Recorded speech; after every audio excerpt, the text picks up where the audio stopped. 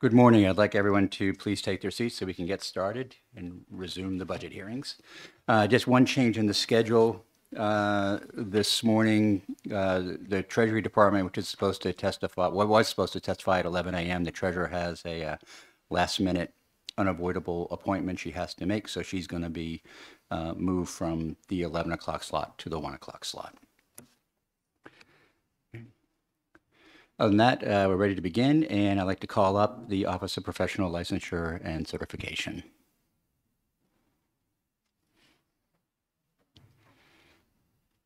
First, I'd like to congratulate the Executive Director on her appointment, and this is her first budget hearing, so welcome. Thank you. Yes, thank you so much, and good morning to all the members of the committee.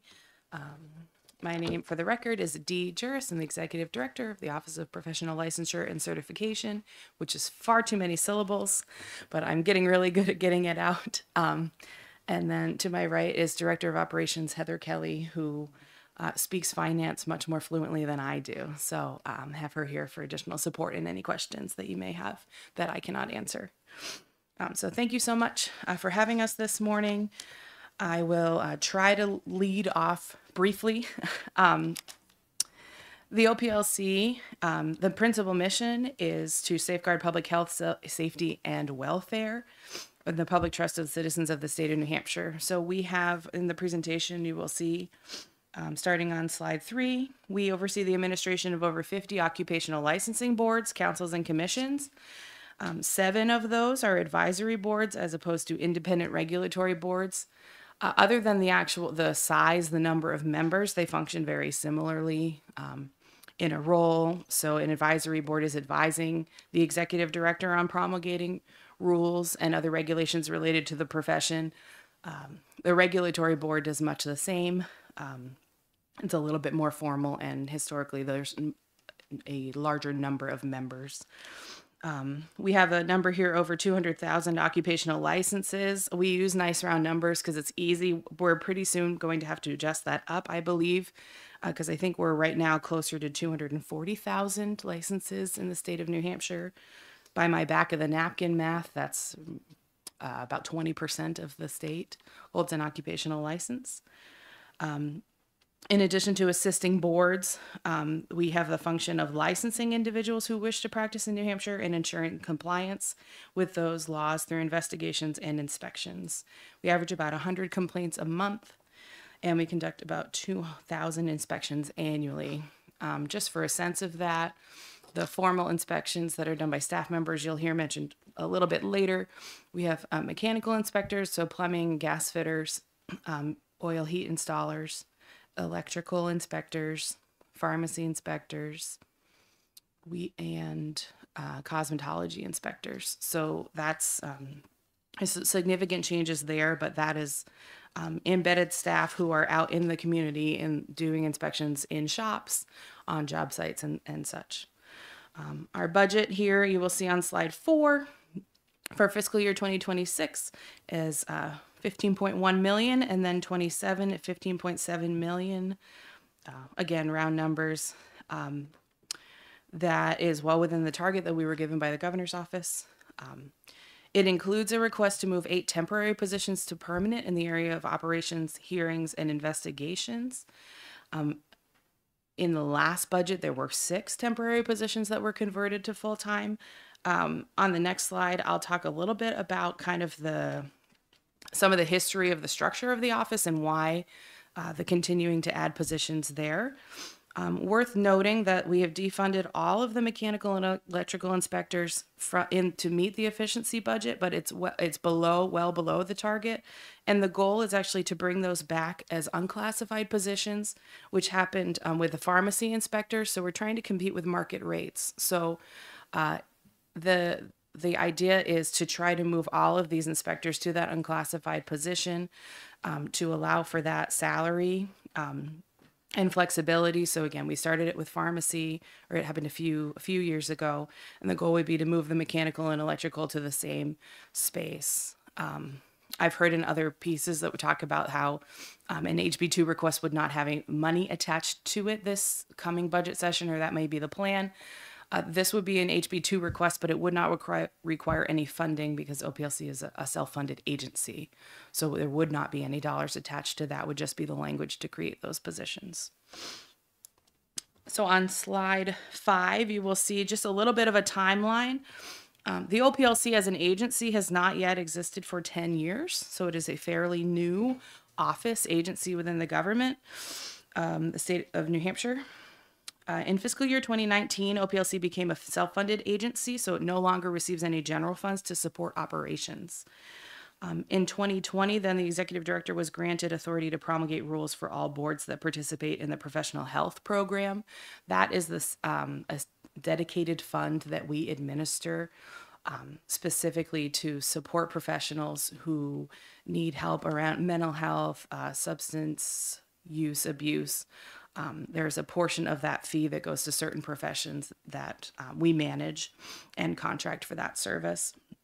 In 2021, there was an establishment of the enforcement division, and then also notably COVID-19 emergency licenses were issued. That plays into the budget because there were just a significant volume increase in the number of licenses. In 2022, the statutory fee authority for boards was eliminated, so that is solely at the authority of the executive director, whereas previously each individual board was setting the fees for their licensees.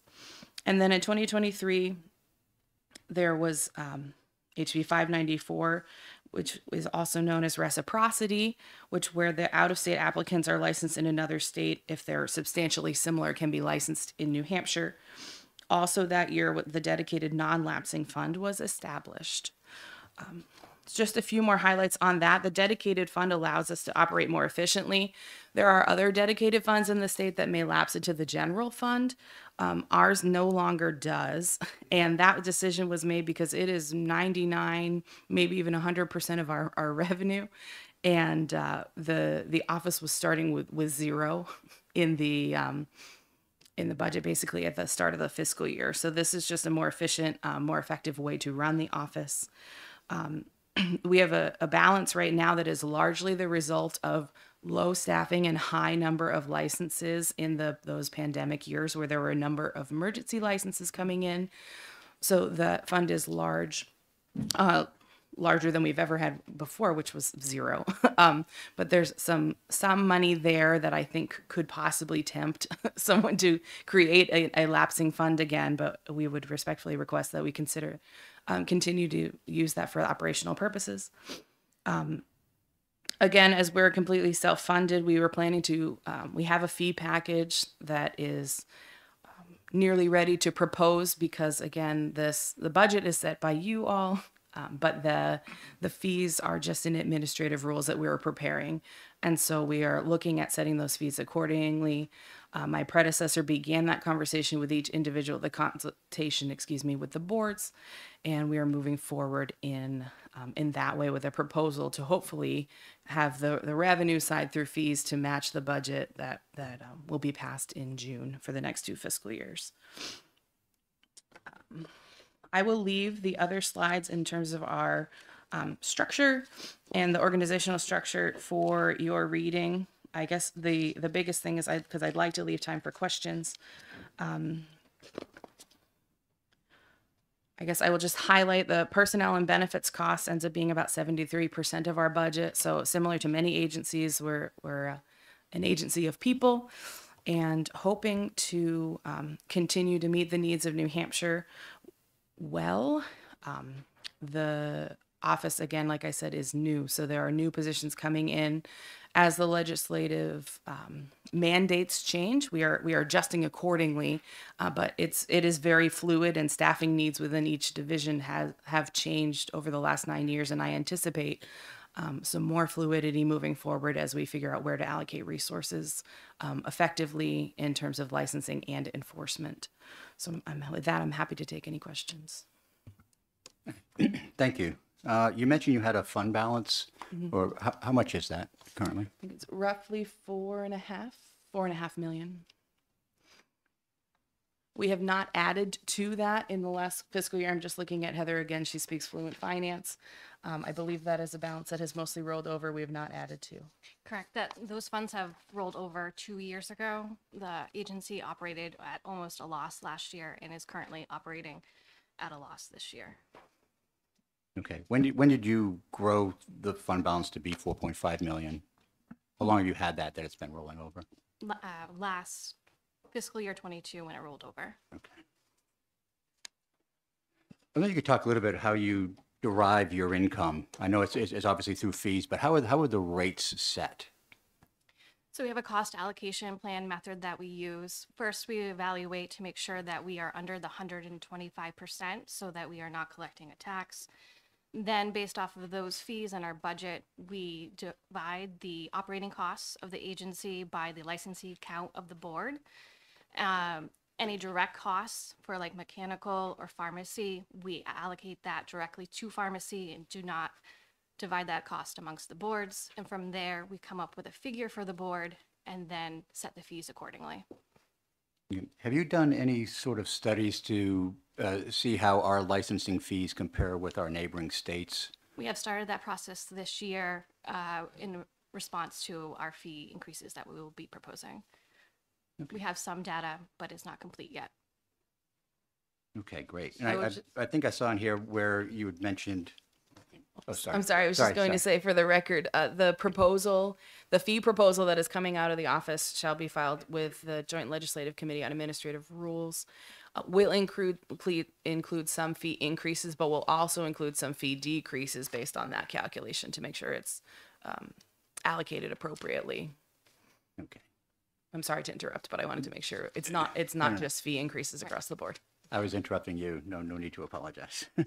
I believe you mentioned in here there's somewhere there are positions created by the legislature that you have not funded yet, yes. Including a chief of staff and I believe a council position and maybe one or two more. Mm-hmm. What's the timing of that in order to meet the legislative mandate to fund those positions? So if on page 12, if you'd like to look there, we've not funded the chief of staff, chief general counsel, or chief legal counsel, and then a board counsel position that would be within the, we currently have 3 attorneys that represent the 57 boards. So that, with the addition of the review of board materials passed in Senate Bill 369, there was a creation of an additional attorney position to do the review of those materials to make the information publicly available before the board meeting, not just a review after of meeting materials to be responsive to a 91A request.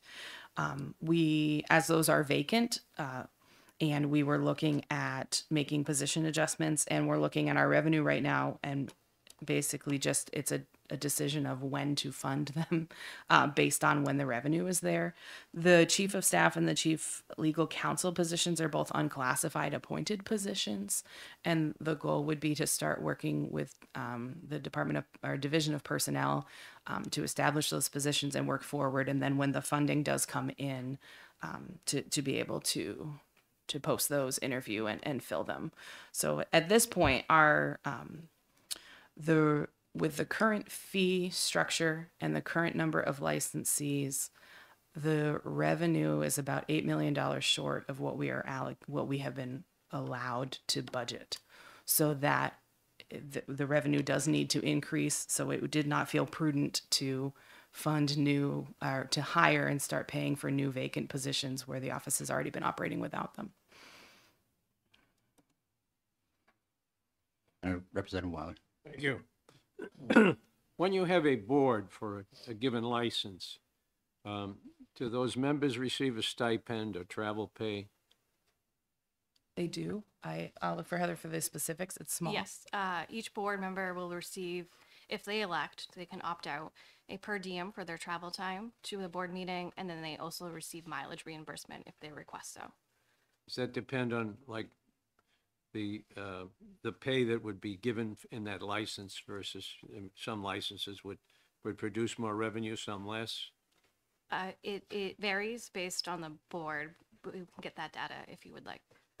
Yeah, and is there a consistent number of members on each board? 5. I- Most have 5. Some of our larger boards, nursing has 9. No. Oh, 11 now, excuse me. Yes. So there are some larger boards. It's not a consistent number. I think because of I don't want to use the word ad hoc, but there have been lots of moving pieces, and I think as things kind of get tacked on, the boards had existed in so many different places throughout state government that there's not a lot of consistency. Even within healthcare, there's a wide discrepancy of number of members, in addition to the other professions. So it is a little bit all over the place. And do you have meeting places for these boards?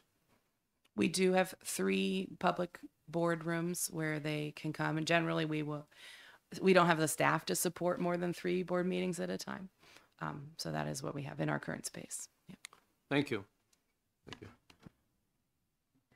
Commissioner. I have to at least apologize for being late and not being here for your presentation. I'm sorry about that. Yes, you really missed a good one. Yes.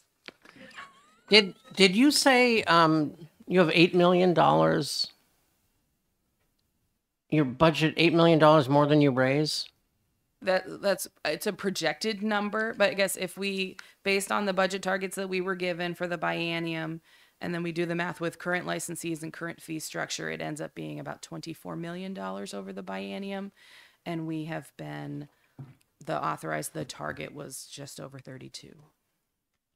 So there is a gap Oh, over the biennium. over the Okay. biennium. Mm-hmm. Okay. So it sort of moots my next question, which is, but I'm going to ask it anyway. In the past, OPLC was budgeted differently, right? That at the end of the year, the excess revenue would lapse to the general fund in the same manner as if people watched Labor's presentation yesterday, where I think they lapsed like 2.8 million. I was going to ask about going back to that model, although what you're telling me is that you're $4 million a year in deficit, not a couple million a year ahead. You used to always be ahead. This is a dumb question, but what changed? And maybe you don't know. I don't. I'll give you my best understanding of the history. As you know, this is only about my 10th week in the office, but it's my understanding that the legislative mandates for the office and the responsibilities that have shifted to the office rather than to the individual volunteer licensing boards has increased over the last number of years. So, for example, you can go back in our slides, and I apologize for this. Let me just find it. The enforcement division was created in fiscal year 2021. So before that, that was not an in-house operation. There was some support within the OPLC and within the board structure, but then there was the administrative APU, the Administrative Prosecutions Unit in DOJ. So there's been a lot of shifts. Additionally, the office now is responsible for licensing. Again, the professional boards provide their expertise around the rules and the requirements for those licenses, but then the office, the staff are doing the actual credentialing. They're receiving the applications, reviewing and issuing them. In addition to that, we also now have administrative law judges that do those administrative proceedings, and I think there's so there are staff doing things that volunteers used to do. They're doing it effectively, and I think we're growing in efficiencies. We have some technology projects that we're working on there, but staff costs more than volunteers, and which seems really simple, but I think that's a part of it. I think the other piece is there was some consolidation that happened in the hope that we would reach some efficiencies and maybe lower costs for the administration of these licensing functions across state government. I think what we have found is that it's possible that there were mandates that we now, upon review, there's more work than may have been being done. And I'm trying to say that graciously to just say we may have found a lot more work to do than was being done before the consolidation, now that it's centralized and being reviewed in that way. So I think there's more work to be done than was being done. We've received additional mandates that require staff instead of volunteers. Will the new computer program at all create, I'm going to say, efficiencies, which is one of those mindful of Neil Kirk once saying in a budget hearing, I don't think the word means the same thing to you as it means to me. And so I think efficiency is one of those words, but staff savings, so to speak. I'm not saying you're going to lay somebody off. I'm saying that work question, right? If you do everything you're required to do in statute, it turns out to be more work than may have been being done before because they were doing less than was required in statute. We do hope so. I think we have 35 really dedicated individuals who a call center is a bit pejorative, but their role, they answer the phone, they answer emails, and they credential and license individuals all day, every day. They're very dedicated. They do very good work. We're turning around licenses now 7 to 10 business days with on average. There are a number of factors that can limit that, but a complete application of a person who meets all their requirements is coming in and out the door. We do have some applications that are still, many initial applications that are still on paper because of technological limitations.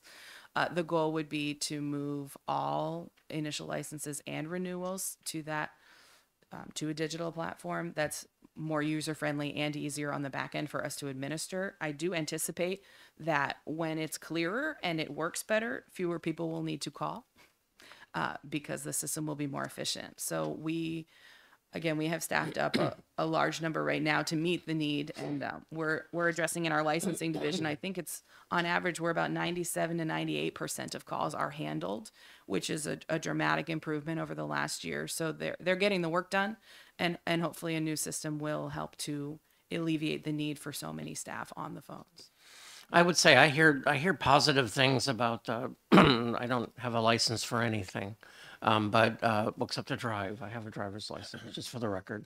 I hear very positive things about your customer service. I saw a news report recently, and I don't know the details of it. The governor of Pennsylvania, whose name I don't recall.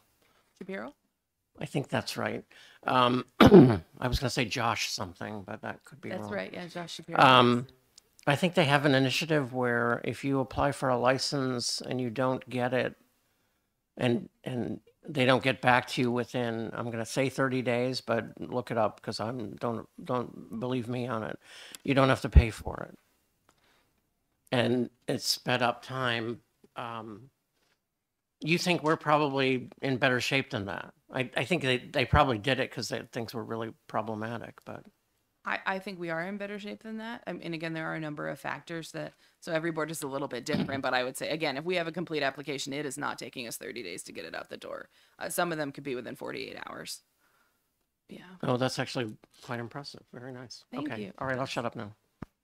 Representative Weiler? So about a third of your employees are in enforcement. So how much do you generate in fines? I'm going to look to Heather for that. I think we probably are going to have to get back to you on that number. We're going to have to get back to you on that number, but we can get that remember for with you. labor, that's a fairly large portion of the funds they generate. And it would seem like if you have a third of the people in enforcement, the fines don't have to be very much to bring in a fairly good portion. If you've got that many people and that many things that failure to comply, it would seem like a possibility of increasing those fines. Would that have to go through rules, I guess? It would, and I would say our enforcement actions, they do include fines, but it is often the case that there will be an agreement not to practice or a revocation of a license, and so the fine is not the only penalty, and in fact we don't find it's the most effective penalty, and so I think our fines would be less extensive than you might imagine, because again, it's individual people and their livelihood, so there's a number of factors to consider there. Thank you. Yep. Okay. Thank you very much for your testimony. I'd like to call up now the Department of Military Affairs and Veteran Services.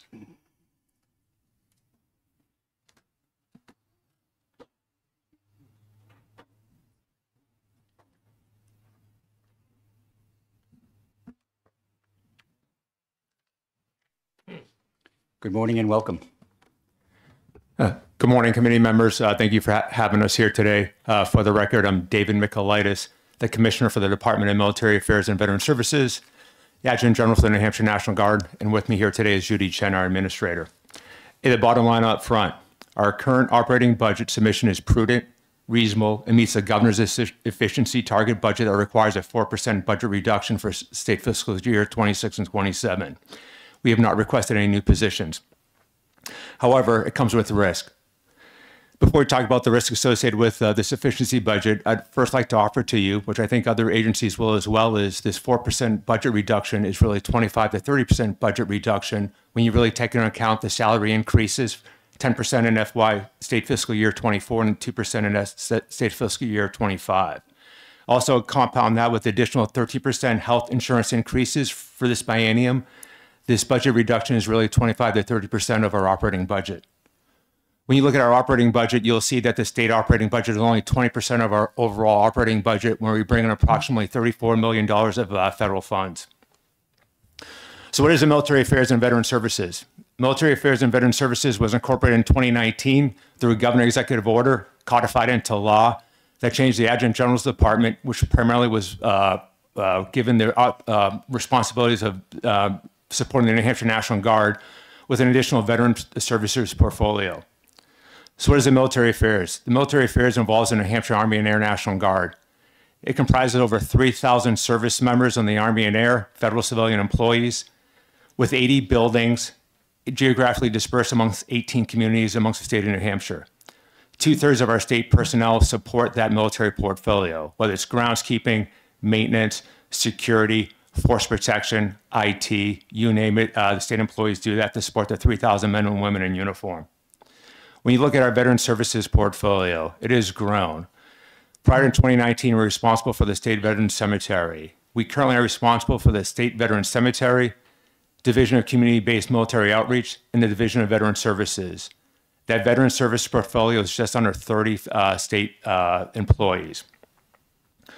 When you compound the legislative mandates that involve our veteran service portfolio, you'll realize since 2019, we have received zero support on the back end. We have not requested any new positions. What we assume our risk in this current budget is both accounting and procurement. The last 2 years, we have turned in federal dollars because we couldn't execute those contracts for either services or construction, and exasperated that with additional federal funding that we use our congressional delegation for congressional directed spending projects. We have a difficult time on the back end supporting the accounting and procurement of these federal resources. Subject to your questions, that's all I have. Thank you. Question about your federal funding. How much of the federal funding is secured, meaning is there a discretionary component to it if Washington or Congress decided that there were things they didn't like the way we were being done in New Hampshire? Is it their discretion that they could cut back on those federal funds? Yes, but generally, I'm going to contradict myself. Generally, no. That we're giving almost 2 operating budgets on the federal side. One is approximately $200 million, which you don't see, which is the pay allowances, travel, and training for our soldiers and airmen in the National Guard. The other piece is the operating budget that you will see, the $34 million, which comes into the utility upkeep, the maintenance, and the services. There's a legislative proposal out there that is titled Defend the Guard. I would offer to you that it's a catchphrase, which is really defunds the Guard. And if that legislation comes into fruition, we will be in jeopardy of losing our federal money. Thank you very much. I have just a couple things. And first of all, it's great to see you, both of you.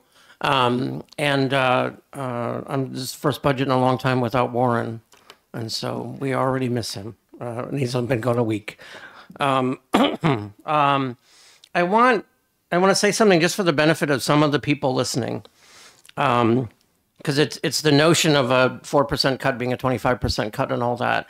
And I think it's useful because there's a public audience as well, just to understand like 4% of what and 25% of what and all that.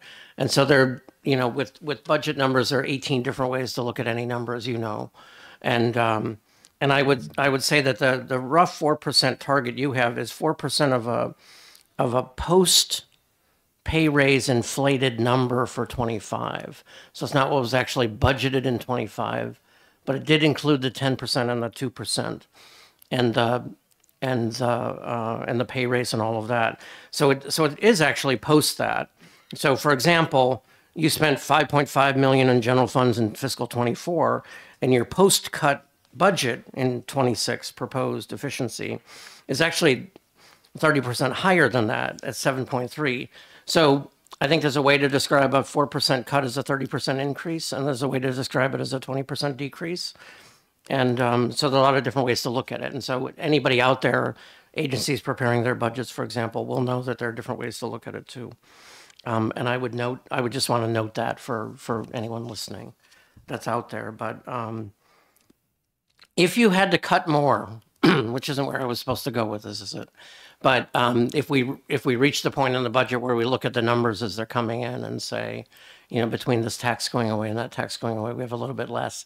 Have you thought internally about, and I'm not asking you to share it today, have you thought internally of where the next few $100,000 would come from? Yes, we have. Okay. I say that to most agencies to sort of prep them for the worst and hope for the best. And so, but that's all really. Thank you very much for your testimony. I'd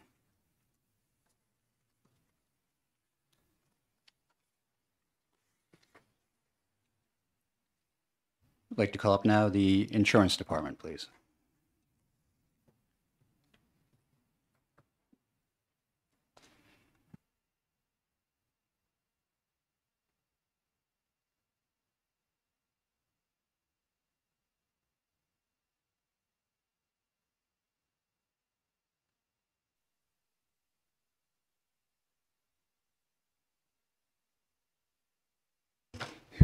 Good morning, Commissioner. My apologies. Good morning.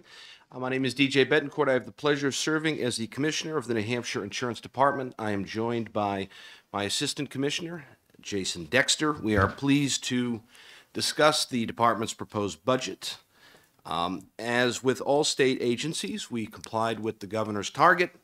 I will be candid with you, and Representative Weiler probably won't find this all that surprising, given our history together.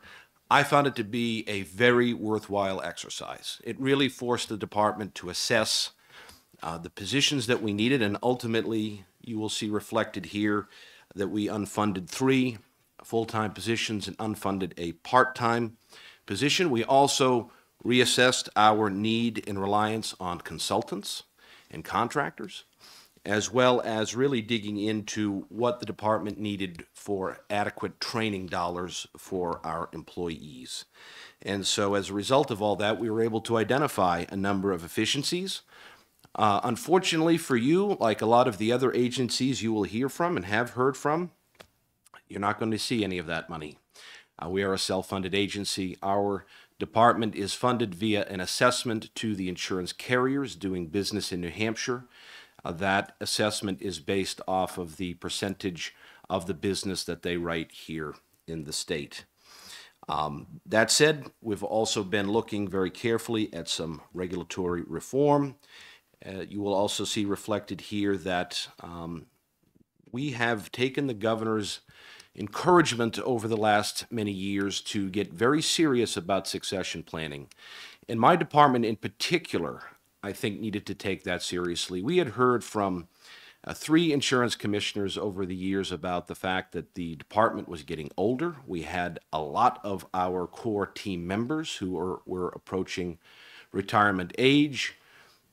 The warning signs were going on. We actually took it seriously and put a plan in place to deal with that. And so the result of that is that we have filled some positions that we have not as a department filled before. So I've put together, as you'll see reflected in the Form E, a proposal to be able to obviously pay those folks, but not have the assessment need to go up, and to try to offset some of the assessment for the industry while also ensuring, as I've said, appropriate succession planning and filling some key positions. I guess I'll pause here, and you all can take this where you'd like, but I think those are the core pieces that I wanted to highlight for you. Thank you. You mentioned that you derive fees as a percentage of the business that the insurance companies write in the state. New Hampshire, as we know, has one of the lowest tax burdens in the country, and certainly the lowest tax burden in New England. But I'm going to ask you a similar question when I asked OPLC. And have you looked at where your fees are as a percentage of the business they write compared to some of the other states in New England, and whether are we higher or lower, or where are we? I don't know if you've done that study, but if you have, I would like to. So in terms of the insurance premium tax, I will say that we're probably right where we need to be.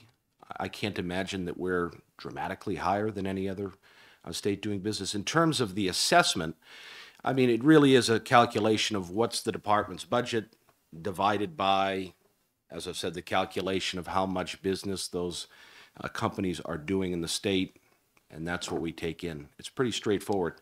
I'll just turn to, I guess, Amy. Is that a fair description? The person much smarter than I says that was an all right description, so we'll go with that. Yeah, I don't remember the year we started lowering the premium tax. And what is it, 12 years ago? Somewhere in that ballpark. I want to say somewhere in the range of 13, 14, or 15, something like that. Part of the hope for that was that a bunch of insurance companies might what's the term, domicile here. Mm-hmm. Has there been any success in that?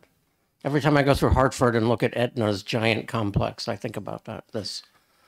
Well, Connecticut is kind of the capital of insurance, and we'll do our best to compete with them, but that's fairly well established. In terms, I can tell you that in my time with the department, we have had at least 2 companies domesticate here in New Hampshire. And by that, I mean actually created the company and decided to domesticate here. In terms of the number of companies who have decided to re-domicile, I know there have been some. I don't know the precise number. But fair to say some, but not overly dramatic. That is correct. Okay. You know, but what I would say though is it's not. I appreciate the fact that at the time the goal was to attract companies to domesticate here. What I would say though as well is it was a good decision, though they probably didn't realize the reason why it was a good decision at the time, because we're currently in a hard insurance market. And I can get into all of that, but the bottom line is companies are seeing massive losses. They are reevaluating their risk. They are getting out of writing certain lines of business. They're managing their risk in a tighter way. And I think that we've been able to keep an extremely healthy market here in New Hampshire by having a favorable climate, both in terms of the tax burden and in terms of a common sense regulatory burden. So we are in much, much better shape than the rest of the country. And I think, again, it's because of the steps that the state and the department has taken over many, many years. That's great. Thank you for that. The insurance taxes are one of the larger, I should say, sources of revenue for the general fund lately, especially with the coming demise of one of our best performing taxes is going away. You kind of blew the numbers out of the water last year on your estimates, which is great, and are looking like maybe will again this year. Do we anticipate sort of continuing growth? I know the premium tax is the driver of that, and I know none of my insurance premiums went down, but do you see sort of healthy continued growth in taxes? A lot of other agencies are counting on you. That's all I'm saying. We will shoulder the burden, Commissioner. It's hard to say, and I know that when Commissioner Nicolopoulos put the revenue estimates forward, he had a philosophy of being cautious and conservative, and I share absolutely that philosophy. But what we were also trying to understand is how does this hard market impact the revenues that come in via the IPT? Because typically what happens is when premiums go up, I mean, this is the hard market's a basic supply-demand dynamic.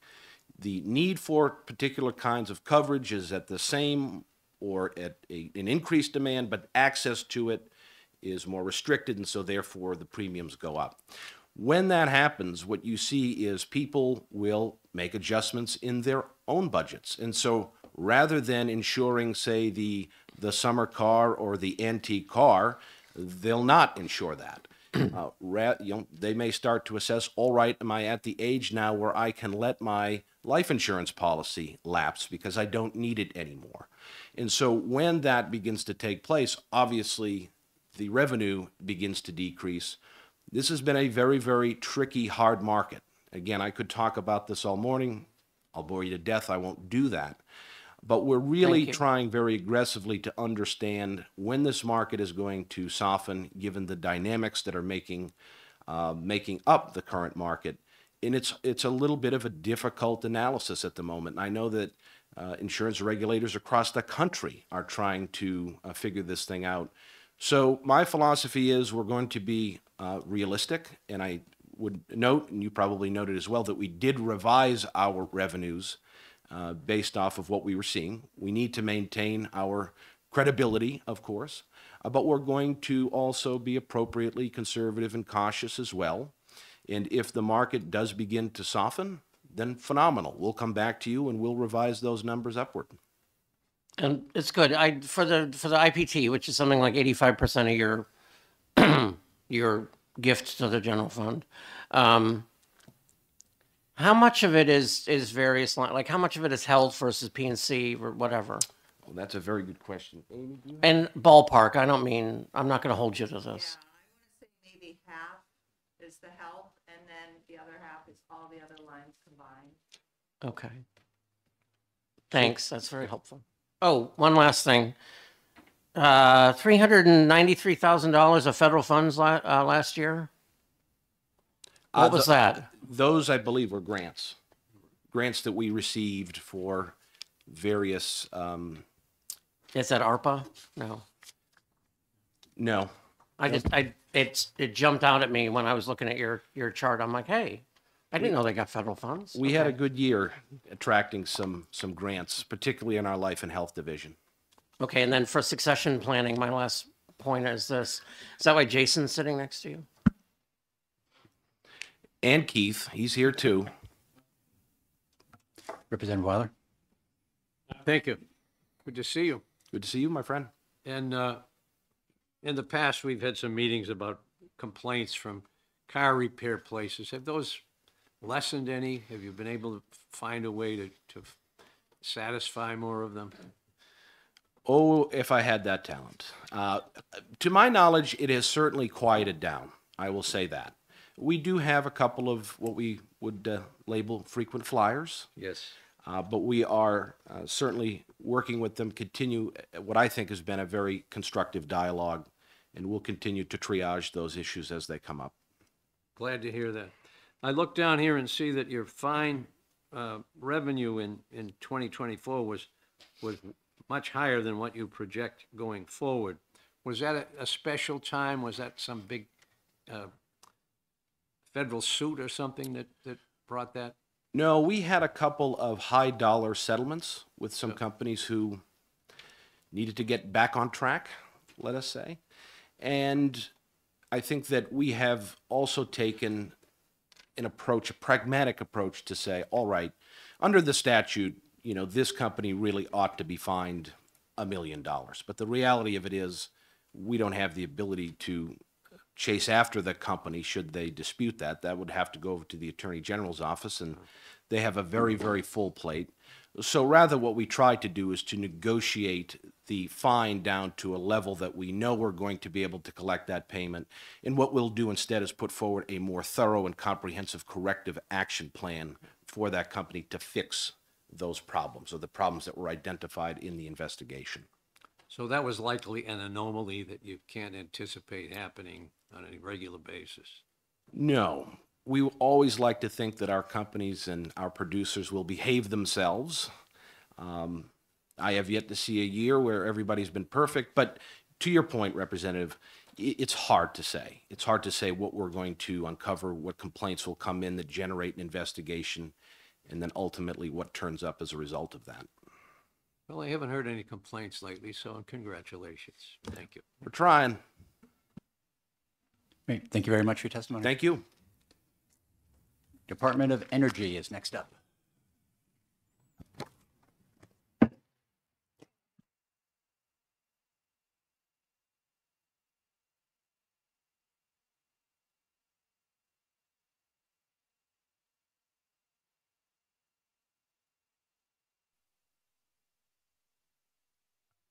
Good morning. Good morning.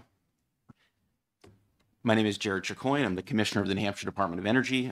Joining me today is Lenny Radio, DOE's Chief of Operations.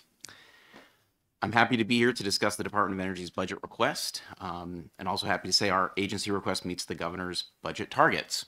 The Department of Energy has a big portfolio of roles, which include regulatory advocacy before the PUC, utility and pipeline safety functions, consumer services, a number of assistance and other programs, and also policy work. Administratively attached to the department are the Public Utilities Commission and the Office of the Consumer Advocate. Our funding streams are a mix of federal funds, utility assessment, and other funds with a very minimal general fund request of $2,500. And we send that $2,500 to the Connecticut River Valley Flood Control Commission. And that's something that's been in our budget. It was at the Office of Energy and Planning, which became the Office of Strategic Initiatives. And when the department was created, it went with us. So we still have that. Additionally, it's worth noting that 70% of the department's budgeted appropriations are pass-through grants. Perhaps the most notable example is our Fuel Assistance Program, which is funded by the Low Income Home Energy Assistance Program, or LIHEAP, and is administered in conjunction with the state's community action agencies. The Fuel Assistance Program, as I'm sure most of you know, purchases heating fuels for low-income New Hampshire households. The first page of the overview that we provided shows the regular federal programs that we administer, and then the next page discusses activities related to the department's general utility assessment. I do want to note that we are actually doing well and feeling good about our vacancy rate. The last budget, we were in a very different position. The state employer raise was a big help in bringing positions more in line with the market and has helped with retention and recruitment. We have a lot of positions that take a considerable amount of time to train someone and to get them up to speed and to maximize productivity. So it's really important that we can keep them around. Our prioritized needs are primarily 2 new position requests. One is for a new auditor for our enforcement division. We currently have 5 auditors and a long time, excuse me, and that number has been able to maintain a busy and perhaps a bit strained workload.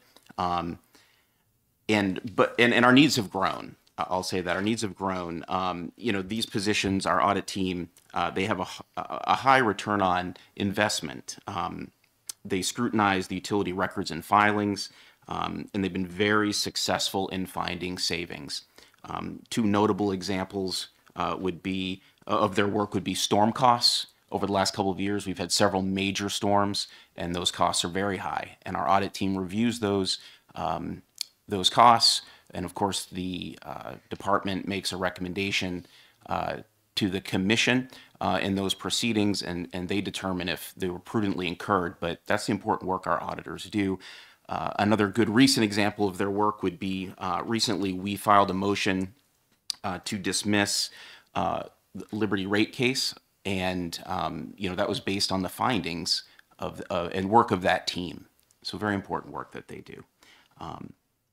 Our second request is for an additional utility analyst, which would be utilizing federal funds in the state energy program. This position is relatively flexible to support policy work of the agency and would be used for projects like the next update of our 10-year state energy strategy, and also the variety of investigations and proceedings which we have been assigned by the legislature. The state energy program gives the agency flexibility whether to support staff or programming. Most states use this funding primarily, or entirely, I should say, on staff.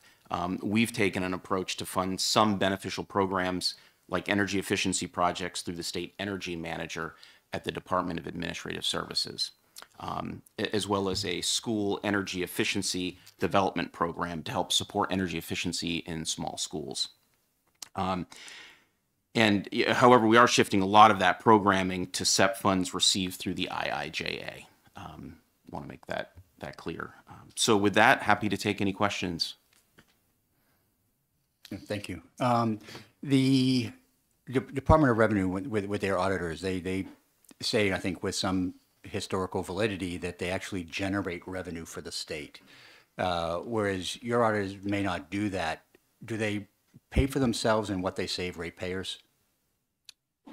I would say they do. I mean, there can be, millions of dollars in savings to ratepayers as a result of their work. And that can, and the two examples I gave are really good ones, storm costs and rate cases brought by the utilities.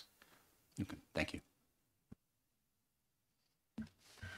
I would just say that if it were up to me, you should budget more for the transfer to the State Energy Office of the Department of Administrative Services, but that's just one man's opinion.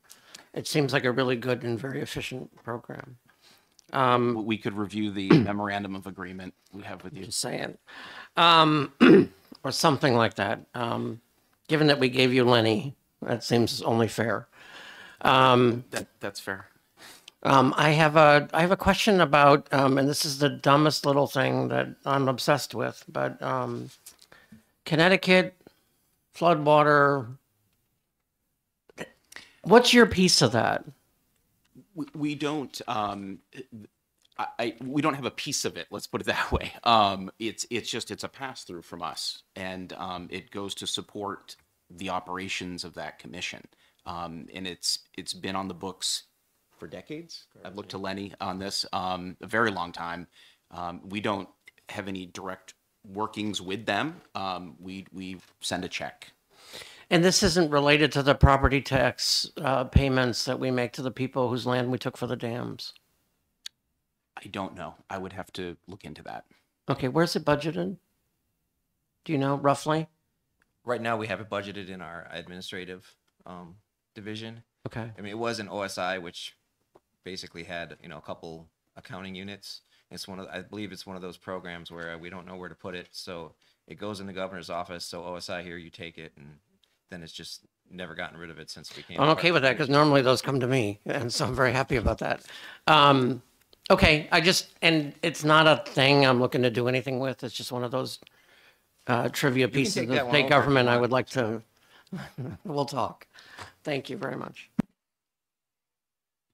Thank you very much for your testimony. Thank you.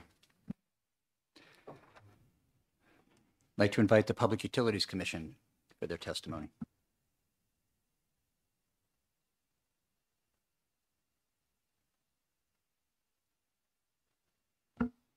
Good morning. Good morning. Dan Goldner, Chairman, Public Utilities Commission, joined also by Mr. Audio. The Public Utilities Commission is tasked with overseeing safe, adequate, and reliable service at just and reasonable rates for our state's electric, gas, and water utilities. The Commission's role is the arbiter of the interests of customer and regulated utilities. The Commission regulates over $2 billion in annual revenue and over $8 billion in assets, where the electric and gas commodities can vary greatly, in good times providing affordable energy for New Hampshire citizens and businesses, and in times of high prices, an area of considerable cost and stress on the residents and businesses of the state, which the Commission works to ameliorate through its oversight work. The Site Evaluation Committee has responsibility for the siting of energy facilities. The committee was reformed by the legislature earlier this year from 9 to 5 members, moving enforcement to the Department of Energy and combining the SEC and PUC so that resources are fungible.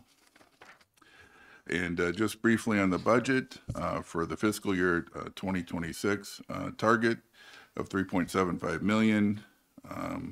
Our agency request at the moment is favorable to the tune of about $126,000 for fiscal year 27. The target was $3.83 million. We're favorable about $81,000 at the moment.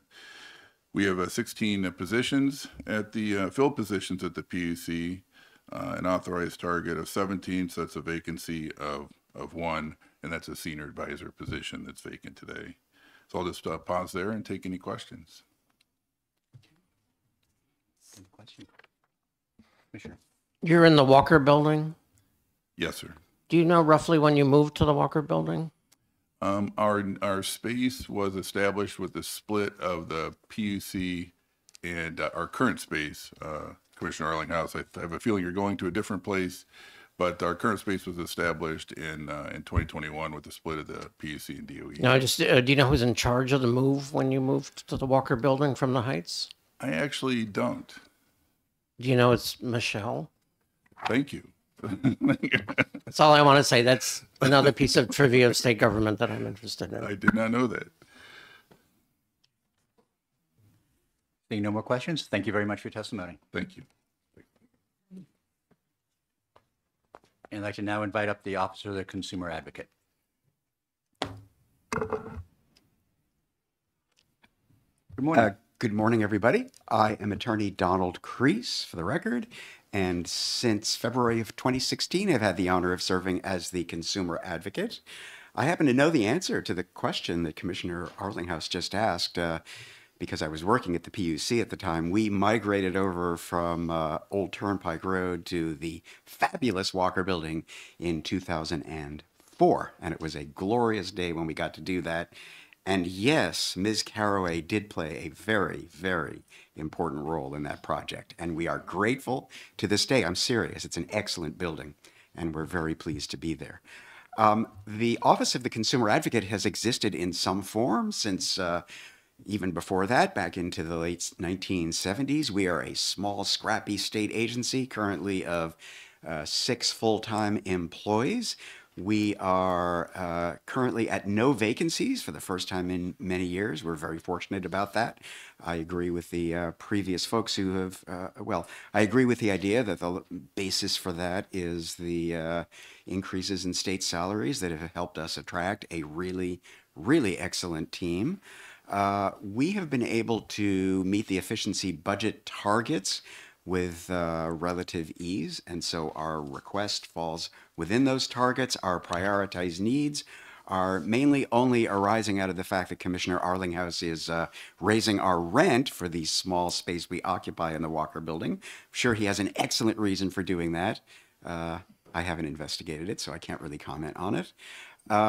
We, in the current biennium, increased the size of our office from 5 to 6 people. And we did that because we were able to bring on a director of regional and federal affairs. So much of the action these days in electricity regulation has to do with the regional grid operator, ISO New England, and its infamous stakeholder advisory body.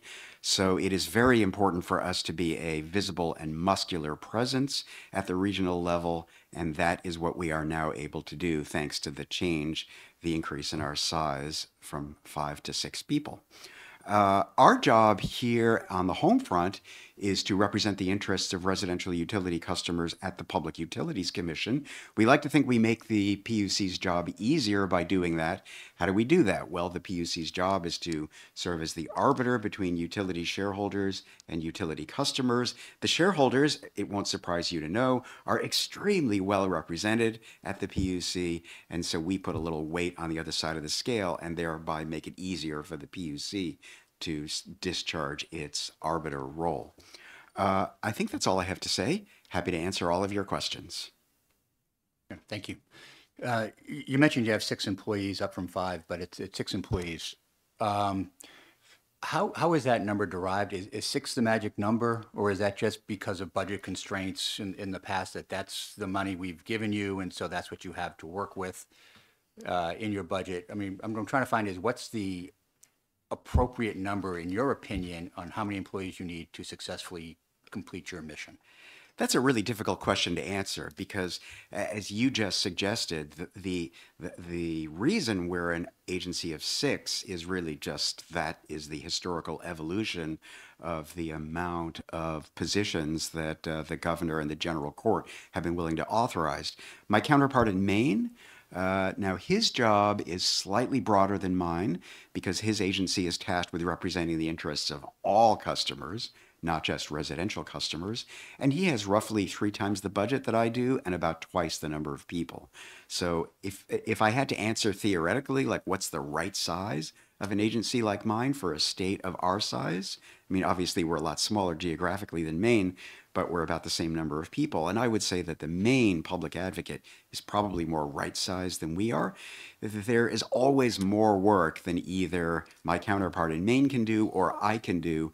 And so if you were to quadruple the size of the OCA, we would find things to do with that size. At 6 people, we are able to be a muscular presence at the regional and federal levels and appear in almost all of the major PUC proceedings. So we are able to operate effectively at the size that you have authorized us to be. Thank you. Are you paid by ratepayers? Yes. Okay. Ultimately, we're not general funded. We don't even have any obscure Connecticut commissions that we're funding. We could work on that. We're funded via the utility assessment mechanism that also funds the PUC and the Department of Energy. But in theory, I should be happy about that because you're making my electric bill go down. Not only your electric bill, but also your natural gas bill, your water bill, and yes. That dovetails into my second question, which is what percentage of your activity is electric versus the other things, so to speak?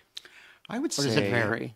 That's an excellent question. I would say about 60% of what we do is related to electricity, maybe 65%. I would say about 20 to 25, maybe 30% of what we do is related to the natural gas industry, and the rest would have to do with water utilities. Are our electric rates, and I'm jumping all over a bit here, one of our competitive difficulties isn't so much taxes, but electric rates, which, if you build stuff, you worry about electricity. And, we don't have hydro, so we're not like Washington State. And, the Northeast is pretty high. Are we getting better in terms of vis-a-vis our neighbors or worse? I think we're getting better.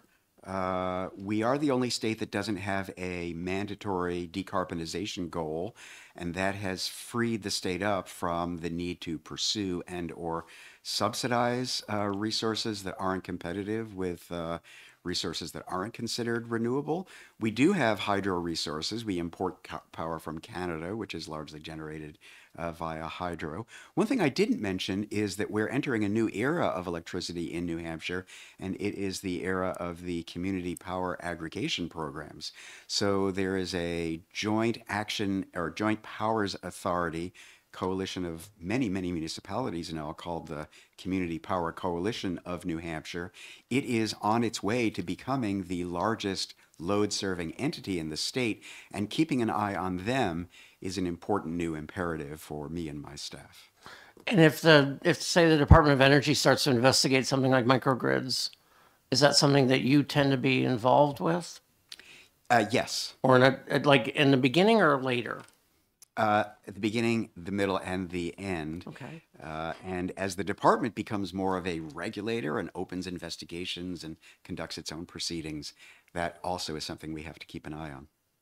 Okay, thank you. Representative. Are you involved in any way with backup systems? We keep hearing there's threats on the electric grid. Do you keep track of any of that efforts? I think it depends a little bit on what you mean by backup systems. If you're worried about cybersecurity, which is a pressing concern for the electricity grid, I think the answer is that we are not, at least not below the level of making sure that the right people are thinking about that. Cybersecurity is very technical, and it falls into this weird category of stuff I actually don't want to know about, because there's no way I can develop the expertise to question or scrutinize the judgment of the cybersecurity experts who protect the grid. And the more people who know about that stuff, the more security risk there is. So we try to actually stay out of that, beyond assuring ourselves that the right people are keeping an eye on that. And I do think they are. And we, as a result, have not suffered any cybersecurity breaches or failures in the electricity grid during my years as consumer advocate.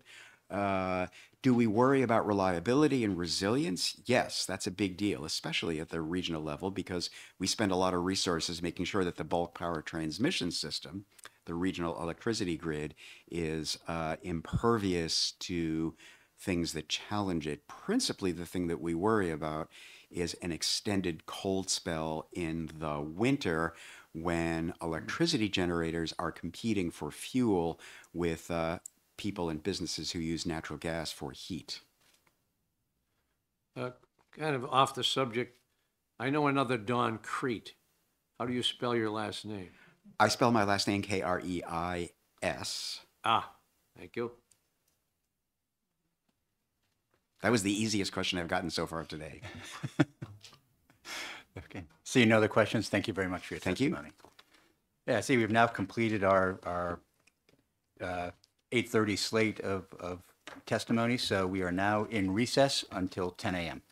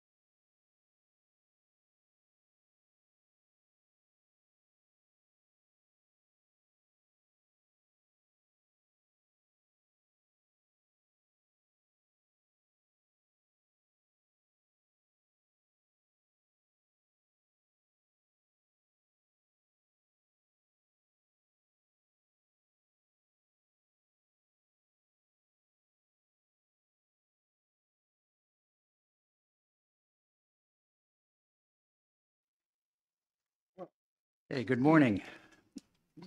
We reconvene now, 10 a.m.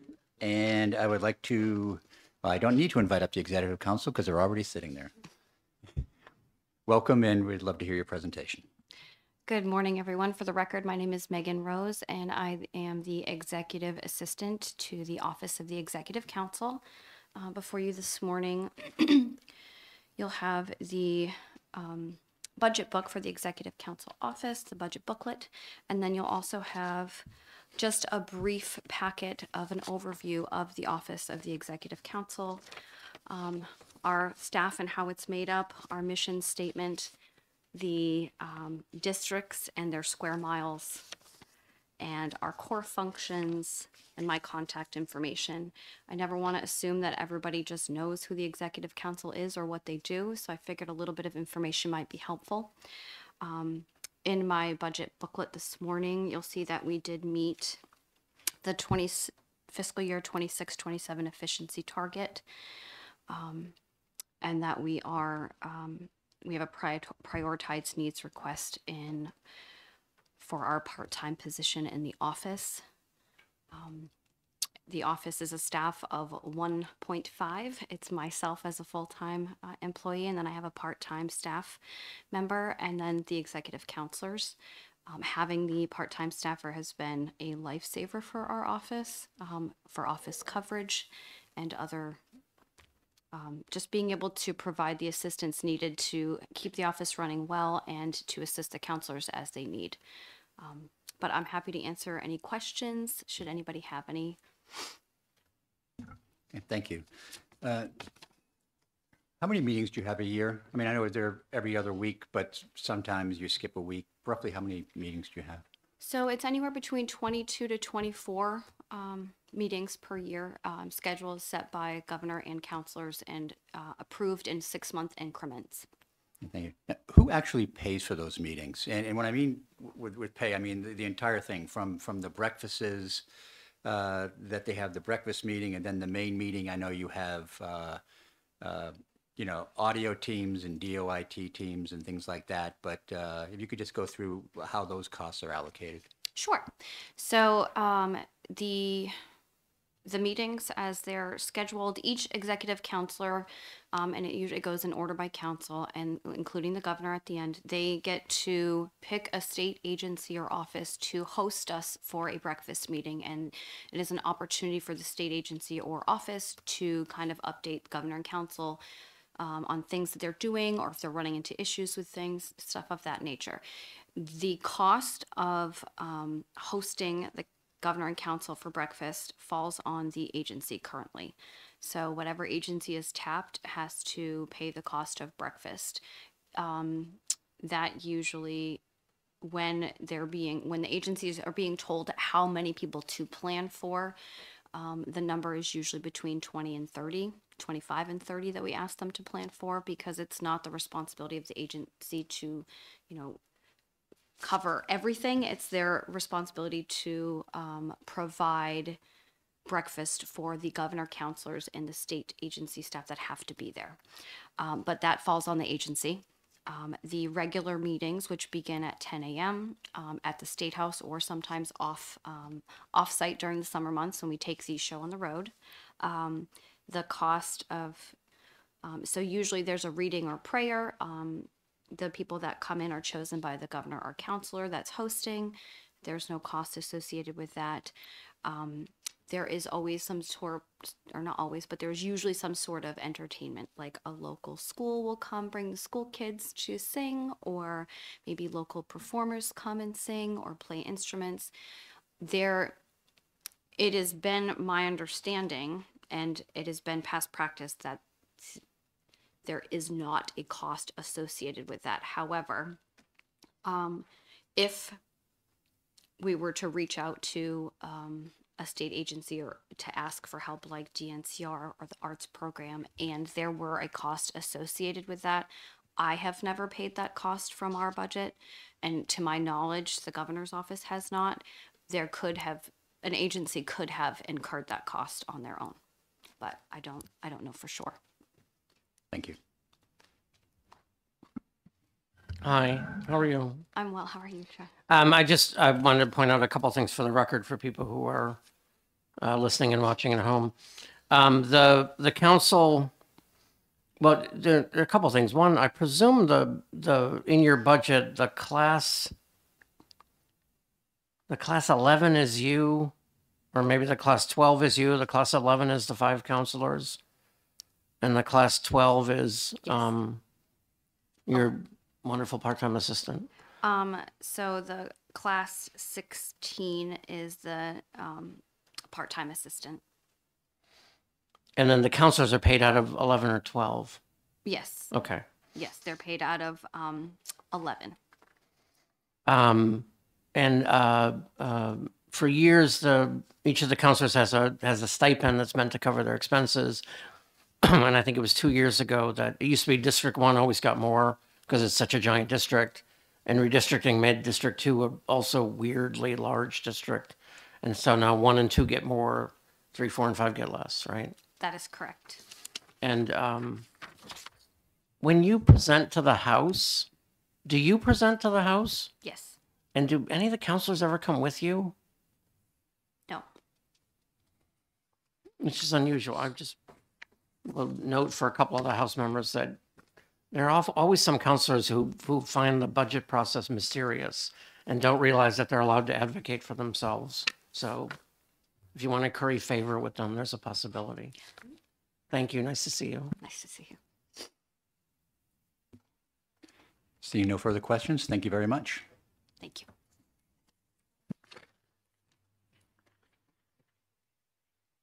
I'd like to invite up now the Developmental Disabilities Council.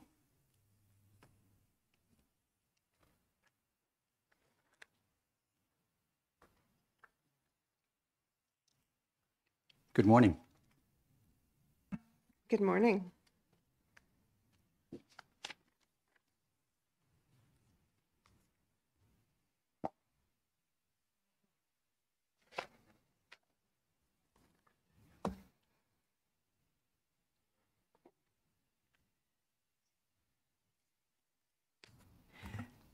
And we're good. Thank you. So for the record, my name is Isadora Rodriguez Legendre. I serve as the Executive Director at the New Hampshire Council on Developmental Disabilities. We are a 100% federally funded state agency. So our target was 0 and we met it. That's a fun joke I have. My information that I have provided this morning is really associated with kind of who we are and what we do. Our council, as I said, is federally funded. We're established through a federal law known as the DD Act. Our charge within that law is to identify the most pressing needs of the community of people in New Hampshire experiencing intellectual and developmental disabilities. It's very specific, which makes us different than, for example, the Governor's Commission on Disability, which focuses on the ADA and accessibility for all people with disabilities. Our funding is established by Congress, so our budget that we get is a grant, and we have what's called a 2-year project period when we get those funds. So typically we receive about $226,000 a year. And then we have 2 years to obligate those funds and a 3rd year to liquidate those funds, which allows us to carry forward funding, which is why our budget is higher than $526,000, which is hopefully our anticipated grant award for this year as well. It hasn't really changed much in many years. So I like to say we do a lot with the little funding that we do have. Mostly we need to partner with other groups and organizations that help us support creative initiatives for true, authentic community inclusion for people with intellectual and developmental disabilities all around New Hampshire.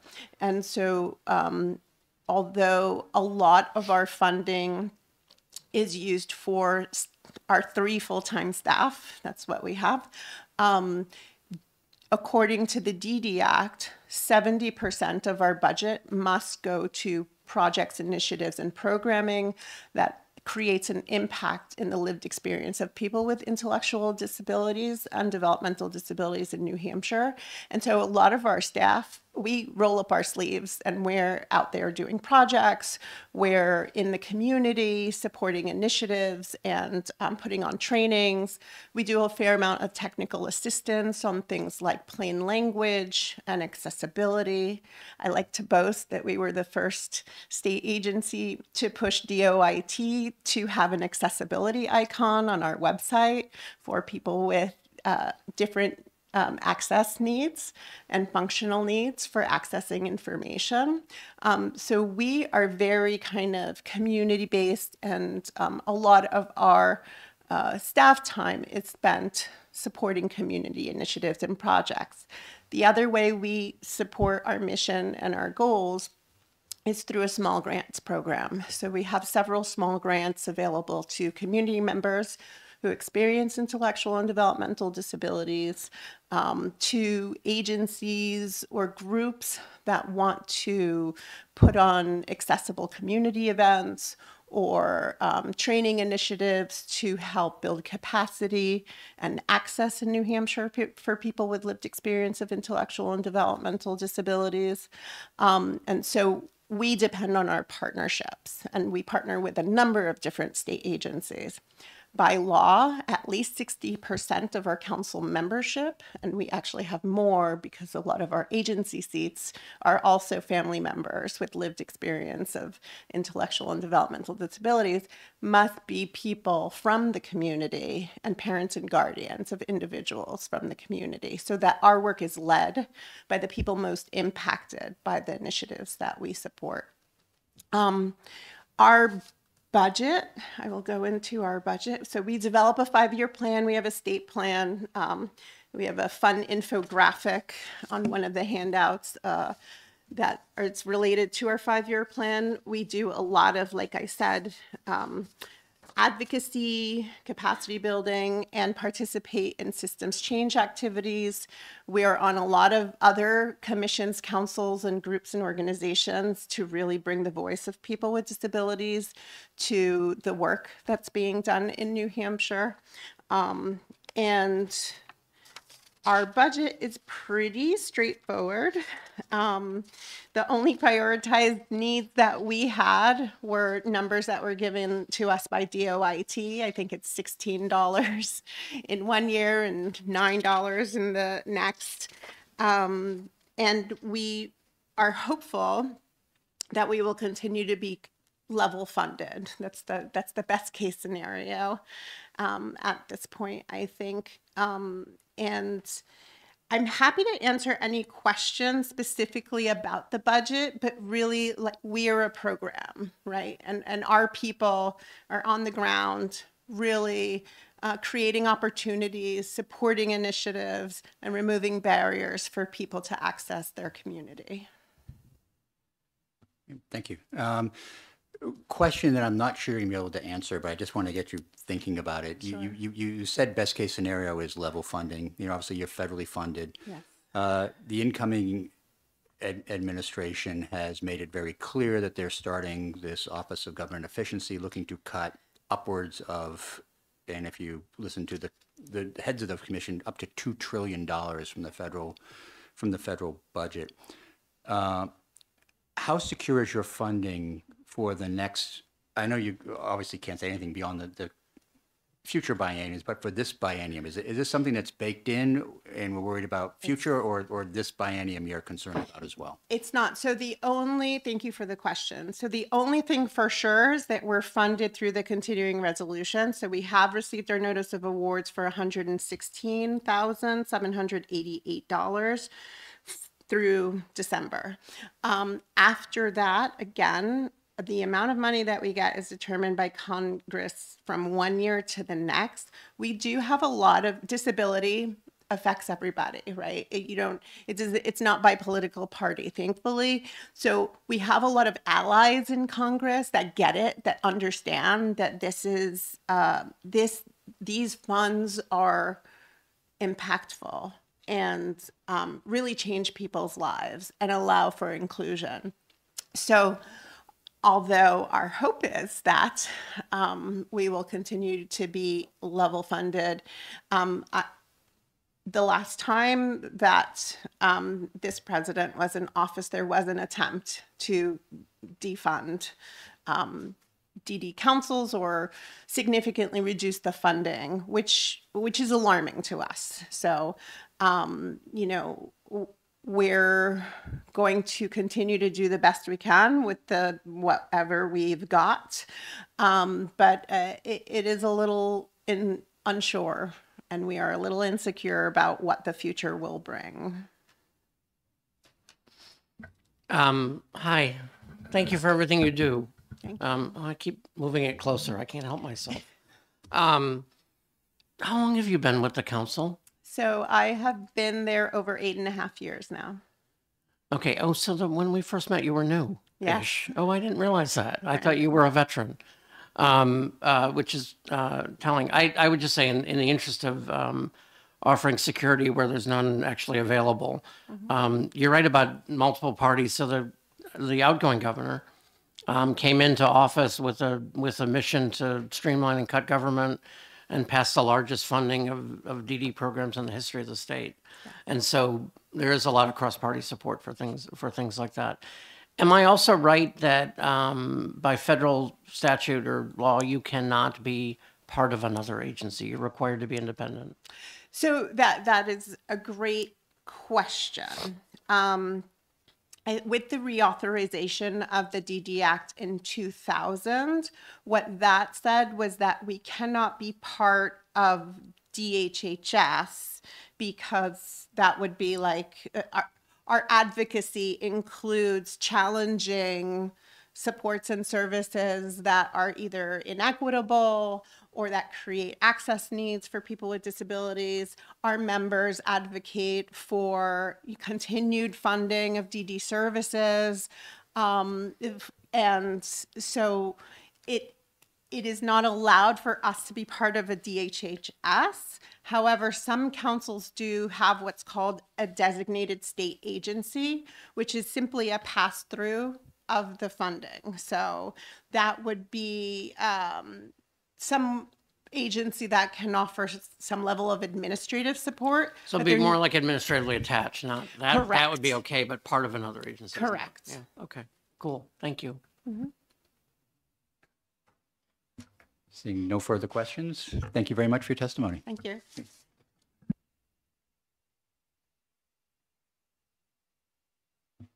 And Department of Transportation, please. Invited up next.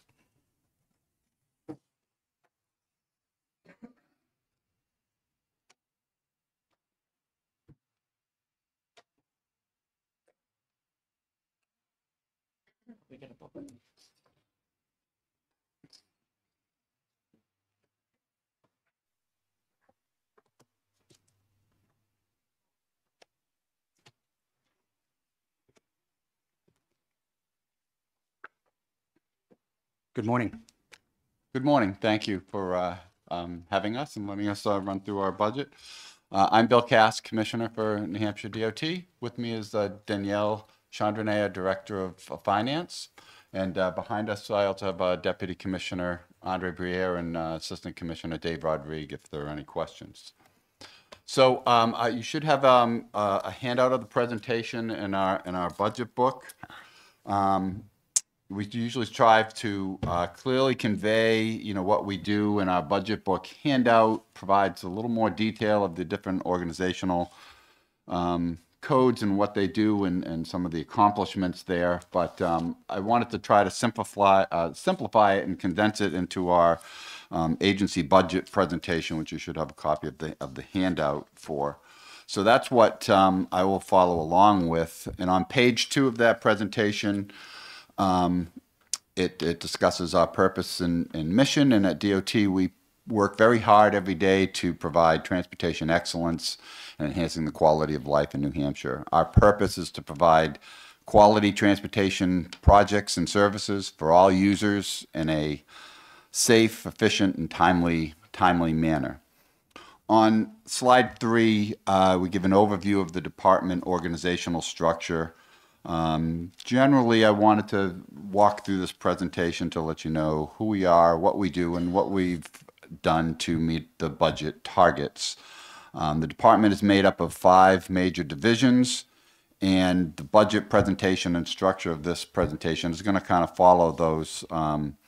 It's going to be structured around the individual divisions. So on that org chart, I'm here as the commissioner, assistant commissioner, deputy commissioner, and then underneath of the directors of the five divisions: project development, operations, finance, aeronautics, rail and transit, policy and administration. And on the outside of that are our safety section and asset management performance, who report directly to the commissioner's office. And currently, DOT is comprised of approximately 1,650 permanent full-time positions.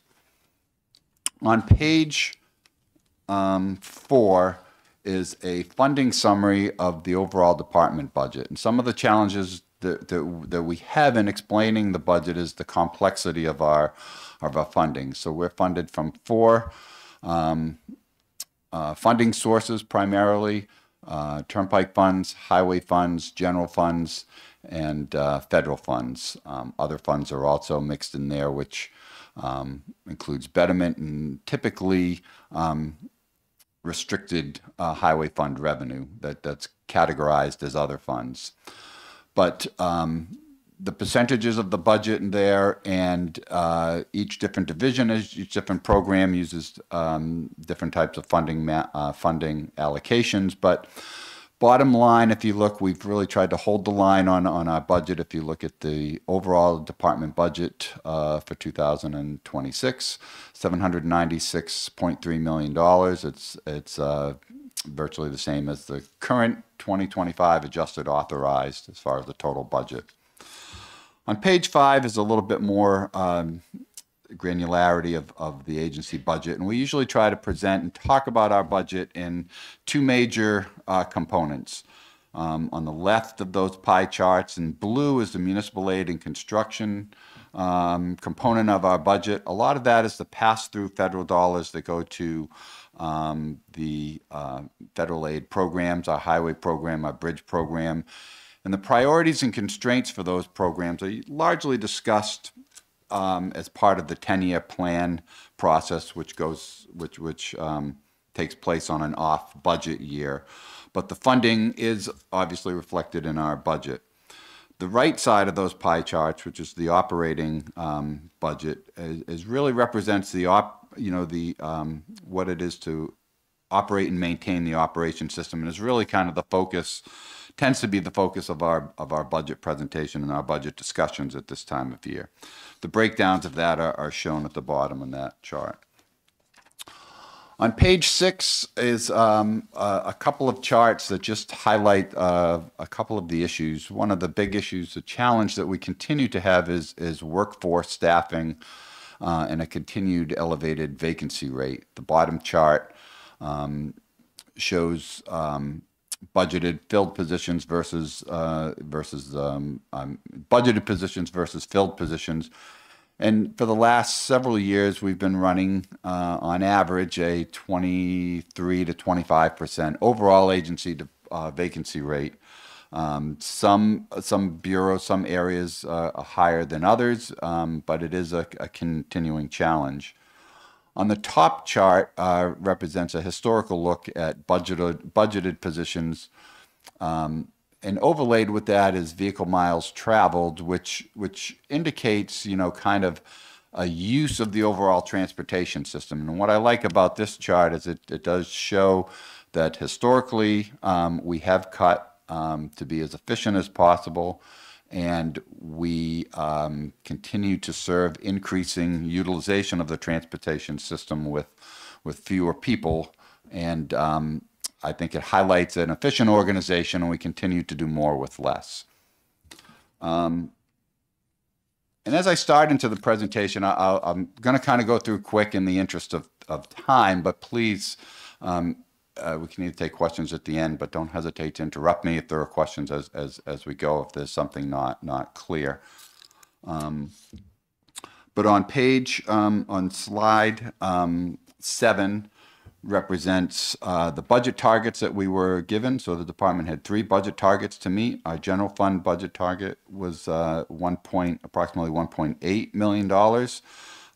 It's approximately a 10% decrease from our FY25 adjusted authorized. The Turnpike Fund and the Highway Fund budget targets were level funded targets, were flat budget targets. And we'll talk through this presentation on how we met those targets for each of the organizational divisions.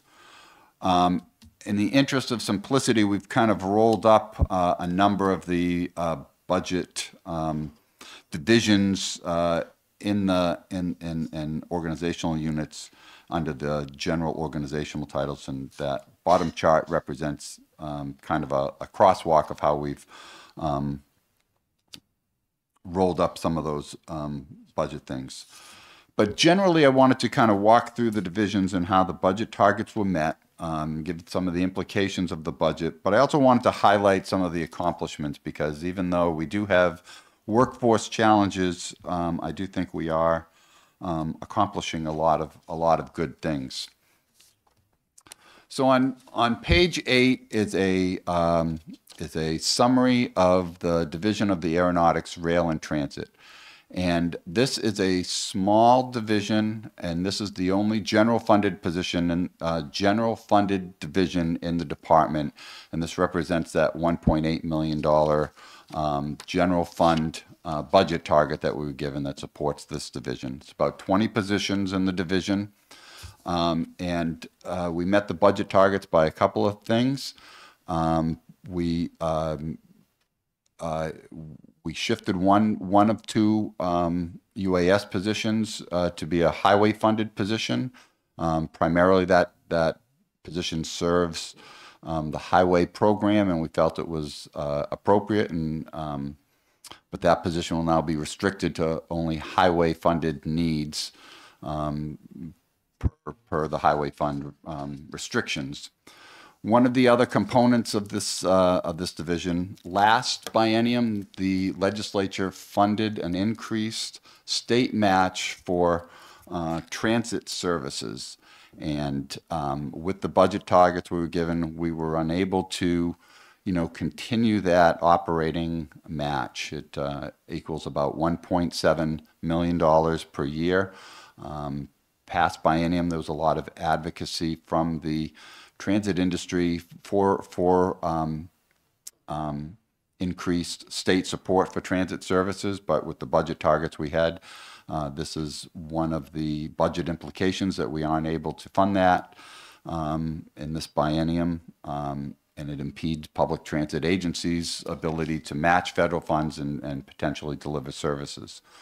So one of the factors to consider in this division, even though it's a small number, it administers pass through a lot of federal funds. So the FAA, the aeronautics funding, and the transit funding that passes through this division and administered by the staff.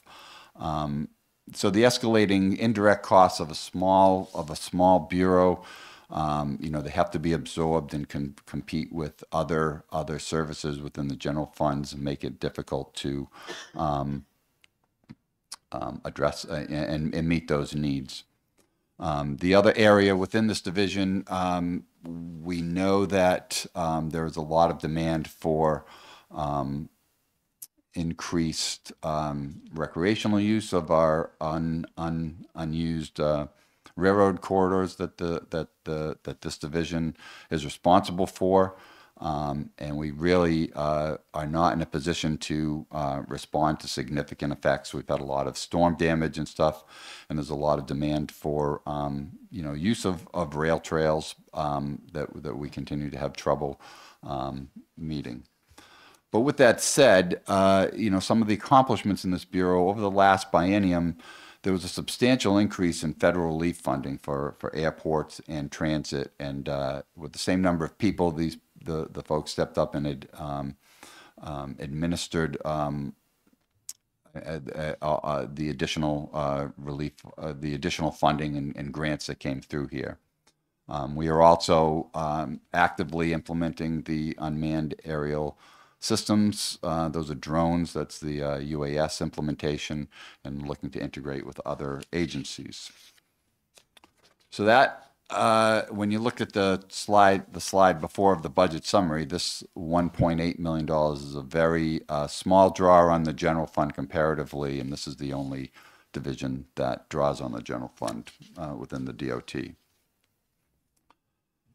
The next slide, slide 9, just summarizes the Division of Finance. On the right there, just summarizes the Finance Bureau and their roles and responsibilities as far as accounting operations, payroll, audit, and et cetera. To meet budget targets here, one of the things we did was reduce positions. We reduced 2 full-time positions, 1 permanent, 1 temporary. And we've also had to look closely at print shop equipment purchases and reduce that. And we're looking in the FY27 budget at deeper cuts in overtime, temporary help, and equipment and supplies in order to meet the budget targets. One of the factors in this division is been a high turnover, significant loss of historic knowledge. So some of the challenges are with that lack of experience, trying to keep up with everything. And it creates upward pressures on overtime and other things to meet the budget deadlines or the financial reporting deadlines that come along with it. But with that said, there are a number of accomplishments in the division, large amount of payroll and payments and things that have been processed over the year. The administration and programming of over 900 federal projects, as well as clean audit opinions on both the Turnpike system and the federal audits that we deal with. So, and you can see by the funding charts there that essentially, we've tried to hold level from FY25 adjusted authorized through the budget, all those funding levels. And again, most of the operations costs here are part of the highway fund. On slide 10 represents the Division of Policy and Administration, and their roles and responsibilities are highlighted there on the right. This division comprises a federal compliance office, human resources, as well as public information, and the executive office as well. So budget targets were met through eliminating temporary full-time position, as well as reducing budgeted overtime and temporary help. One of the budget implications, and you see with the permanent position count in the bottom right-hand corner, has been some realignment of personnel, and you'll see some reductions in other divisions. One of the things we did was put a emphasis on safety and made the safety section a direct report to the commissioner's office, to the chief engineer, and have a cross-divisional focus on all things safety. So realigning the safety section does, within this budget, reflect in the positions and some of the funding, but it's offset by reductions where those positions were moved from for net 0 increase. Some of the factors, again, where HR is under this division, they continue to deal with recruitment and retention and trying to address our overall vacancy rate of upwards of 24%. So we have really focused on that. Some of our accomplishments in this division have been focused on implementing a CDL training program to help our highway maintainers and help retain some of those positions. implementing an enhanced training program, leveraging federal funds, and working with major stakeholders within the department to design a robust employee retention program. The following slide, slide 11, describes the Division of Project Development. That division comprises all of the design bureaus and all of the bureaus that support administering the federal aid highway program and our capital program. It's about 385 total positions currently. That offset and permanent positions in the lower right represents, again, that's where the safety sections positions came from that were, at least within the budget and the reporting structure, were shifted to report to the executive office. Some of the implications with trying to meet the budget targets here were an overall reduction of about 12 positions, 3 permanent full-time and 9 temporary full-time positions. The federal aid program funding levels have been held to currently anticipated levels. And again, I'll just reiterate that a lot of those funding levels and priorities and constraints are addressed and considered more fully through the 10-year plan development process in the off-budget years. And I've mentioned the safety section. But a couple of the budget implications with this division is, we have relied more and more on direct funding of federal reimbursements and leveraging as much federal program funding as we can to support the operational costs. It does come at a reduction of funds that we are able to put toward construction projects, but we are looking in both direct funding bureaus that participate in and support those federal programs, as well as maximizing our indirect costs and billing to the federal program to help bolster and support and meet budget targets. But it does come at the expense of having less federal aid that goes towards needed projects. And partly because of that, and partly because of the vacancy rates and the difficulties hiring, particularly engineers, we do have a very heavy reliance on consultant support to deliver the program. And in the long run, I believe that does probably present higher costs than if we could do it internally, but we do rely very heavily on consultant engineering costs to deliver the program. The last budget implication there I wanted to highlight there was SB 367. That was in 2014, a 4.2 cent increase in the gas tax that was dedicated to completing the I-93 project. For the last 9 years, we've enjoyed the revenue from that to put towards highway and bridge projects. Based on the structure of the financing that went in there in FY26, that revenue gets shifted to pay the full debt service on the TIFIA loan that we took out to complete the I-93 project.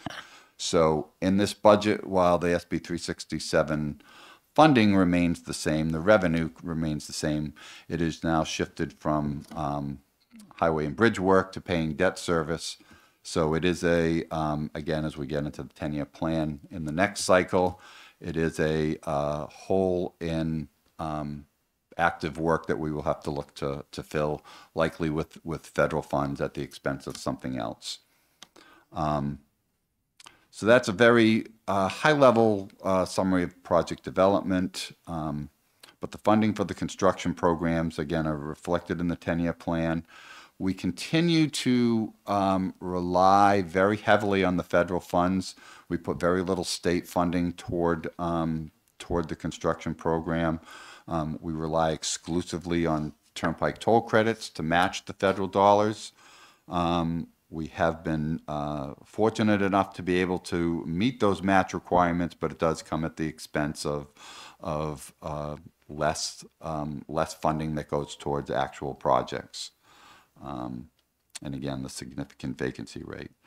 But despite those challenges, like I said, I do like to emphasize that we are getting a lot of good things done. Last year, despite the challenges, we advertised a construction program of over $350 million of contract value, and that includes obligating and utilizing, $33 million of additional federal funds that came, at the last minute in the federal fiscal year through a process called redistribution. So we do continue to leverage every federal dollar we can and maximize its use.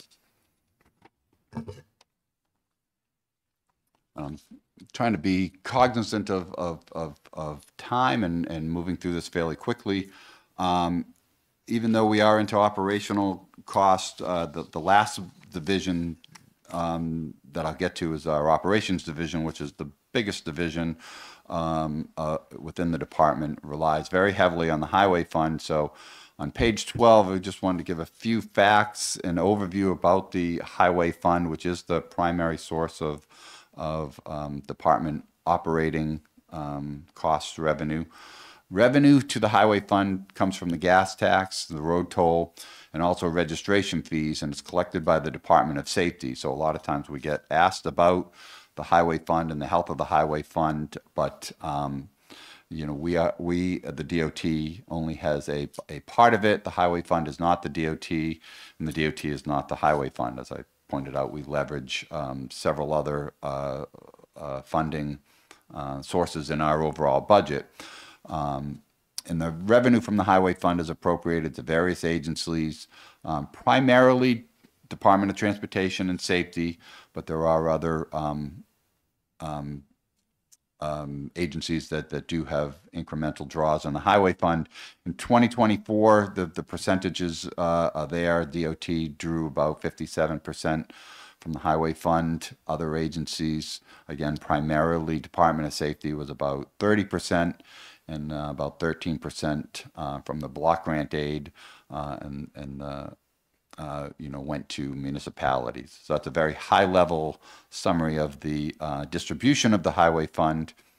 But again, I'd emphasize that highway funds are the DOT's primary source of funding for operations. Revenue into the highway fund has been generally flat. That's reflected in our budget targets. And it's incrementally, we project it to be incrementally declining over the long term. And I think the highway fund also, has a long history of one-time fixes to address the structural deficit within the highway fund. One-time fixes or general fund infusions have been commonplace in the past in order to shore up the highway fund and meet budget requirements.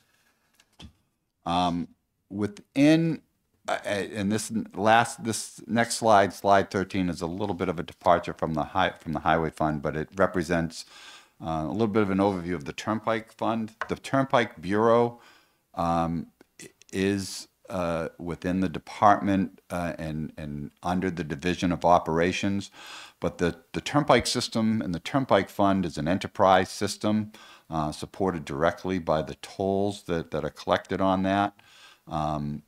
So it's a little bit of a unique piece of the department.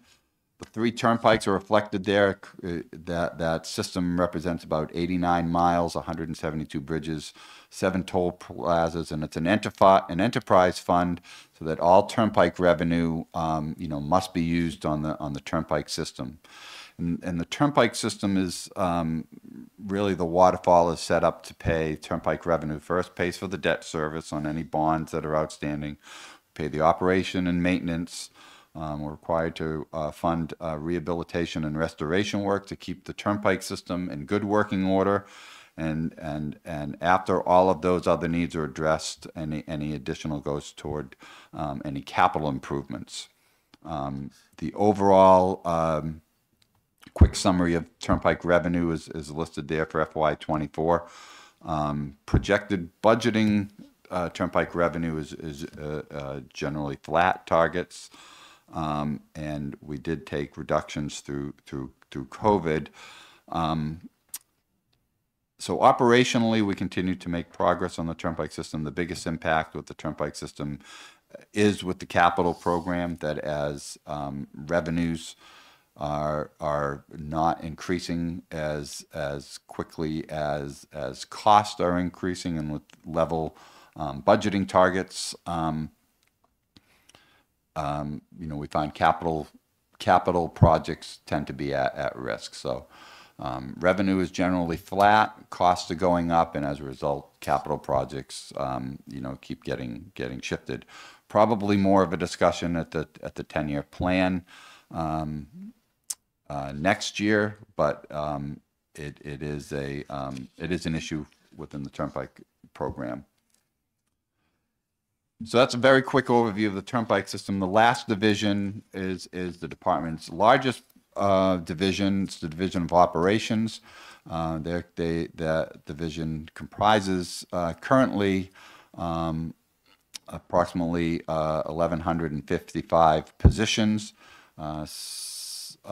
distributed statewide. They take care of all the bridge maintenance, all the highway maintenance, all of the winter maintenance that goes on, and as well as the operational support bureaus. So to meet budget targets within this division, we ended up looking at a reduction of about 5 positions, 3 permanent positions, 2 full-time positions, and just some of the indications that we believe we are underfunding winter maintenance. That is intentional. That has been the approach in the past number of years.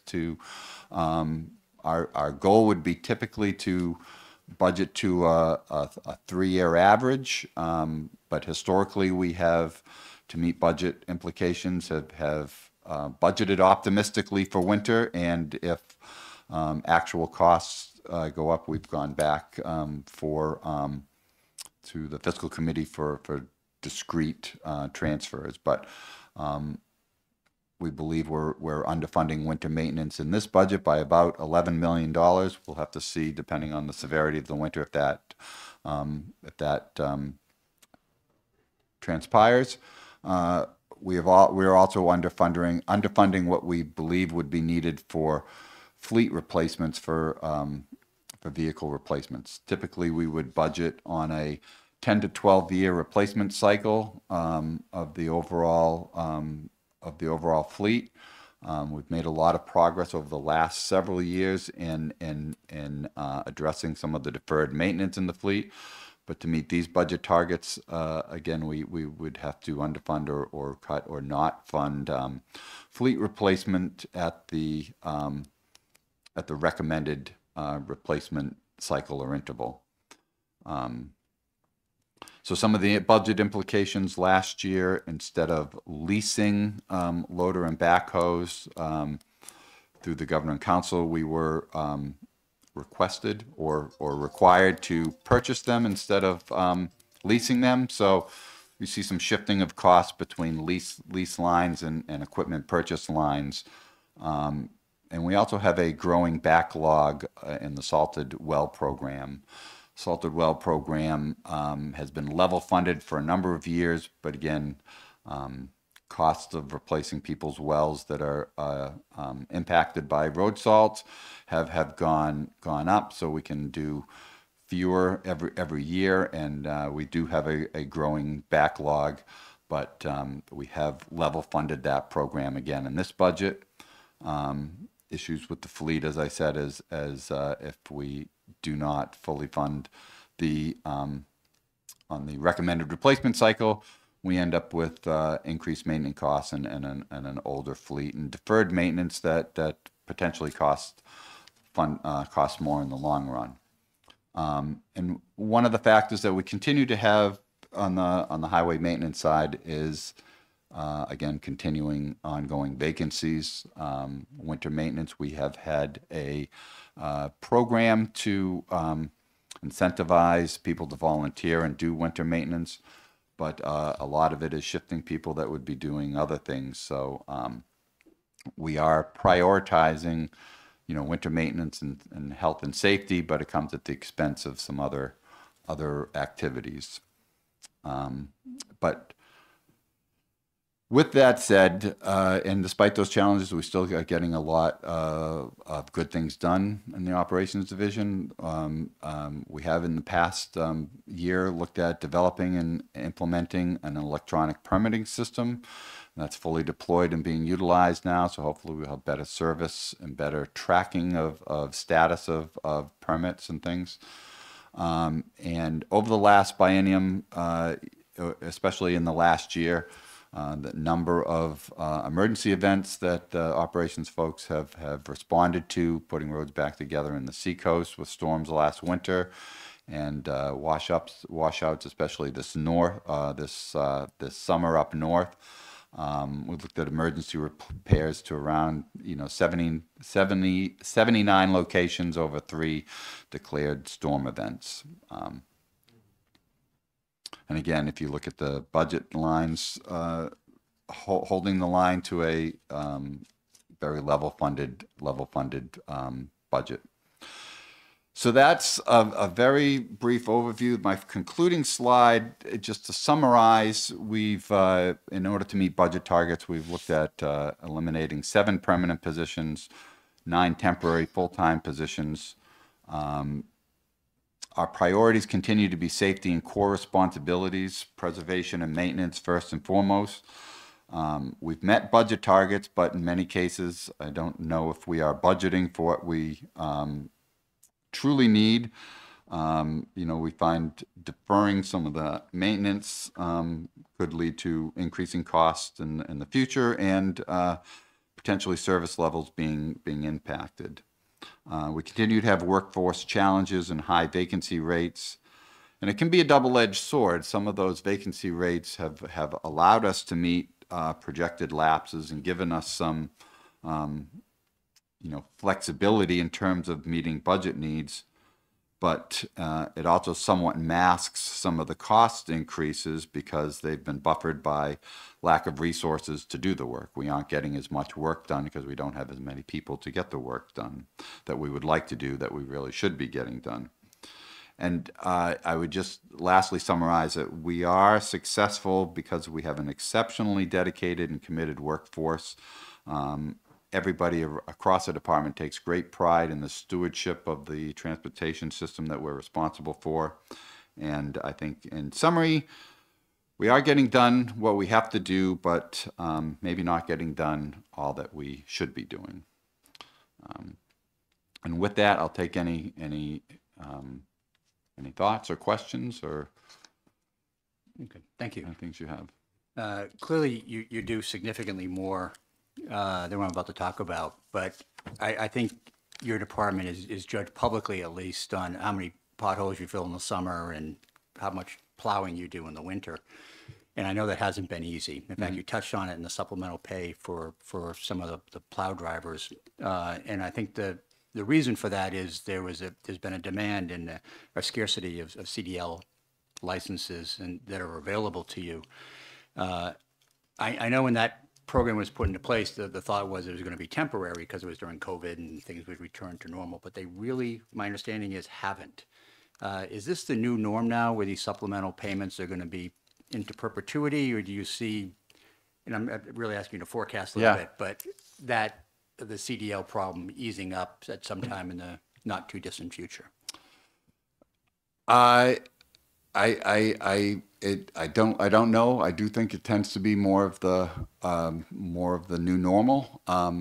My question, and we've had this introspective question ourselves, is so this is the 3rd year that we're on the volunteer track in the retention and incentive bonus to get people to volunteer to fill out some of those vacancies. My question, our internal question, is that's sustainable over the long run. I will note, since you brought up, we had thought about and whether we would budget it in this biennium permanently. That's part of the winter maintenance underfunded. We haven't budgeted the incentive retention bonus. We'll have to take it on a year-by-year basis and look at it. The CDL shortage and CDL driver shortage is one of the issues. I think one of the other issues that we find is competitiveness in wages from what we pay compared to what municipalities and others are ability to pay. So it's CDL shortages, and we're trying to address that through our own CDL training program. But I think it's also competitive wages that contribute to it as well. And the positions you're unfunding, they're currently unfilled positions? Correct. Okay, thank you. Yes. Representative. Years ago, when I was attached to FEMA in the military, I remember going to a conference where it was stated that if you had 3 kind of low snow years in a row, that the contractors that we rely on to fill in for plowing, when they were replacing their trucks on a 3 or 4 year basis, they wouldn't, after 3 years of very little snow, wouldn't put the extra frame on to mount the plow. And they wouldn't, so we almost have to pray for snow every 3rd or 4th winter so that they'll be hired. Otherwise, they're going to say, no, I haven't made any money the last 3 years, and it cost me money to put on this extra thing in gasoline and an installation cost. So I have fear that we may be looking for some of that in the future, that, that if 3 or 4 years go by with not much plowing, that we'll have a reduction in the number of contractors willing to put on a plow. Yeah. We do have challenges, not because of lack of plowing or lack of snow in the last few winters. Part of the industry is, hired plows are harder and harder to find. A lot of the long-term family-run companies that we have tended to work with over time, their kids and stuff aren't taking over the country. Some of them are aging out. A lot of the construction companies that we deal with, they don't want to plow and have the wear and tear on their equipment that winter plowing and stuff sees. So it is a challenge. We have had some rate increases in the last biennium. I do have a note. There is a note on that slide on operations that we may have to look at. We may have to look at another rate increase for the hired plows to continue to entice them to come work for us. But I do want to congratulate you on how good our roads look compared with other states I might drive in. And lately in my area, the striping has all been done. Looks good. Good. So thank you very much. You've managed to adapt very well to the challenges. Thank you. Thank you. Hey. Hi. How are you? Good. I have a couple things. One, can you talk a little bit about the impact of eliminating the state match for transit services, and which transit services we're talking about? It's not like Concord Coach, but is it the regional? Who are we eliminating the match for? It's a lot of the and Andre, I don't know if you want to come up and help. It's a lot of the small municipal transit services, like Coast, like Concord Area Transit, like Advanced Transit up in the Lebanon area, Manchester Transit, Nashua Transit, that provide those transit services. Typically, federal funds match 50% of the operating cost, and the agencies make up the other half. We have traditionally funded a very small amount of that match. FTA funds have increased. They increased through some of the emergency relief funds, but also through the transportation bill. Part of the justification or backup that warranted or looked at the increased state match was to offset or to keep pace with the increasing FTA federal funds. But yeah, the only thing I'd add is that we do address it in the letter that prefaces this book, is that unfortunately, aviation, rail, and transit, all those bureaus, they suffer from what we call in here the tyranny of small budget numbers, which is they are so lean. There's no fat in those bureaus, and positions are all one deep. That any cut across the board for general funds to those bureaus necessarily will either result in the elimination of a position that runs a program or the really big reduction in a program that is run by one of those positions.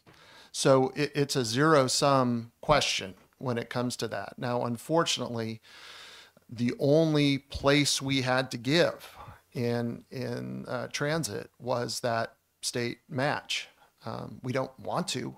It's certainly not an optimal situation, and it is very likely to result in rather extreme reductions in services by those transit providers if this would continue through the budget process and be approved. It is a non-optimal solution, but it's the only way we can meet our targets. I like the phrase tyranny of small budget numbers. I think that for people who are aware of the difficulty sometimes with across the board cuts, it's a great expression that helps explain that. So a couple of other things I'm going to ignore CDL for the time being. So we passed a highway fund law in something like 2008, but don't hold me to that, where something like 70% of the highway fund is required to go to DOT. Has that law changed, or is that still in effect? And is year 57 and the 13 to municipalities how you get to 70? Or do you know if that law is still in effect? Yes, that's likely to be the case. The dollars that go directly to DOT, 57%. Municipalities through DOT would be 13%. And to hit that 70% law, they count both of those as transportation. That's my understanding. Okay. Good. Thank you. That's very helpful to me. The TIFIA loan funding shift. Yes. I mean, I think we've all seen this coming for every 2-year gimmick for 20 years comes to an end. And this is the one coming to an end. What's the rough value of that? To the construction program? Yeah. Rough value, it's about $20 million of. That's the whole? 20 what? 23 is the payment every year. 23 is a payment. To date, we've been paying about 1 to 2% of interest, but now it's full debt service. So roughly it's $20 million that had in the last 9 years been going to roads and bridges that will now be going to debt service. And is that literally, I mean, one for one, like last year it was 2 and this year it's 23 to debt service? Okay. Yes. Yeah. I mean, I remember when they did it, it was like it's like when we bought the bridge, right, for $100 million, and they were going to do $10 million a year, and they did it all in 2 years. Yeah. Yes. I got a great column. That's one of those one-time one-time things to balance the highway fund. Yeah. Can I just say I got a great column out of that, and George Campbell stopped talking to me for the rest of my life, which was okay too. Turnpike toll credits. Yes. There's always been discussion about whether that's legit or not. And hasn't there always some worry that the feds at some point are going to not allow us to use toll credits as our match? One of the, I think that's instilled in federal law. I think the challenge we have is there's a maintenance of effort requirement that the investment in the turnpike system has to keep growing in order to claim that credit. And as I implied with some of the stresses and increase of costs and level revenue, our capital program on the turnpike system is probably in jeopardy, which means projecting ahead, we may not have toll credit to claim. But right now, currently, and in this biennium, there is enough of a turnpike toll credit balance to match the federal program.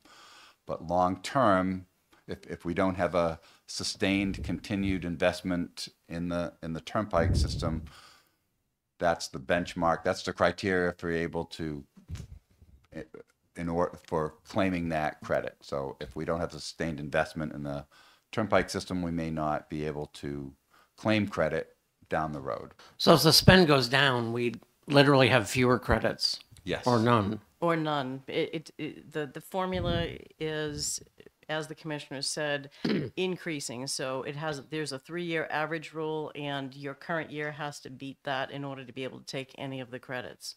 So to give you some stats for last year, we used $58 million of Turnpike toll credits in '24. We earned $68 million, of which 45 was in the construction program and 23 was in the renewal and replacement program. Our balance currently is 196 million of toll credits. So we have about 3 years. Okay. That's good news. Sort of. Sort of. There's always some thought about, the turnpike system tends to be the turnpike funding tends to be in better shape than the highway funding, so to speak. And there's always some question people have about, well, why don't we just merge it into one big giant pool of cash? And let me see if I say this right. Turnpikes are an island, and they have to be an island because the money we borrow is not borrowed against general obligation, but is dedicated by Turnpike revenue. So unless we started borrowing the money differently, Turnpike must always be its own separate shoebox. Is that fair? Yes, that's fair. Right. Okay. So just in case anyone listening is thinking, well, why don't we just dump that into that? Your revenues in Turnpikes when 24 is pretty good and 25 is there's a dip. I'm looking at the slide on page 13. I've got eyes. Is that because 25 is as budgeted and 24 is actual? Yes. Do we expect Turnpike revenue to be ballpark what it was in 24-ish? Yeah. Okay. So. And then you don't really expect it to go down much in 26, 27, do you? From where we are today? Not unless there's another pandemic. Pandemic, or something, okay. yeah, so, right.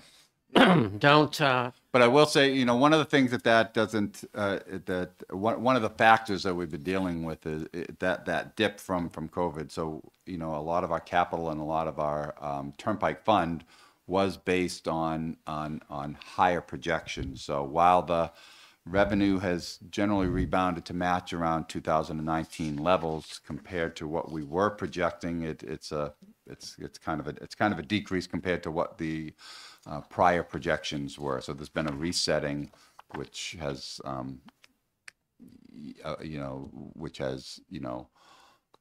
altered the overall financial outlook.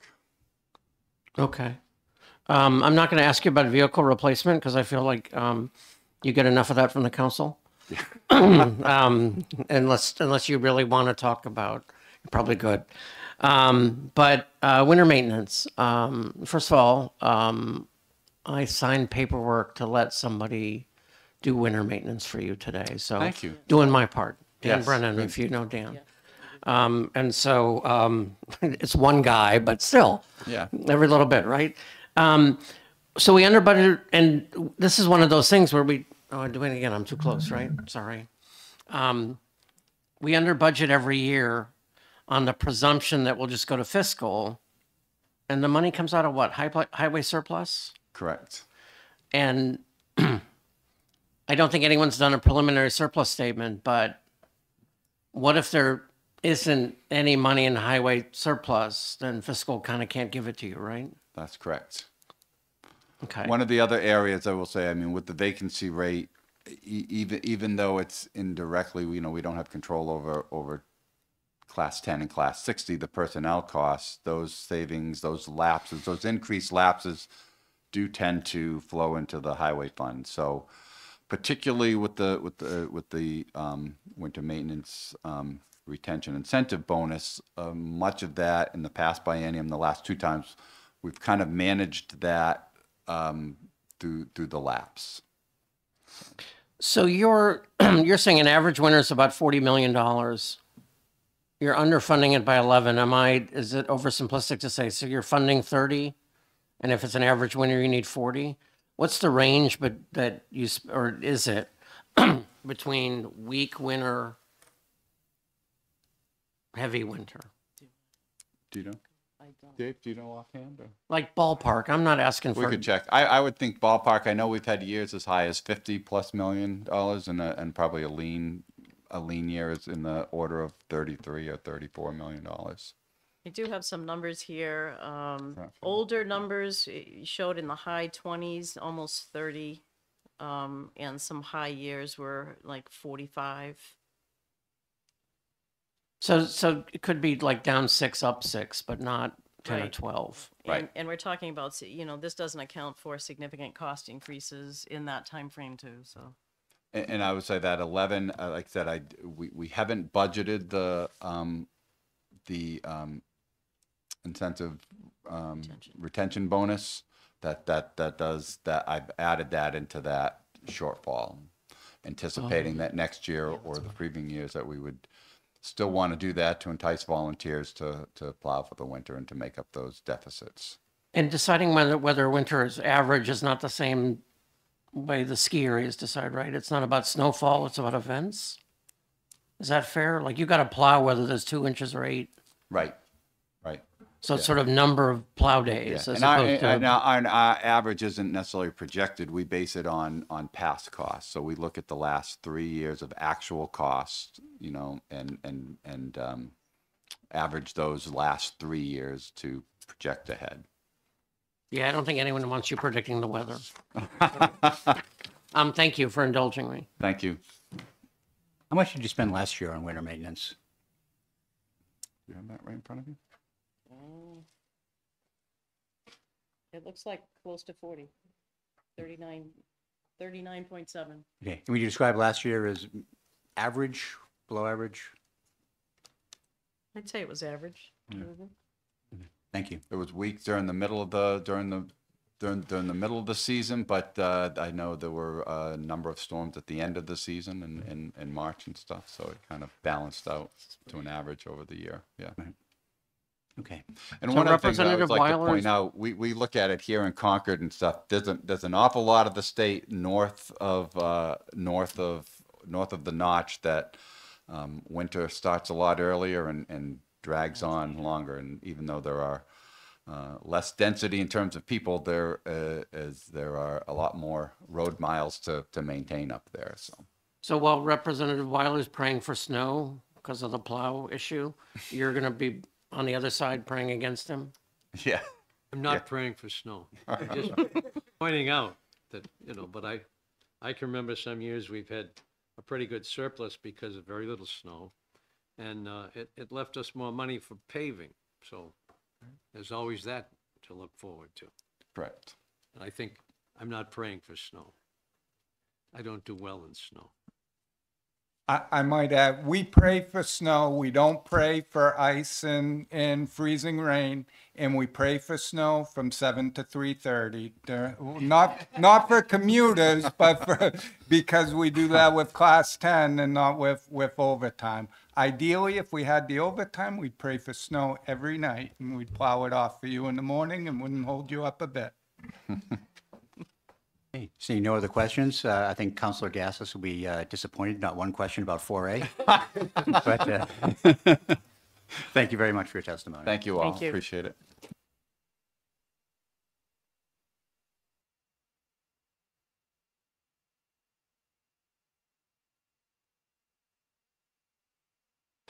Okay, Department of Information and Technology is up next, please.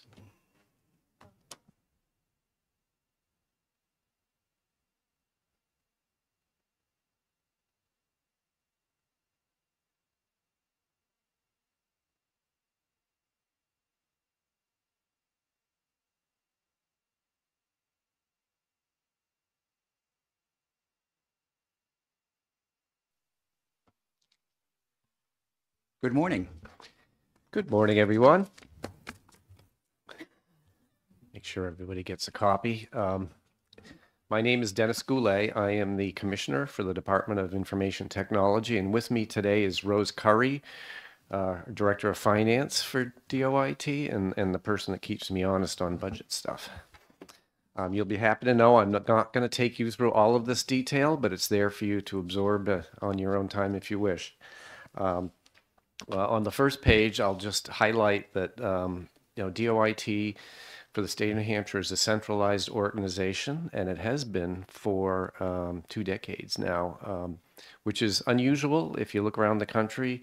A lot of states, I get calls fairly regularly from other states asking about centralization, how it works, how you do it, things like that. So we are a bit unique in that respect, and I think that's a good thing. Going on to page 2, just a quick summary of our strategic plan as it exists today. We're actually working on the next iteration of that as we speak, and a couple of the changes that we're going to make. And that full strategic plan is available online at the department, our website. So if you Google New Hampshire Department of Information Technology, you'll be able to see our full strategic plan, as well as all of the things that we're doing with cybersecurity, et cetera. A couple of changes we're working on for the strategic plan is, one is to, instead of having cybersecurity as a pillar, we're going to weave it and privacy into everything we do from a strategic perspective. The other thing we're going to do is, in our strategic objectives for the next couple of years, will be to better integrate our strategic and operational initiatives for agency into the agency business initiatives. In other words, continue the evolution of that process that I've been doing for almost 10 years in New Hampshire so far.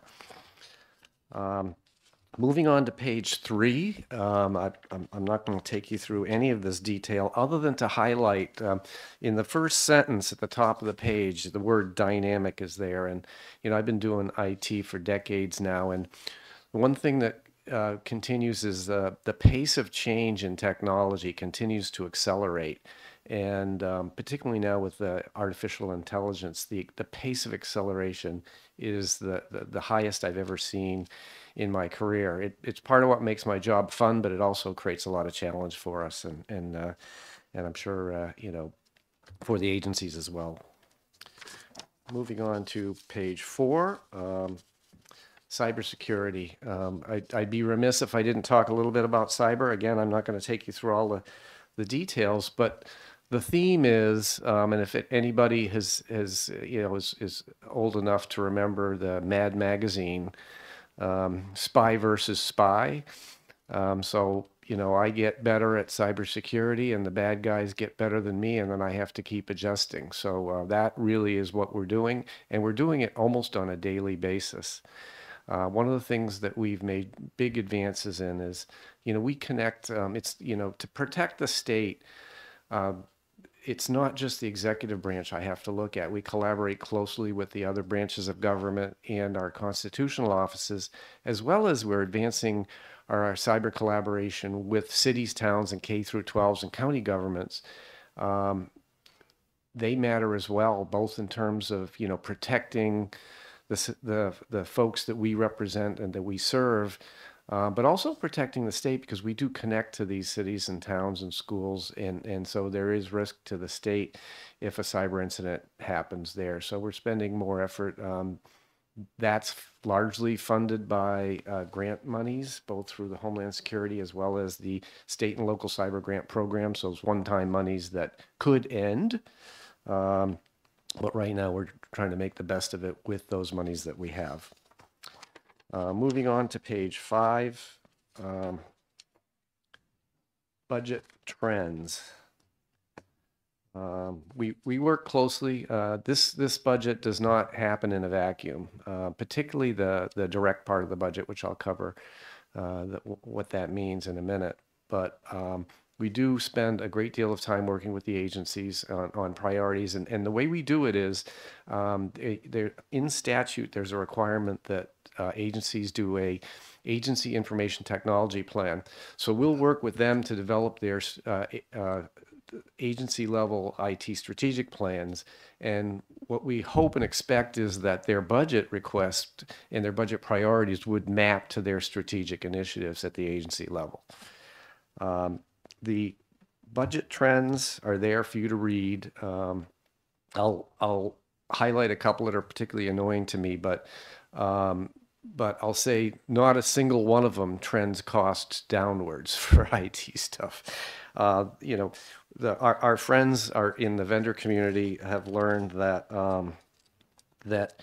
shorter equipment life cycles are a good thing for them because we're required to be compliant, you know, for many of our funding streams and also the fact that we accept payment cards in many parts of the state require us to keep our hardware and software in compliance. If compliance life cycles shorten, then, you know, it helps as a revenue driver to these technology companies. So we don't appreciate it, but it's a reality of life that we're dealing with now. And the other thing is that shift from you know, the traditional capital expenditures to acquire technology and then paying maintenance to a subscription model, which is also has cost pressures associated with it. Now, finally, some numbers on page 6. We took the traditional approach, worked with the budget director, Jerry, on this. And so you have your agency direct in the top line there, which is 32 accounting units. That's really things that are specific to that agency. And from a target perspective, the way we look at that is the agency is required to make their targets overall, but we don't make unilateral agency business priority decisions inside those accounting units. So for example, you see that there's, you'll see later that you know, some of the agencies actually increased their budget lines there. We're assuming that they decreased in other places inside their own budgets so they could achieve their targets. Also, for the most part there, all but DHHS didn't have any additional prioritized needs, so that's 6.2 million you see in 26 and 7 and the 6.1 almost 2 in 27. That's all DHHS additional prioritized needs.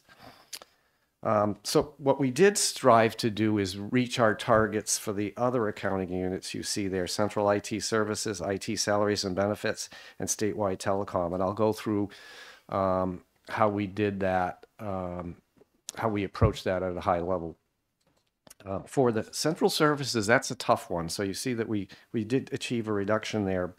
That's stuff that we're running today. So the way we got to the number we're at there, it was to remove anything new and really, really look carefully at what we're currently running and see if there's stuff that we could actually stop doing. There was very little that the state wasn't already depending on. So that was kind of the general approach we took there. For salaries and benefits, we simply unfunded all of the open positions that we had to get to that reduction. And then in the statewide telecom, what we did is we reduced the spend on budgeted spend on projects that we're going to be doing and we got really close to the target. And you'll see in a later slide where we are with those 3 accounting units with respect to target. Moving on to page 7. This is more detail on, at the top of the slide, more detail on the ins and outs of how we approached the budget planning and what the impacts were. So you can see agency direct, big increase in the first year, 26, and then another increase from year over year to 27. The other thing to note is that although there was for salaries and benefits, we were able to achieve a decrease in the first year of the biennium. The structural things, step increases, things like that, pretty much eliminates that reduction for the second year of the biennium. And you can see over under target at the bottom of that in that graph. So we're just a little bit over what our target of 4% was for this budget proposal. Moving on to page 8, this kind of we like to do this. The rest of this presentation, by the way, is analysis. So I'll just highlight points, but I'm not going to go through the detail. This analysis is the entire DOIT budget done by class line, so you can kind of see what the impacts are. And as usual, the main impacts are hardware, software, professional services, and salaries and benefits. That's where the big hitters always are. And again, the hardware and software increases and professional service increases were driven more by the agency direct budgets than the shared centralized budgets because of the decisions made inside the direct budgets by agencies. And you'll be able to see some of that detail later in the presentation. Moving on to page 9. Again, that's our summary for agency direct. There underneath that table, you can see the kinds of things that are being purchased inside there. Again, agency direct we look at as it's specific to that agency. It isn't generally something that's shared across agencies. That is normally in our shared budget.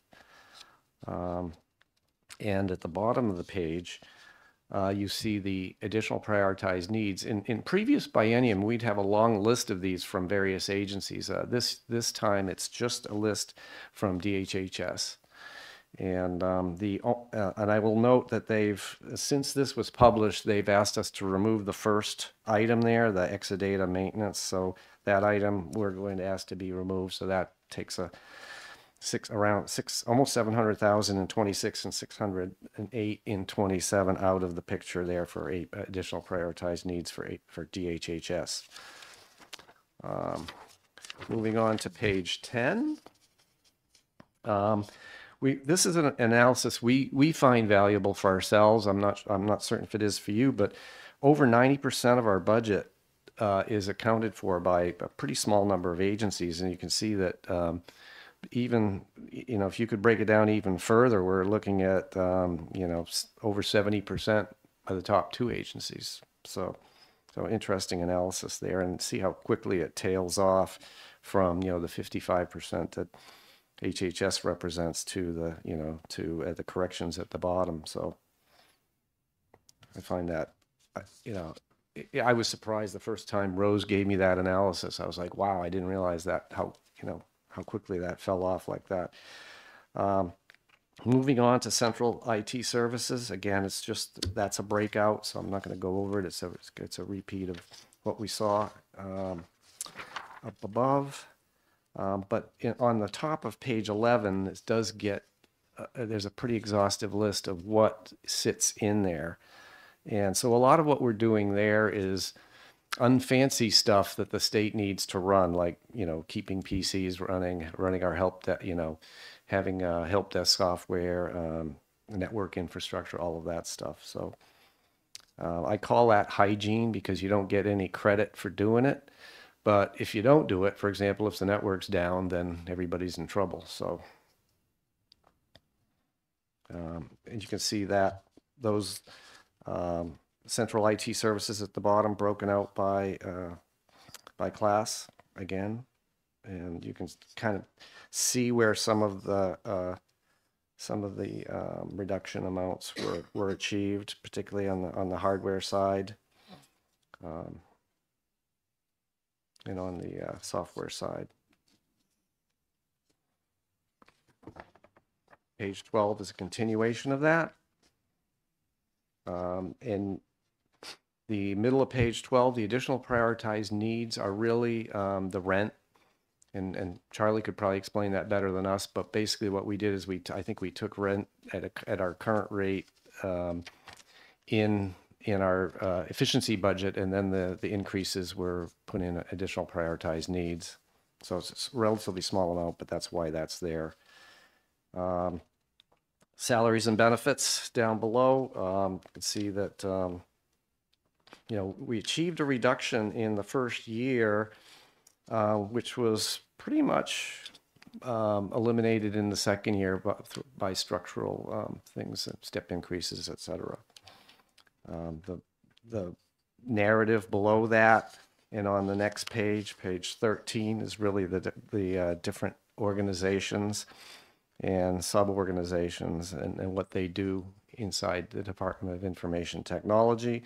And on page 13 as well, there's an org chart with counts Just to be specific,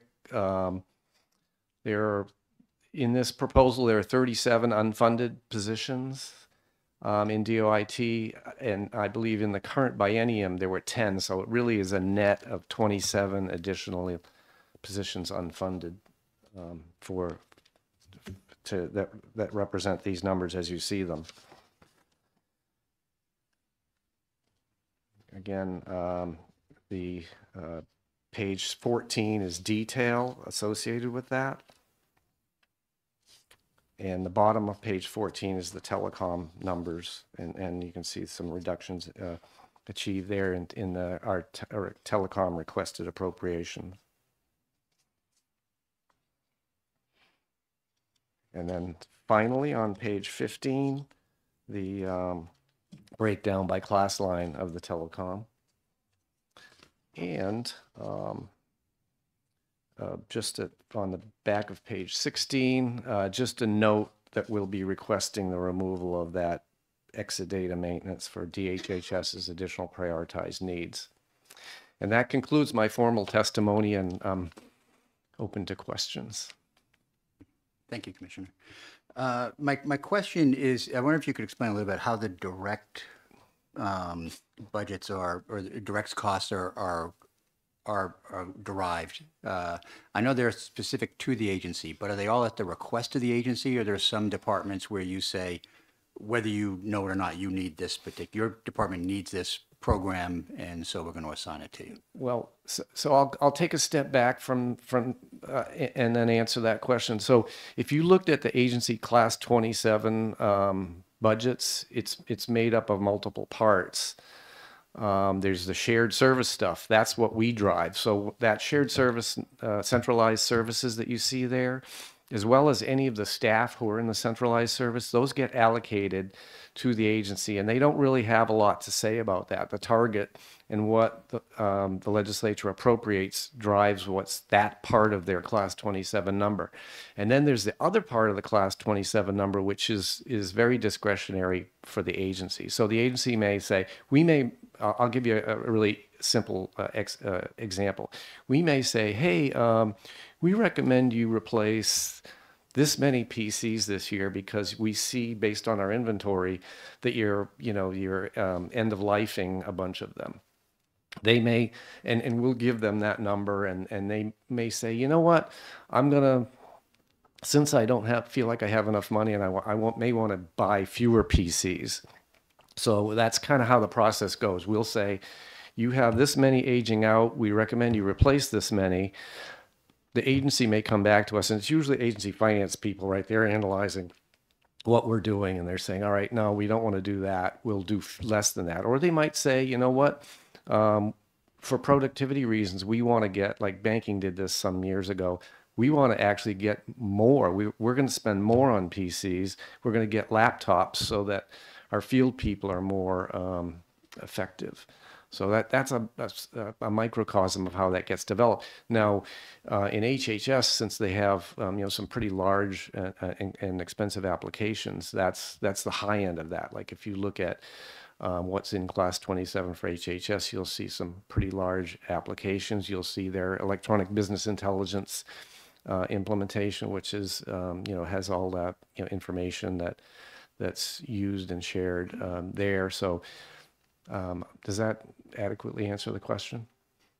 Yes, it does. I was wondering, speaking of HHS, one of their larger IT expenses is their Medicaid Management Information System, the MMIS.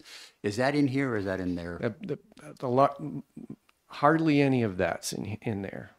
That sits in a different accounting unit inside the HHS budget. Thank you. There is staffing that supports it in there. I have, I think, 7 people that work only on Medicaid in DOIT. And that's part of their direct costs? Yes. Thank you. It's part of their, let me clarify so that I don't confuse people.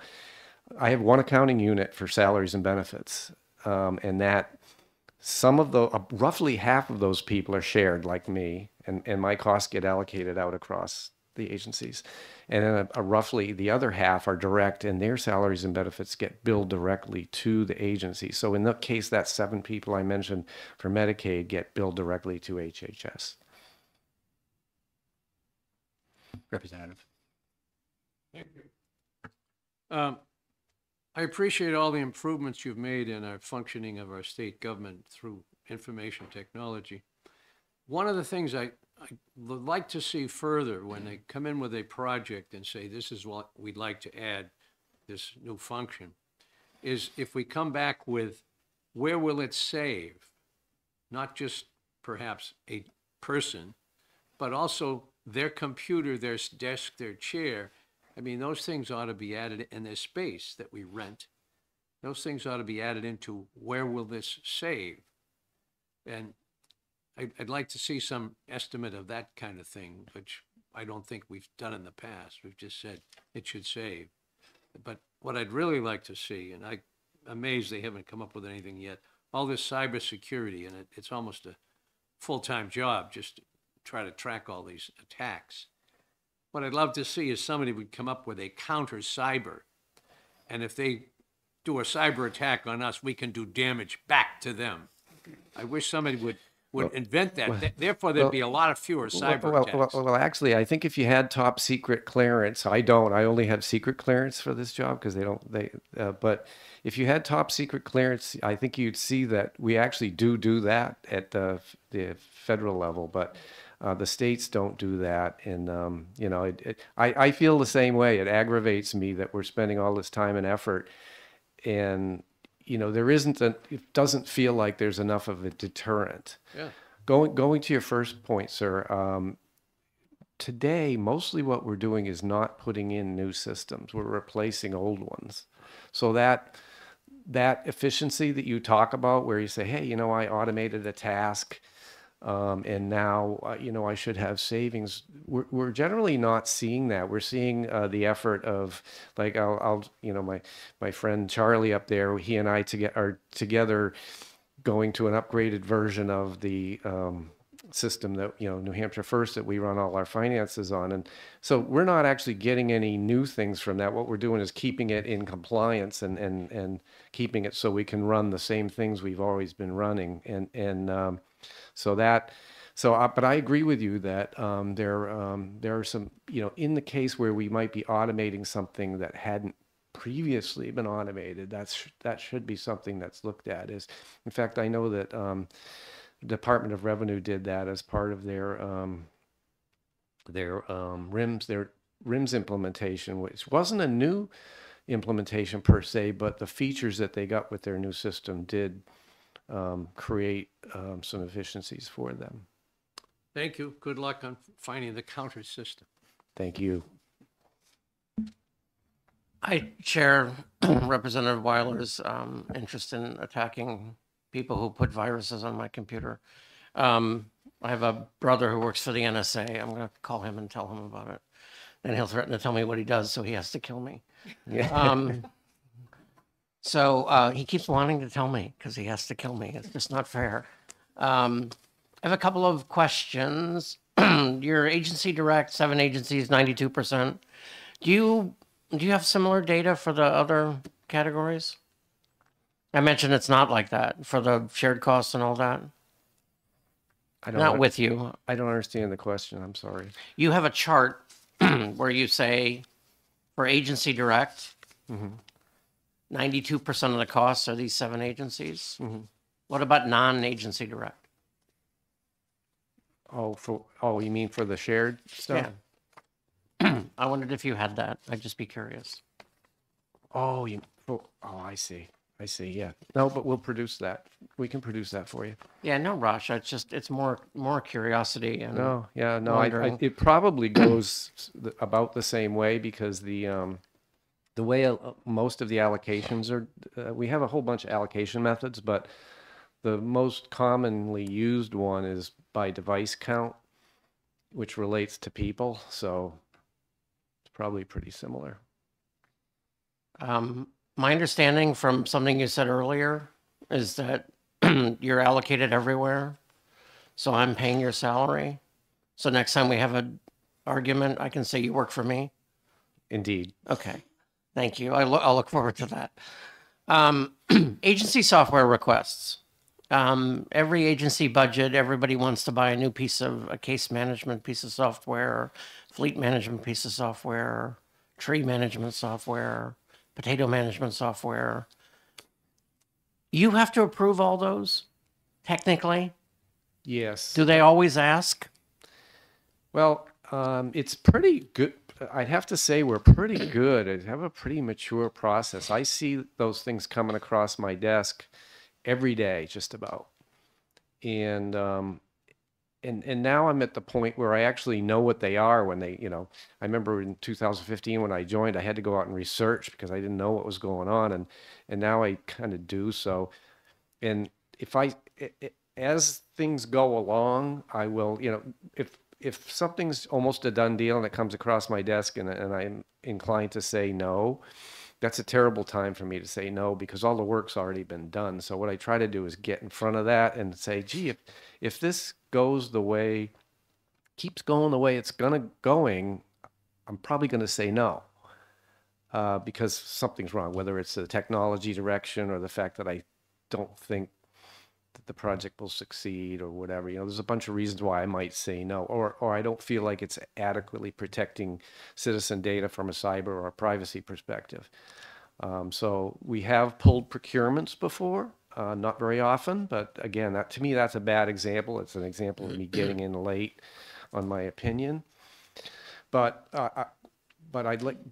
you made me think about enterprise stuff, so I'll share a piece of information there is, one of the things that we're doing a lot of is trying not to buy, if we have standard case management software, let's not buy this case management here and this case management here and this case management there. And the big violator, historical violator for that obviously was HHS. They had multiple case management systems. They've really upped their game and they're working on, a standardized approach using Salesforce for that type of stuff now. And there's quite a lot of discipline there. And when I see a case management initiative coming down the road and there's a procurement, one of the things I'll do is, and when I'm considering influencing it, is I apply what I call the principle of valid uniqueness.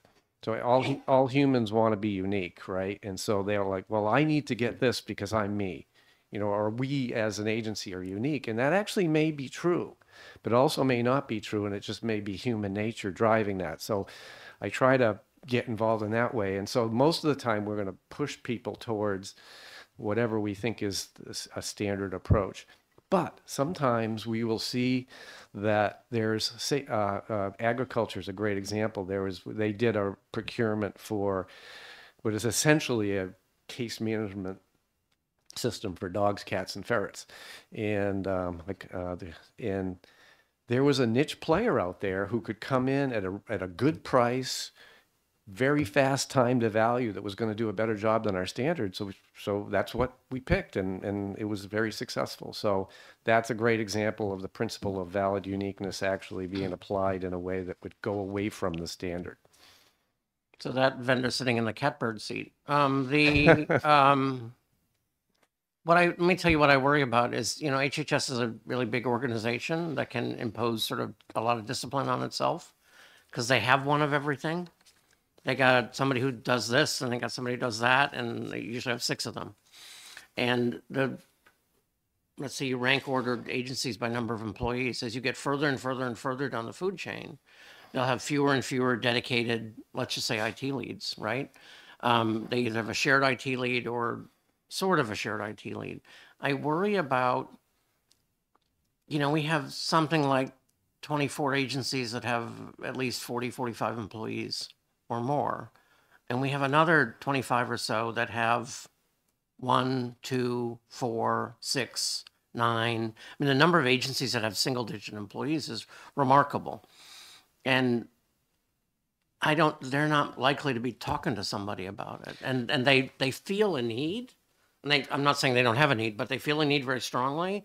But they're not talking to, quote unquote, their IT lead about it because probably in some cases they don't realize they have an IT lead. are you able to influence them to the same extent that you can influence the Department of Safety? Mostly, yes. And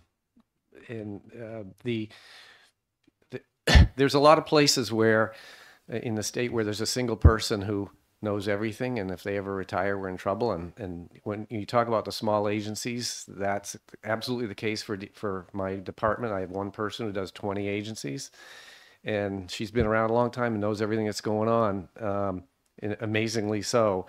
And when she retires, we're going to be in trouble. But right now, you know, I'm able to lean on her, and she's able to keep me updated on what's going on. And if there's something going bump in the night, like they're going to acquire technology, or they're looking, in large part, these small agencies don't have the money to do anything. So there isn't a lot going on. But when there is, I feel like I know what's going on, and it does come across my desk.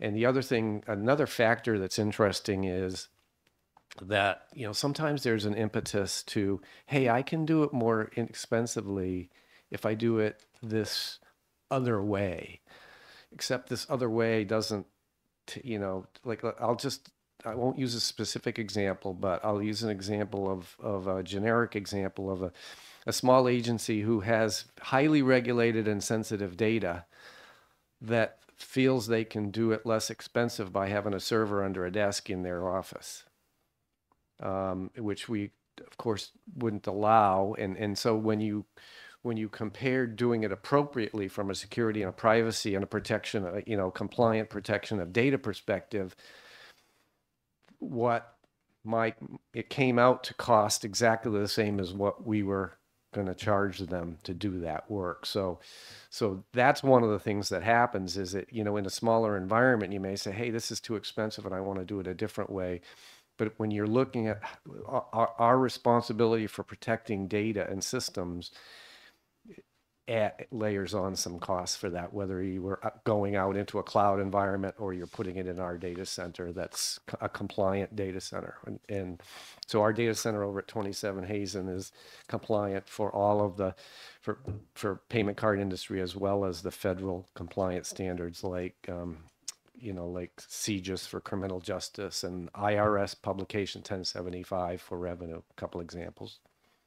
But even little things like people can buy, I'm going to make something up, let's just say doorbells, and put them on a building they happen to sit in, and without any thinking about whether or not it connects to the state system. But yeah, well, but in theory, they should tell you.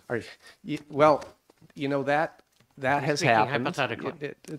You know, that has happened, and, you know, it's an interesting conversation when you say, oh, I want something that's physically unprotected to be on the state network, and that's a hard no.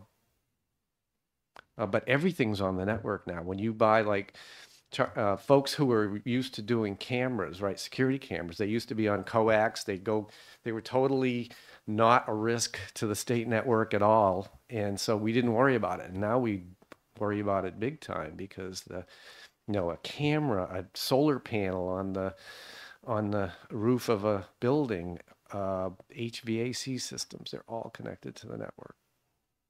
I think there's a plot in Battlestar Galactica where that destroyed the world, right?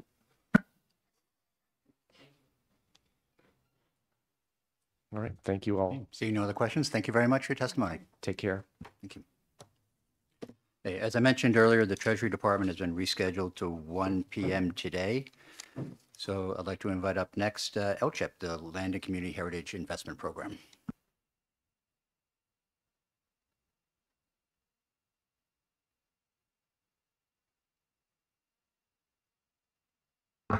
Good morning. Good morning. I'm always happy to come and speak with you as I call myself a palate cleanser because LCHIP does not use any general funds. So my name is Paula Belmore. I am the executive director of LCHIP. And as you know, since 2009, LCHIP's grants have been generated by a $25 surcharge, which is assessed by our county registries of deeds on certain documents when they are recorded. I am very proud to report that over its 24 years, LCHIP's $62 million investment has helped 204 of New Hampshire's 235 communities and has been matched by $332 million in funds from other sources. Each dollar LCHIP invests in a community supports local jobs, enhances the local tax base, produces tourism and recreation jobs, and overall enhances the New Hampshire experience for people who live here and people who visit here. However, I am disappointed to report that despite these impressive returns, the LCHIP surcharge has never been increased since it was first adopted in 2009. As a result, in its first 4 years, the LCHIP surcharge generated on average $4 million a year for grant funding. In the last 4 years, that amount increased only 10%, or $400,000, despite the real estate frenzy that resulted from COVID. So as you can imagine, a 10% increase in funding is well below the increases that we've seen in real estate, increases in construction costs, the things that we're funding. What all of this means is that LCHIP's dollar is just not going as far as it used to. As a result, 44% of the requests we received in the last 10 years went unfunded. And those requests are only a small sliver of the actual need because the recipients know that there's not enough money, and so they are being very selective about the requests they're making. So by any measure, a 10% increase in funds over 15 years is well below what we need. But despite those shortfalls, we are still working diligently to make sure every single surcharge dollar generated is sent out to the communities in the form of grants.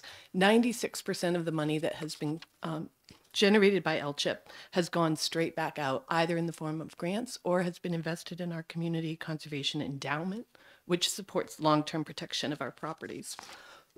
Excuse me, I have a bit of a cold. In fiscal year 22, we were proud to be the first, as is an interesting tie into your conversation, the first of the state's conservation grant programs that moved to an online grant application and management system.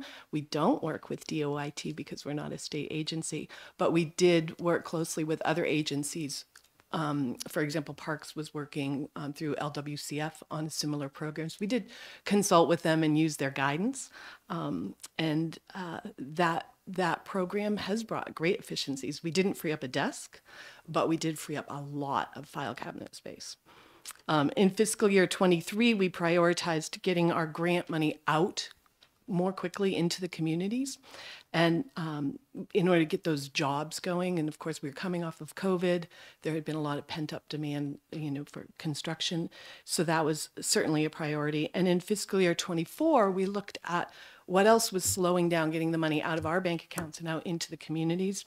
And we front-loaded applicant training, technical support, and education.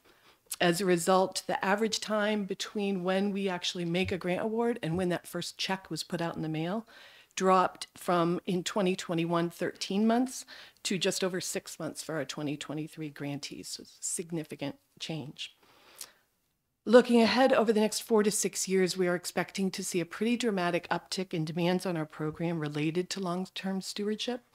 And so we're working very closely with our grant recipients to ensure that they are responsibly stewarding the close to 400 properties across the state that are now under our oversight.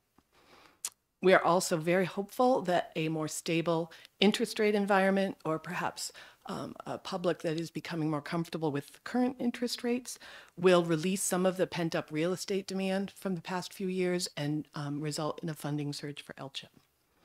In summary, I'm very proud to continue leading this program, a program that does not rely on general fund dollars, but is nonetheless very committed to the efficient and responsible investment of the public's monies.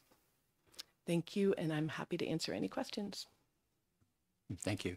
I think you may have touched on this, but in the chart you have in the funds requested, it was rising steadily from 2017 through the pandemic to 2021, and then it's fallen off since then. Right. Just a little, you mentioned that maybe they believe that there's not funding available, so they don't request. Is there any other thing behind that drop off in the funds requested? So there's a few things that definitely impact that. Absolutely, they are withholding or holding back on their requests. We've gotten much better at forecasting how much money we'll have available. So we are sending out to applicants, this is how much we expect. So for example, I think it was in April that we started predicting we'd have 3.3 million available this year, and we're going to come in right at 3.3 million. So that has dropped some of that. But there's also a real capacity issue, capacity amongst the historic districts and commissions to do the work. A significant problem with trades, craftspeople who can do historic preservation. So the projects start kind of backing up, and that's a real slowdown for us. And then a capacity in the conservation community in terms of being able to raise the match that's required and carry out the conservation projects. Oh, go ahead. I was just going to remark, when we established this program all these 20 plus years ago, we had envisioned that, well, the first few years we'll be getting the best places, and after that it's going to be trailing off to the ones that were rejected in the past 20 years. So they really aren't worthy as much as the first tranche of 5 or 10 years. So some of that is still prevalent in many of the minds of the legislature, that we've done the best projects. What's left that's really great? So anyway, that's a comment. Thank you. Certainly. I think it's an interesting perspective, although I will say this. I think we are much better at recognizing what's important. Our mission is more focused. So if you look at the second page of your handout, you'll see we really are looking at, for example, how can we help get buildings like the Colonial Theater back up and running, producing revenues in their communities, producing jobs, and maybe more importantly, becoming part of everyday life. That's a priority now. So that type of thinking has changed. Although I will give you, if I ran the numbers, I'm betting that the average number of acres we conserve each year is probably down, perhaps in part due to the Connecticut Lakes Headwaters Project, which was early game. But I just have a couple questions. Hi. How were you funded before 2009? General fund appropriations, and then not funded. And the initial need was estimated at least 12 million a year, but I think they started, the general fund appropriation was around 3.5 and went up. Okay. I was just curious about that. Land. You don't inspect land? That's all Steve Walker? Or do you overlap at all? We don't overlap. So a few of the projects that Steve watches over may have received LCHIP funding, but we do our own inspections and then work with our own applicants. So I forget what his number is, 150-ish properties. Very few of those overlap with ours. Those would be the Fish and Game properties or DNCR properties. And the old LSIP. Right, which of course weren't funded by LCHIP. No, he makes that point to me all the time. I bet he LSIP and does. LCHIP aren't the same thing. Yeah. And I said to him once, I said, I'm the only guy you'll ever talk to who knows that. He's waiting for a call from me. He wants to explain his endowment to me. So. You go ahead and do that. I'll be okay. You do inspection, and I'm sort of getting at this. You do inspections. Who holds the easement? There's a mix. Predominantly held by, if it's, we're talking about conservation land, held by land trusts, so they are the primary enforcement entity. LCHIP has a backup on behalf of the state, a right of enforcement for historic properties, LCHIP.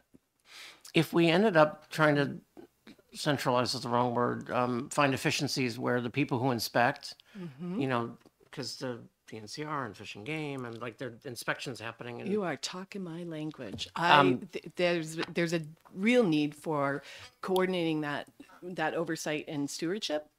Also, the way we handle things from DOJ, where all of these entities who are doing very similar work have different attorneys, and we all know that the law is not.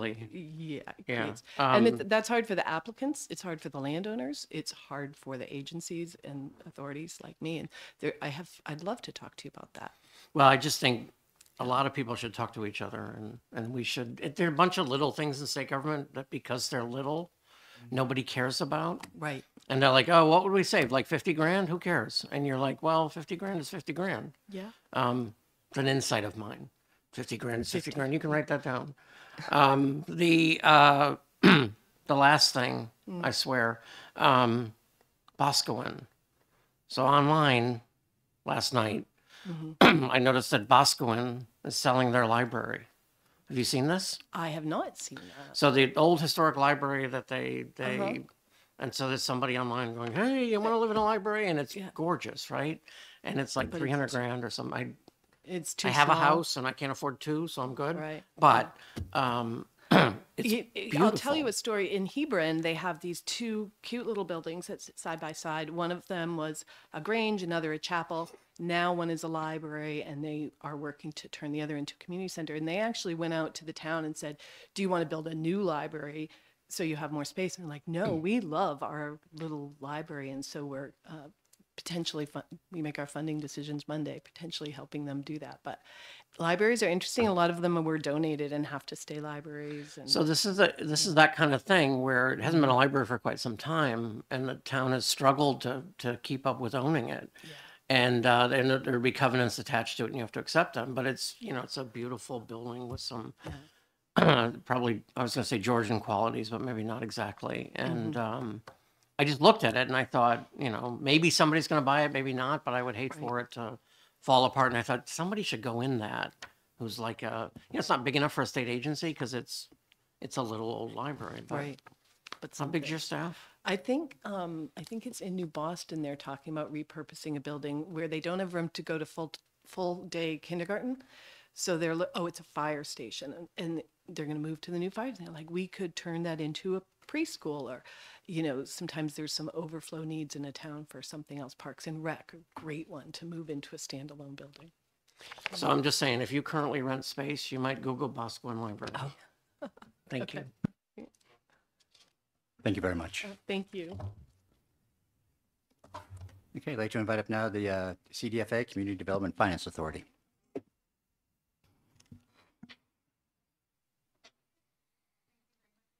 Thank you.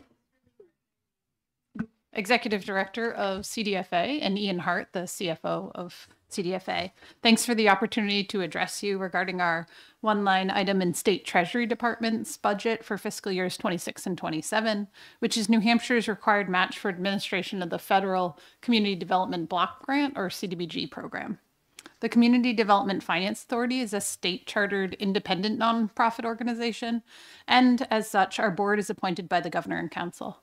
As a state authority, we are among a handful of unique entities that work in partnership with state and federal initiatives to strengthen New Hampshire's community through the distribution of resources to municipalities, nonprofits, and businesses.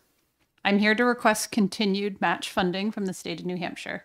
The request of $280,000 in fiscal year 26 and $280,000 in fiscal year 27 represents the federally required match funds towards program administration for the New Hampshire's annual allocation of the CDBG program.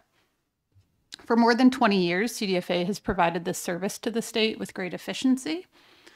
The CDBG program is focused on the development of viable, sustainable, and equitable communities by providing housing, suitable living environments, and expanding economic opportunities primarily for low and moderate income people in New Hampshire. We are focused on administering a program that creates the greatest possibility of community-driven impacts and adapts to the needs of New Hampshire's communities. CDFA has awarded more than $204 million in CDBG funds since 2003.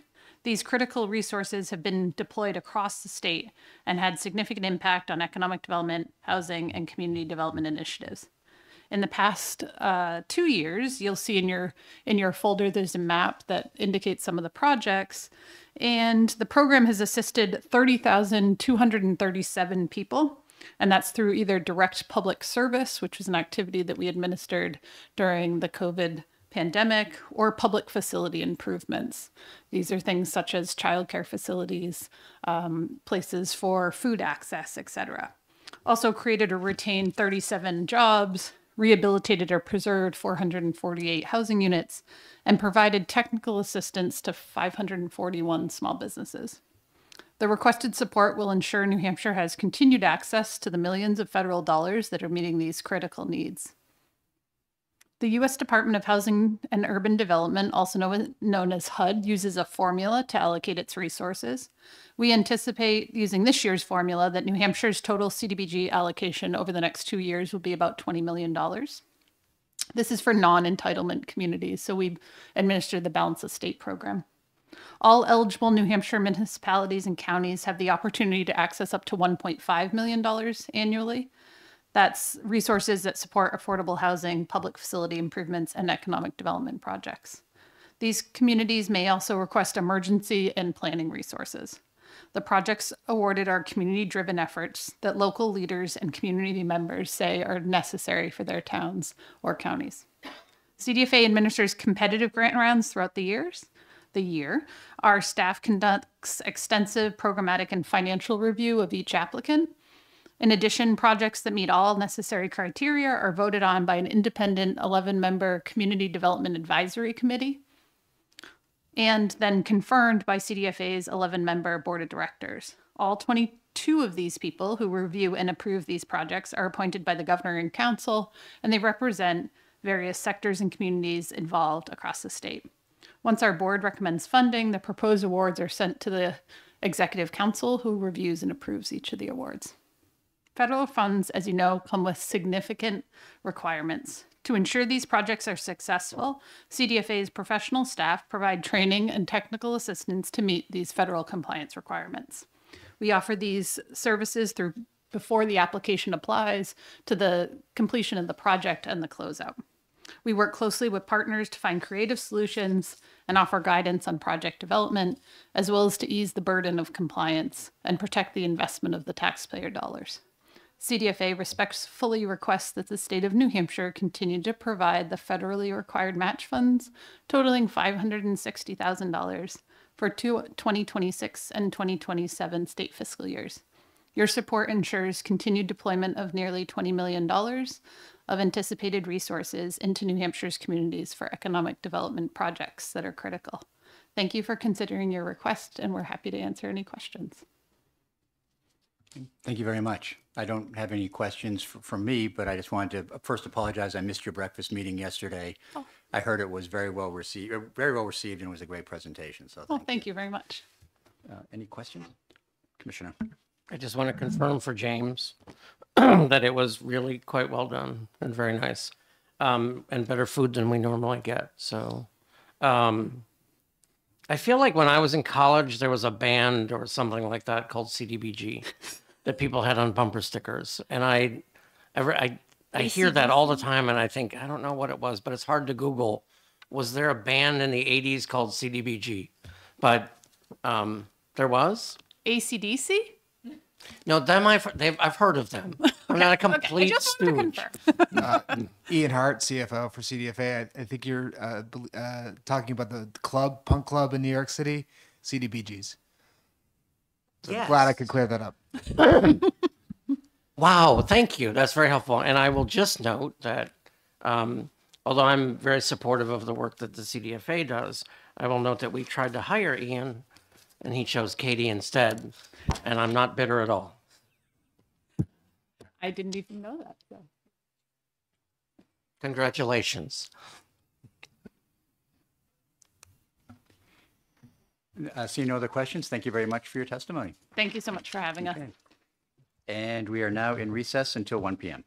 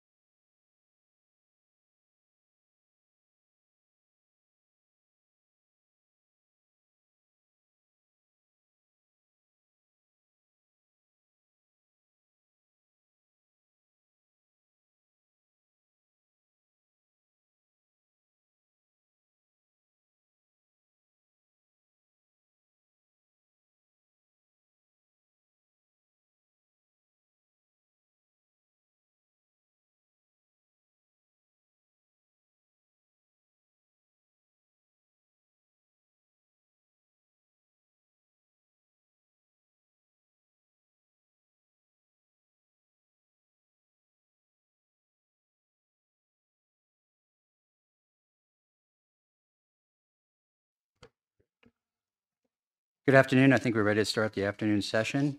Just a scheduling note, the Treasury Department was supposed to testify this morning, but due to a scheduling conflict, they couldn't, so they've been moved to this afternoon. So we are going to be pressed for time, so we'd just like all the presenters and committee members to keep that in mind. So I see the treasurer is approaching the desk, so welcome. Good afternoon, Good afternoon. members of the committee. For the record, State Treasurer Monica Mazzapelli. And yes, thank you for moving the schedule to this afternoon. So I just redistributed some handouts, so I'm gonna use the handout that we put together, and also the budget book will be referencing both documents. So using the handout, moving to page 2 includes submission, included that information for the benefit of the new administration. But on page 3, I'll just briefly cover the structure of the state treasury. That's on page 3. So Treasury operations, we are a Treasury Central Service Agency, and so Treasury operations is responsible for processing and reconciling all the disbursements and receipts of the state. Also, the Office of Investment and Debt Management is responsible for the management and investment of all the operating funds, restricted funds, and trust funds. Also responsible for the issuing of bonds and bonds to fund capital projects. Also, the Band of Property Division is part of our department, and the division is responsible for the oversight and managing the unclaimed property program, and so they collect unclaimed funds and return the funds to the rightful owners. We also, as part of our department, we managed in collaboration with the College Tuition Savings Plan Advisory Commission. We have the daily oversight of the College Savings Program and 3 scholarship programs.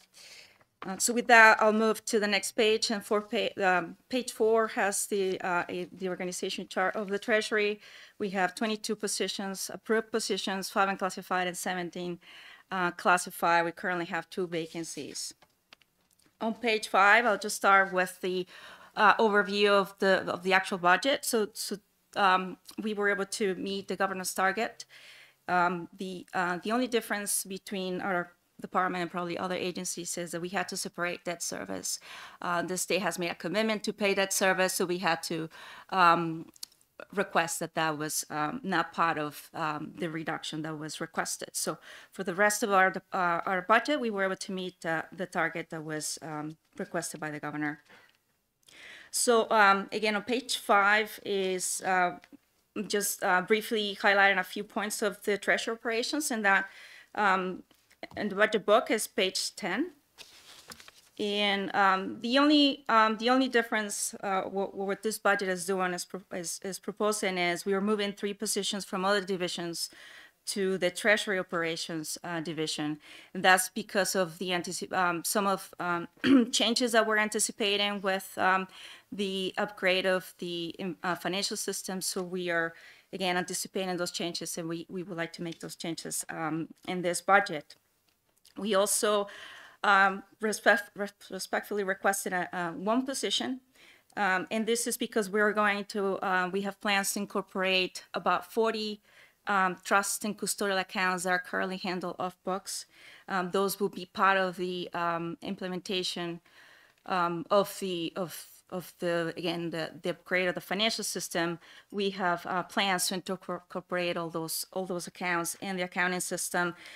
So there, again, about 40 accounts that are going to be added to the system, and those are about approximately 1,000 transactions annually. Again, the request of this position was considering the target requested by the governor. On page 6 of the handout, just briefly, I'm mentioning the distribution to municipalities.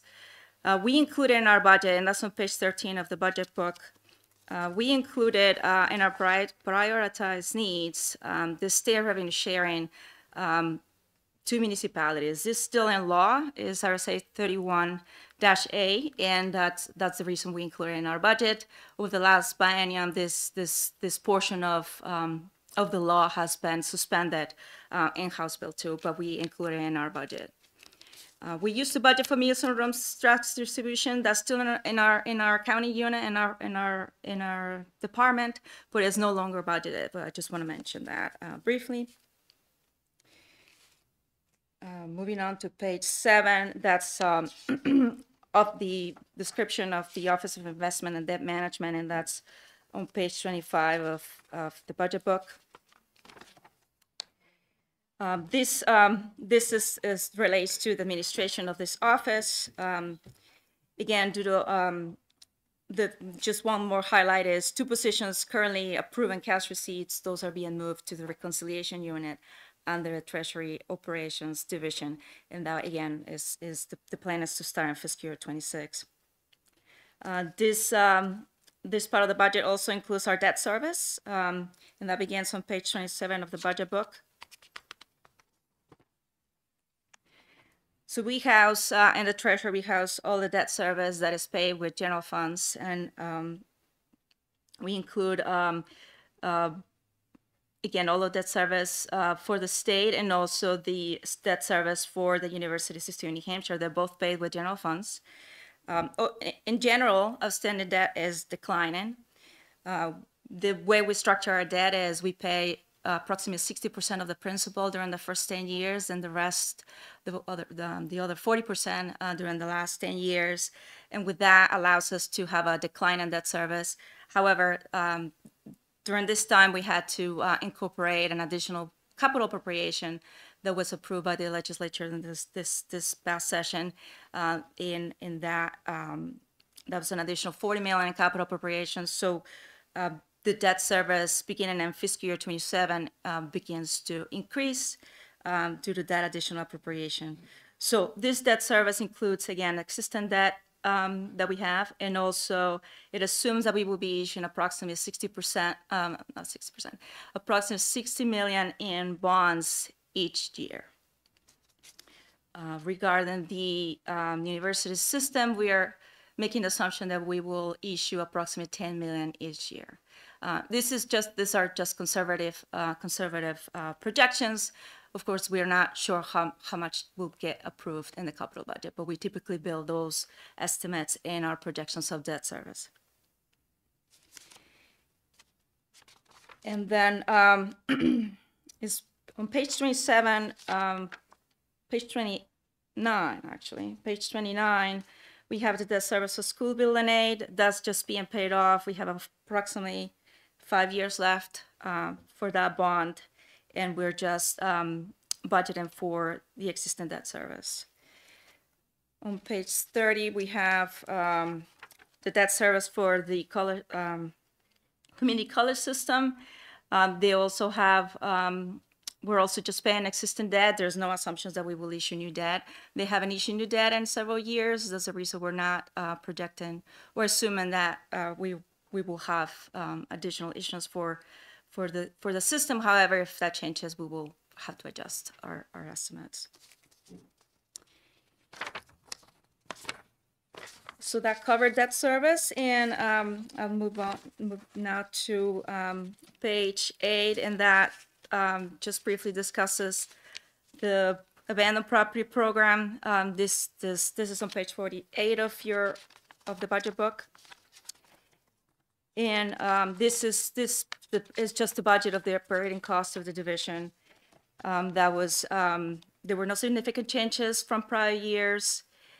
We were to meet the request of the governor to maintain the budget at the same level as fiscal year 25. On page 57 of the budget book, we have the budget of the College Savings Advisory Commission. There are 2 pieces that are part of that commission. One is, it relates to the New Hampshire Excellence in Higher Education Trust Fund. A portion of that fund flows through our budget. We have the expenses, the expenditures of the administrative costs of the commission in running the college savings program, and also the two scholarship programs that are part of that trust fund. The other program under that, the oversight of the commission, and again, we have the oversight of the Treasury. I am the trustee of the college savings plan, and because of that, we maintain that we do some administration on behalf of the commission. So the other program is the Governor's Scholarship Fund, and that's on page 58 of the budget book. That program has been historically funded with general funds. That was the only program we had to adjust in order to meet the governor's budget. We in the past, we had received about $3 million in funding to maintain that program. This time, we are requesting $2.7 million to maintain that program. And the last page in the handout is page 9, and that covers, we have the budget of the Ben Thompson Trust Fund. We have to distribute quarterly payments to the beneficiary, which is the University of New Hampshire is a beneficiary of this trust, and we distribute quarterly payments to them. We, as part of this budget, we are requesting, we've been having conversations, the Treasury is having conversations with the Department of Justice and the university system to be able to potentially move those funds and that trust to be under the oversight of the UNH Foundation. So in order to proceed with that process, we will have to repeal some of the laws that requires the Treasury to have that trust. And so we are requesting that we include that in House Bill 2 to repeal the laws that currently related to the Ben Thompson Trust Fund in order to continue our discussions and the process with the Department of Justice to request and to move that request, a petition of deviation that the courts will have to approve. And if that happens, then the court will decide how the fund is going to be managed, but the plan will be that the university, the UNH Foundation will manage that fund. So that's part of our discussion, as part of a proposal, and that's what we're asking in House Bill 2. And on page 9, I'm also mentioning the LCHIP and the Community Development Block grants. Those are just included in our budget to facilitate the appropriations, but I believe the agencies, those agencies were able to discuss their portion of the budget earlier this morning. And those are just essentially, we're just housing their appropriation in our budget. Also, the last piece, a couple of requests that we are suggesting in House Bill 2 is the two laws that we're requesting to amend. One is that we allow, is removing the restriction of having 2 assistant treasurers, and that will allow me to reclassify a position that is a classified that we would like to have that as an unclassified position. And the other amendment is to a budget law that will assist state agencies in meeting the debt service obligation and to allow those funds to lapse in the second year of the biennium and not in the first year. That's just to facilitate the management of debt service by state agencies. Treasury usually has that in their in the budget footnote, but agencies will also benefit from that, the ability to lapse the funds in the second year of the biennium. And that concludes my presentation. I'll be happy to answer any questions. Thank you.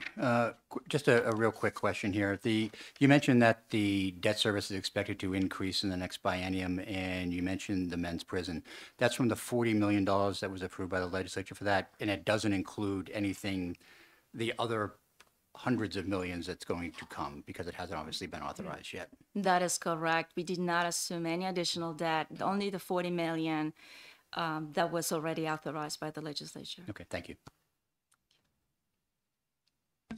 So you have about a 10% increase over from 2004 to 2007 in the general funded debt service line. That's not entirely from the prison, right? Are we borrowing more or interest rates going up? We're not. It is really the additional debt has to do with that additional 40 million. It really is it's all that. Other than that, we've been assuming that we will issue 60 million each year. And again, because of the structure that we have with our debt, it typically declines. Again, that's primarily the reason for the increase. And then it will continue to increase after that. Okay, cool. Two other questions, interest and abandoned property. They're revenue questions.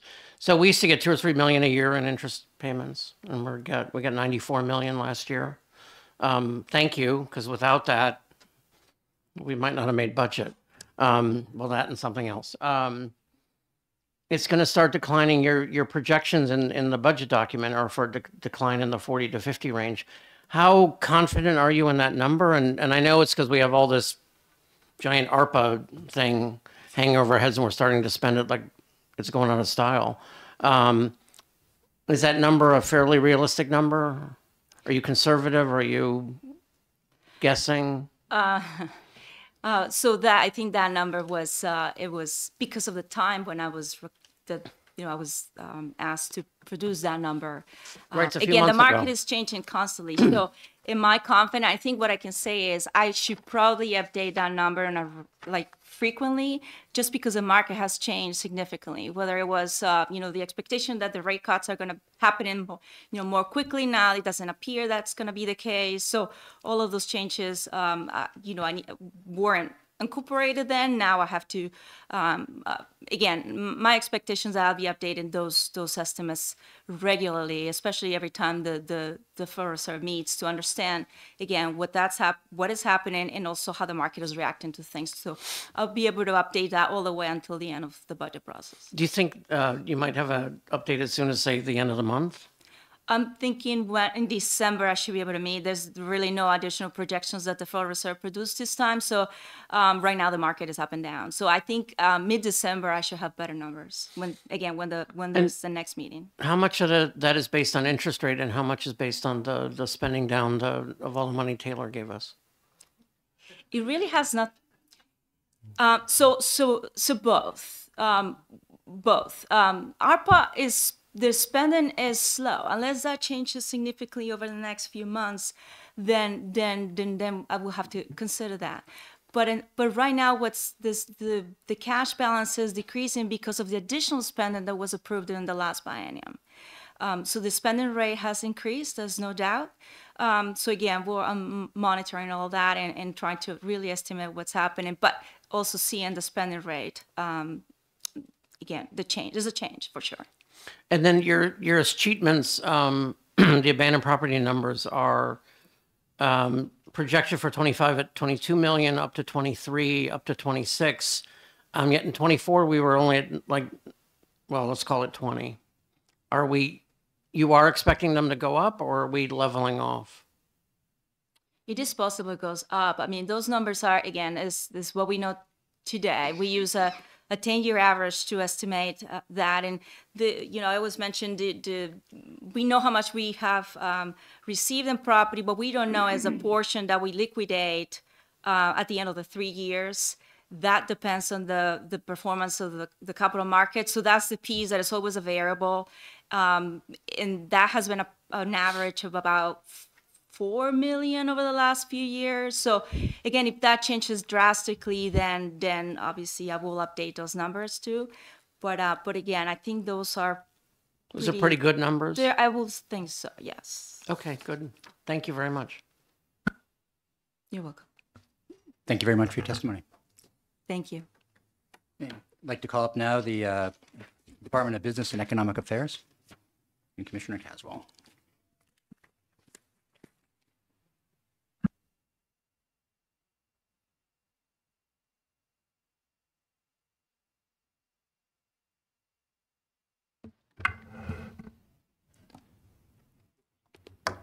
Good afternoon. Good afternoon.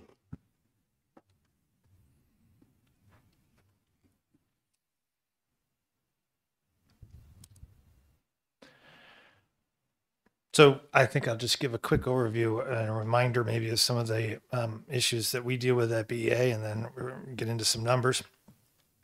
I often refer to this as talking about BEA without acronyms. So we are full of acronyms in our department, but in order to get that, a little bit more English speaking out, I went through a couple of the key areas that the funding that we have requested will be funding over the coming biennium. We do obviously a lot of work with local businesses around the state, both in terms of technical support, expansion support, looking for opportunities for recruitment, for new businesses to come into New Hampshire. That really sort of forms the basis of our economic development activity. Obviously, we do a good deal of marketing and promotion. That's the largest item within our budget each year. It represents a percentage of the meals and rentals tax revenue that we then turn around and put into a very specific and strategic marketing strategy over a 2-year period to drive tourism to the state and ideally increase the amount of revenue that we see under meals and rental tax. We're also working on a couple of items that are, as I know, we're not talking exclusively about ARPA today, but there are 3 programs that we have that are relevant to the mission that are being pursued under the ARPA funding. One is the New Hampshire Business Gateway project, which is an online digital platform that will really change the way businesses interface with the state, giving them an opportunity to work with all our agencies in one location. We're actually rolling out an early version of that, probably early next month. We expect that project, at least the component of the structure of the new platform, to be done by July of next year. And I think, and I mentioned that because that is going to have an impact on us and our interaction with business community. But I think it also provides an opportunity for efficiency gains in other departments as we see the ability to kind of keep enforcement up, the ability to make processing more efficient and using existing systems that they already have, but to make the whole interface a much more pleasant experience for our business community, but also I do believe there'll be some benefit to the state over the long period. Also, of course, the housing program that I know all of you are familiar with, the Invest NH program. We are pretty much wrapping up the federal funded component of that program between this month and next month. Those were, I think, those are the main ARPA programs we have operational. We do international trade. We have a whole team that's, again, federally funded through the SBA that works literally on a daily basis trying to find new markets. And we've seen those numbers and the trade numbers in the state go up each year over the last 6 years. I'm sorry, the other big program we have is the broadband expansion. That is partially an ARPA funded program, but it's also funded under the infrastructure legislation that Congress passed a number of years ago. That's a significant number. We've pretty much spent down the original ARPA component of that, which was about $122 million. There is an additional pot of funding that will come through what's called the BEAD program over the next year or so that has a much longer time horizon than ARPA, but also aimed at completing the fiber installations across the state, bringing high-speed internet to many rural areas that are not currently getting those speeds or any speed at all. 2 other things worth noting. We have the former Office of Planning and Development that had been at the Office of Strategic Initiatives that was previously called the Office of Energy and Planning, and before that the Office of Office of State Planning. When the legislature set up a Department of Energy, all of the energy-related programming went to them, obviously, but the Office of State Planning came to BEA. That has been a process of integrating that activity and their interaction with municipalities and communities very heavily into our work in economic development and promotion. And one of the things that you'll see in our request this year is more of a technical request to just establish a 3rd division within BEA where we put both that planning operation, but added the broadband and the housing component under the new division of planning and community development.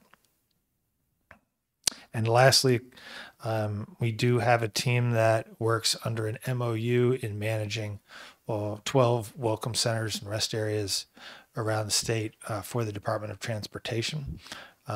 We have that team is responsible for staffing those centers, for maintaining those centers, and for making them as getting them to a point where we can have a much more open process for those centers. Right now, since COVID, it's been very difficult to retain staff in those centers. And I think our team is doing a good job at trying to keep them operational, at least with staff, over the last 2 years. And you'll see that among our prioritized needs were 2 positions, I believe, 3 positions within that Bureau of Visitor Services, which we can certainly talk. I mentioned as far as highlights go, I won't necessarily walk through the entire handout that we have here. But the DPCD new division, we are now also managing 2 state-funded programs under the housing activity with DPCD, moving to the Housing Champions program and a state-funded Invest NH program. Those 2 right now currently total about $15 million. We are just wrapping up the first application round under Housing Champions tomorrow, and we'll be launching this other state funded Invest NH program, which is aimed at municipal grants and loans sometime in the next few weeks. So we're going to see a slow shift from the federally funded ARPA Invest NH component to these state programs, and I think we've mentioned how we want to get there in the budget. I'll reiterate on the tourism side, there's a lot of work that goes into that activity, both within our own staff, but also with our creative agencies, our advertising agencies that we work with. These are all done in very data-based strategic initiatives with our team to determine where the markets are that we're seeing the biggest growth, where we want to try to grow those markets, and how that is translating on the ground here in New Hampshire with our industry, but also measuring the revenue income under meals and rentals. I would add another international component there is that we have been seeing, or until this year in the exchange rate, an increase since COVID in the international tourism space, and so we have had some focus on that over the last 18 months, and we do feel like that has had some benefit to the industry, particularly in the fall season, and I can get into that.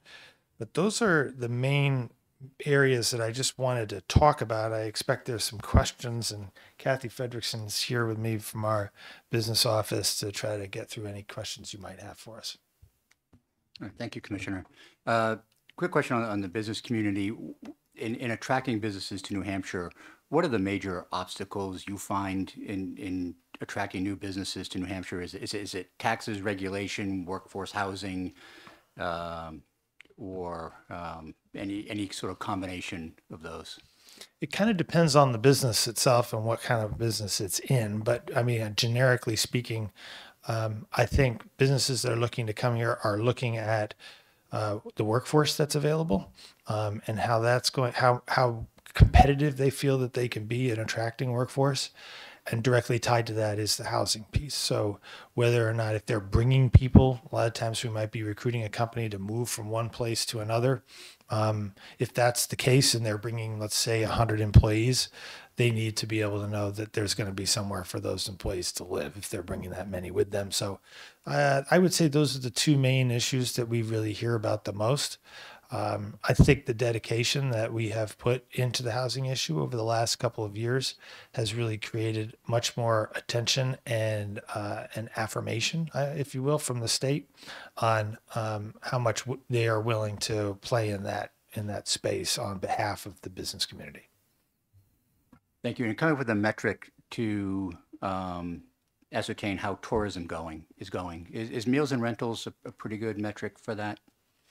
Yes, but I would say that, as much as I do harp on it in this forum, I don't think that we necessarily would lead with the goal of our tourism promotion is to increase tax revenue. It is definitely a benefit, but really what we're trying to do is promote an industry and the jobs that come from that. The tourism industry remains the second largest employer in the state. And it, as you have seen over the last couple of years since COVID, has been in a somewhat volatile state. We've felt that the marketing that we're able to do really supports that industry and gives them the opportunity to focus on what they need to be focused on, which is creating a good experience for visitors that come to New Hampshire, not just because we want them to come back, but increasingly we want them to come back and to live here and to open a business or to take a job in one of our own businesses here in the state. And we have seen some progress under those banners. Thank you. My two favorite categories in the revenue report are the other category and meals and rentals. So you've been doing a fantastic job on both of those. So the meals and rentals. So thank you very much. Any other questions? Commissioner. I have a couple. Hi. Hi. Economic development contracted expenditures go from about 7 million in 24 to about 11.3 in 25, carried to 26. Look at page 48 of the budget book if you want. 48. And it's a big number that jumps out. Tell me again where you're looking, Charlie. Again, which one are you? Contracted expenditures toward the bottom of the page on page 48? Yes. Do we know what that is? You know what that is off the top of your head? I mean, it's not the travel and tourism contract, so that's where I started at the front, but. I do know that the MBRC program increased. I'm going to have to get back to you on that, Commissioner, unless we There can. was an increase in the Office and Workforce Development. In terms of what, the income from federal? Yes, and additional programs in OWO. So I guess what we're seeing is that there was an increase in our funding from Department of Labor for the Office of Workforce Opportunity. Is that what you're saying? That explains the increase. Oh. Oh, whoa. Okay. Oh, whoa. Oh, whoa. Do you like saying that? I don't. Okay, so it's all federal, pretty much. Okay, thank you. That's actually very helpful. The other question is when the agency was created 8 years ago? Just about. The vision was sort of one-stop shopping for businesses, right? That there aren't multiple places in state government you have to go. I feel like we're probably not at one stop. Have you thought at all about places that ought to be folded in that aren't?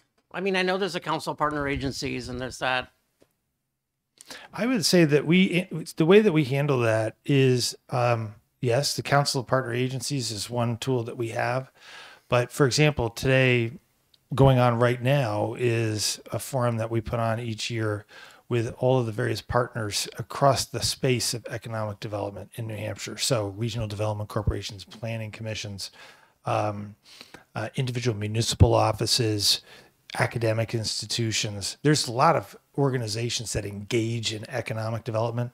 I don't think that it necessarily would serve the state to try to pull all of that into one house as a formal entity. But this department, whether it's me or whoever else runs it going into the future, it's extremely important that those relationships and those collaborations have to exist. And in fact, it's demanded. I mean, when the size of the budget here, you look at economic development agencies in other states, and they're just like these big behemoths that tell everybody, we're going to do this, we're going to do that. This is our plan. This is how we're going to accomplish this. In New Hampshire, we do it in a much different way where we have to work together to accomplish the same goals. And we end up with very innovative solutions as a result. So I wouldn't necessarily change that. I would also say that the digital platform that I mentioned is the realization, I think, in a sort of virtual way of that one stop that we've always had in mind as we sort of established BEA. And once that's in place, I think we'll really be able to demonstrate the benefit of that. And as I mentioned, the benefit is not exclusively to the businesses themselves. The benefit will be to the state and to the state agencies that participate on the platform. What about, I see, it happens because of where I sit. I see lots of people wandering into my building every day, and they're all looking to register an LLC or register a corporation. They go to the Secretary of State. Yeah. And is there decent integration there? And does your new platform help? I know they do a lot of stuff online now. They have a set of windows, but they still do a lot of stuff online. Yeah. Are those things fully integrated, or will they be? That was a critical component of being able to move forward with the whole concept, really. I mean, because until you can get the organization that has the responsibility of establishing businesses formally in the state, a platform like this would be generally useless. So, and that has been, I think, part of the struggle in the past. But we've worked very closely with Secretary Scanlon, and they are full participants in this initiative. Oh, good. Okay. Are there Gopher? I'm asking you because you're BEA, but because you're the Gopher guy. Are there Gopher plans in the budget? I know we don't have a separate Gopher presentation. I think that we're going to need to address a couple of things as it relates to Gopher in the budget. Most of them are in terms of the end game for that entity, right? So that is established by a executive order that Governor Sununu established, and then when we had the ARPA funds that he amended, we are, as many of you know, shifting from an entity that really focuses on the front side of those programs and getting those dollars out the door and in the proper way and accounted for, and all that sort of thing. And it is going to shift more towards an entity that is responsible for working with agencies and awardees on completing those projects within the timeframes that are required, but also of working with U.S. Treasury and the compliance and the auditing and the accounting end of the back end of the business. So I think that needs to probably be addressed in the budget as to how the state wants to morph those functions probably into existing agencies. And you'll keep me posted if it affects me. I will keep you very much informed, Commissioner. Thank you. Thank you very much for your testimony. You're welcome. Up next is Department of Natural and Cultural Resources.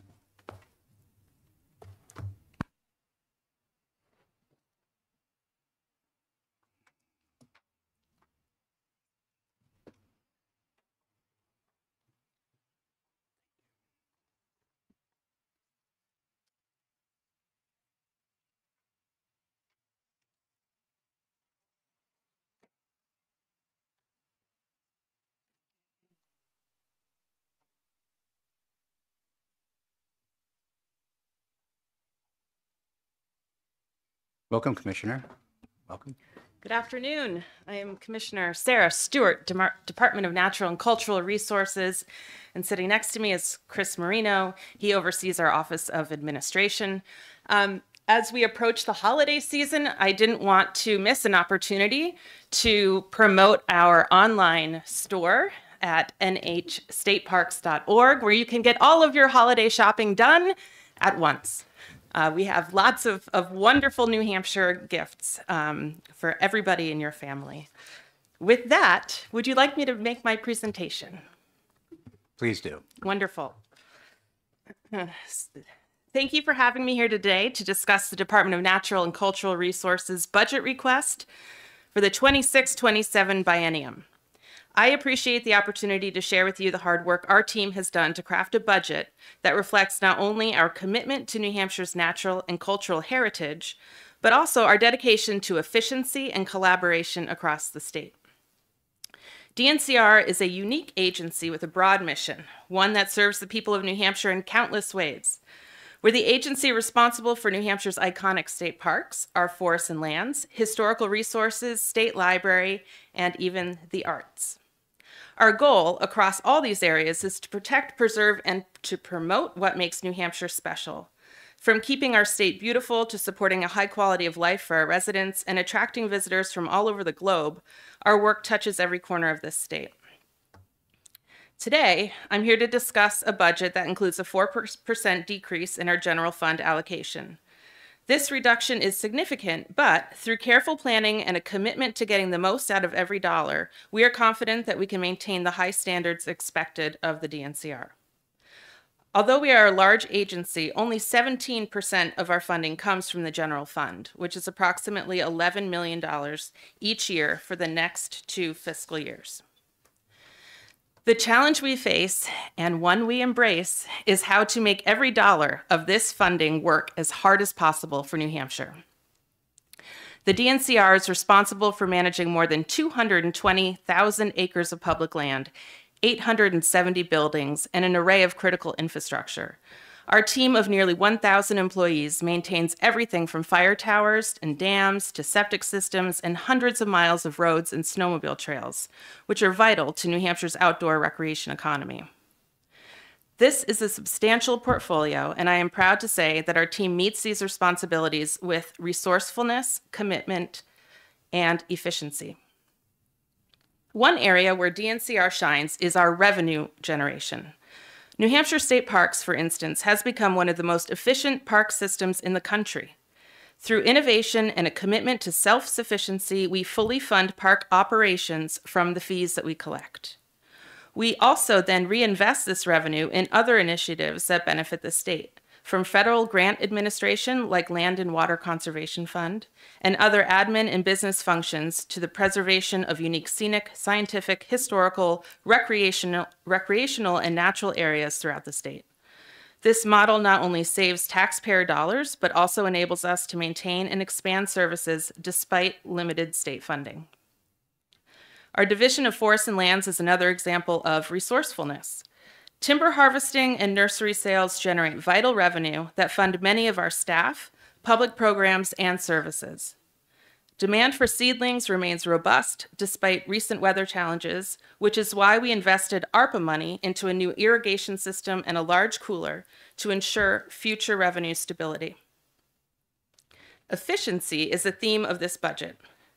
To meet the demands of increased outdoor recreation and a growing interest in our state's natural resources, we are constantly looking for ways to improve our operations and collaborate within our own agency.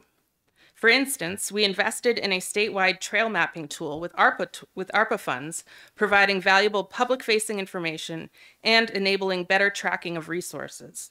This tool supports informed decision-making in one of the state's fastest-growing areas, outdoor recreation. Collaboration with other agencies has also been key to our approach. Our recent partnership with the Department of Justice to establish an in-house legal counsel role is one example. This collaboration improves our efficiency and strengthens cross-agency cooperation, setting a foundation for exploring similar efficiencies with other departments. We believe this approach can serve as a model for further consolidating services across the state. Where do state agencies overlap with specific constituencies, like snowmobile clubs, developers, and even art organizations? At the DNCR, we make the most of what we receive from the general fund. By leveraging $4 million of the $11 million we are seeking, we will generate federal match dollars necessary to maintain our budget's impact. In the Cultural Resources divisions, we strategically use the $4.2 million allocated from the general fund to maximize our federal matches. We have up to 80% or $3.3 million going towards these matches. This helps us provide more grant opportunities across New Hampshire, amplifying our reach even with limited general funding. The New Hampshire State Library building holds close to 500,000 books, maps, government documents, and even some rare and unusual treasures. These items offer knowledge about New Hampshire's history, its people, government, and culture, and are accessible to all New Hampshire residents and guests.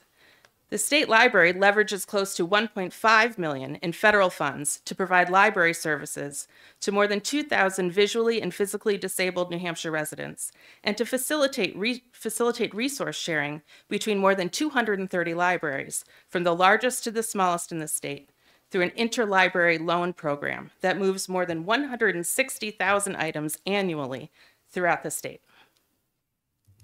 To further accommodate budget constraints, we propose moving the Bureau of Historic Sites back under the umbrella of the Division of Parks and Recreation, rather than being supported by the general fund. This shift allows us to support historic site management sustainably while meeting general fund reduction requirements. As we approach the 60th anniversary of the State Council on the Arts and the 90th anniversary of our Division of Parks and Recreation, we remain committed to preserving our state's legacy and ensuring these resources thrive for future generations. Thank you for allowing us to share our plans and for your support of DNCR's mission. I look forward to answering any questions you may have about our approach for maximizing efficiency and collaboration in the service of New Hampshire. Thank you very much, and I greatly appreciate you, the sales pitch for your goods. What was the name of that site again? nhstateparks.org. Okay, we appreciate the revenue in those. I actually have ordered from that site, so it's a wonderful service. Quick question on Cannon Mountain. The operation of Cannon Mountain has run into some financial difficulties over the last few years. One of the main reasons, I think, is because obviously with the more mild winters we've had over the last few years, you've had to make snow. That's extremely expensive, as you know. And with the forecast for this winter being another mild one, how confident are you that you can be able to reverse those financial trends at Cannon and get back on the more positive track?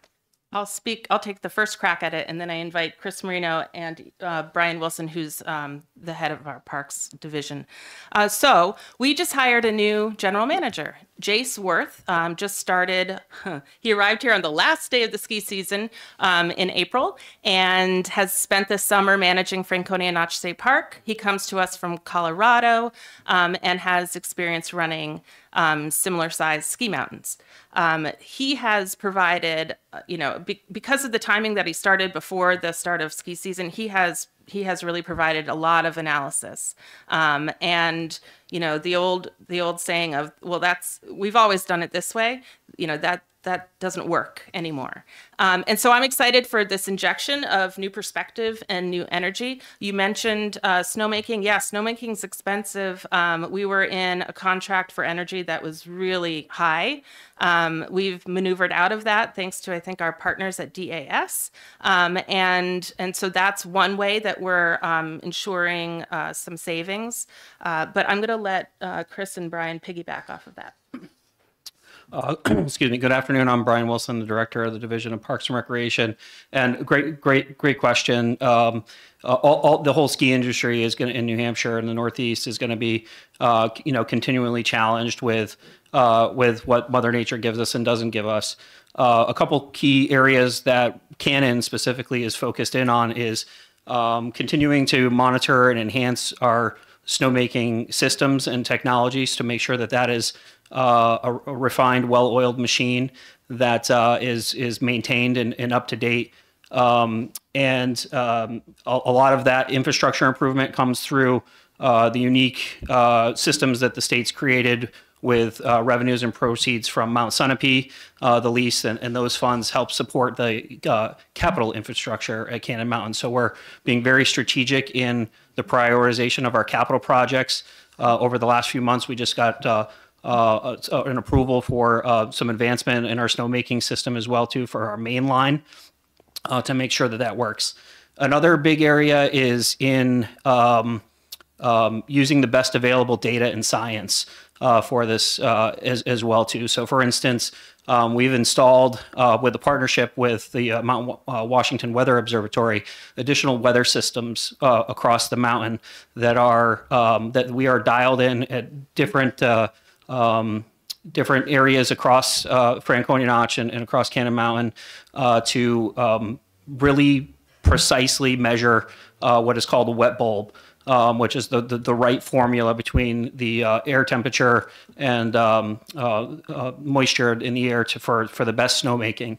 So we're looking at that to help better strategize our daily planning around where we're making snow. So as the commissioner said, some of the old ways of like, well, it's going to be colder at the top of the mountain than it is at the bottom of the mountain, that is not always the case. And we're using this data, for instance, right now today, it's actually cooler at the bottom of the mountain than it is at the top of the mountain. We're blowing snow everywhere that we can.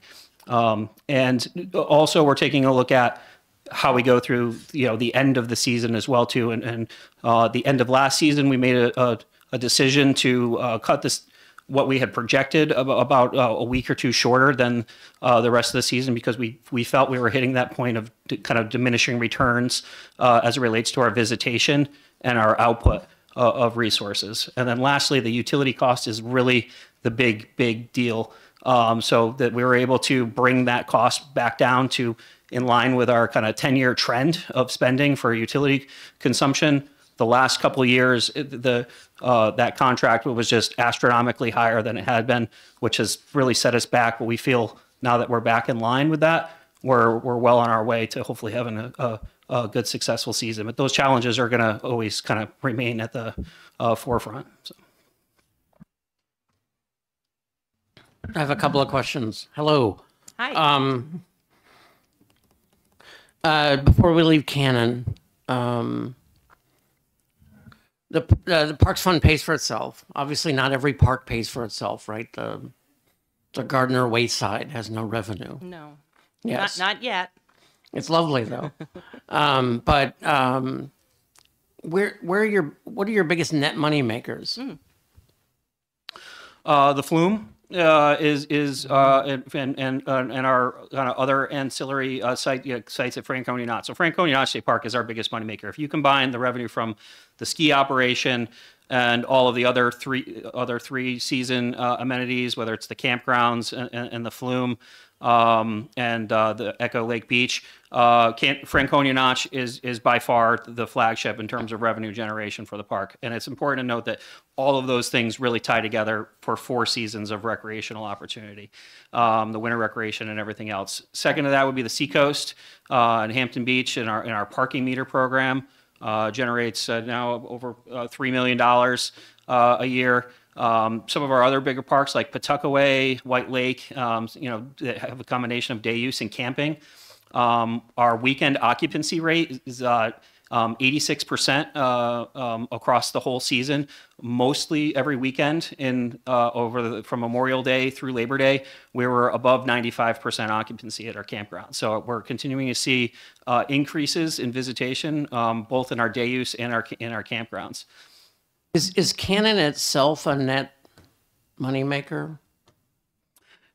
Generally, the ski account that we manage within the park fund, it fluctuates. So they've had good years, they've had some not so good years, and they've had some balanced years. There's also been over history years where they were good, where they helped support the parks that didn't have a good year, and vice versa. So that's part of the magic of the park fund is a little bit, is that we have the ability to move those resources around based on whatever it may be going on.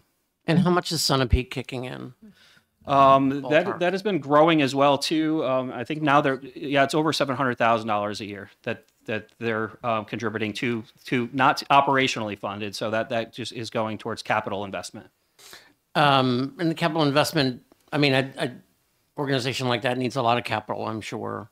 It's not really creating efficiencies. It's sort of probably keeping up mostly with deferred maintenance kind of issues. That capital you're referring to? Yeah. Yes. Yeah. At $500,000 to $700,000 a clip, that's more the deferred maintenance, but nonetheless very, very important and critical elements. Yes. I wanted to ask about the Bureau of Historic Sites moving from. I have a vague interest in historic sites, maybe more than vague. But I wonder if you could provide some degree of assurance that you're not taking it from a place where it might receive a lot of focus and putting it into a place where it might not receive as much focus, and there might be financial strappages. Yeah, thank you. When the Bureau of Historic Sites was created, It was determined that it would be best supported through the general fund so that it could keep its priorities and its own revenue, its own allocation to itself. Because if a bathroom at Pawtuckaway blows out, we're going to make that a priority if it's all under one umbrella. That said, during the COVID times, when we had to cut back on the budget, we did what we're proposing, and it worked. It worked well. We have only expanded our investment into these historic sites. Thankful for the ARPA allocations that we're able to do that, but that has really jump-started a lot of progress in that bureau, and I'm confident, and I'll let Brian speak as well. I'm confident that this shift should not be permanent. The intention should be to return it to the general fund as it was designed. But for now, so we don't skip a beat and we don't backtrack, it's in a safe place under parks. And how many historic sites do we have, ballpark? Oh, boy. I think there's around, say 15, 16 sites. Yeah. Okay. But sites are getting older every day, Charlie, so we could be adding more. That's why they're historic. Yes. I think just on that too, I just want to point to the commissioner's remarks on efficiency as well too. So what we find in the Bureau of Historic Sites specifically is we've been doing a lot of analysis of looking at our visitation and when folks are coming. So for instance, we've been able to kind of control our costs and in some cases minimize staffing in areas by going from a 7-day a week open for business to 3 to 5 days a week. But impressively, we've actually seen visitation numbers increase, even though we've reduced our hours through other components. So we're still seeing great visitation. We're seeing more visitation than we had before, but we're also making sure that we have some controlled mechanisms to that. And the funding for the Historic Site Bureau isn't really being touched. It's just the revenue to offset it is going to be coming from the the Pawtuckaways and the Flume places and things like that. And last but not least, could you have Chris hold up your ornaments and then describe what the ones you have are? I want to give him something to do. No, but I do want to remind everybody again, thank you. It's the QVC hour at the budget hearings. We have wonderful, these are locally made in New Hampshire. We're supporting local business. Okay. Seeing nothing else, thank you very much for your testimony. Thank you. I'd like to invite up the Fish and Game Department. And to the Executive Director of the Fish and Game Department, I want to welcome you to the budget hearings, but welcome to the state of New Hampshire.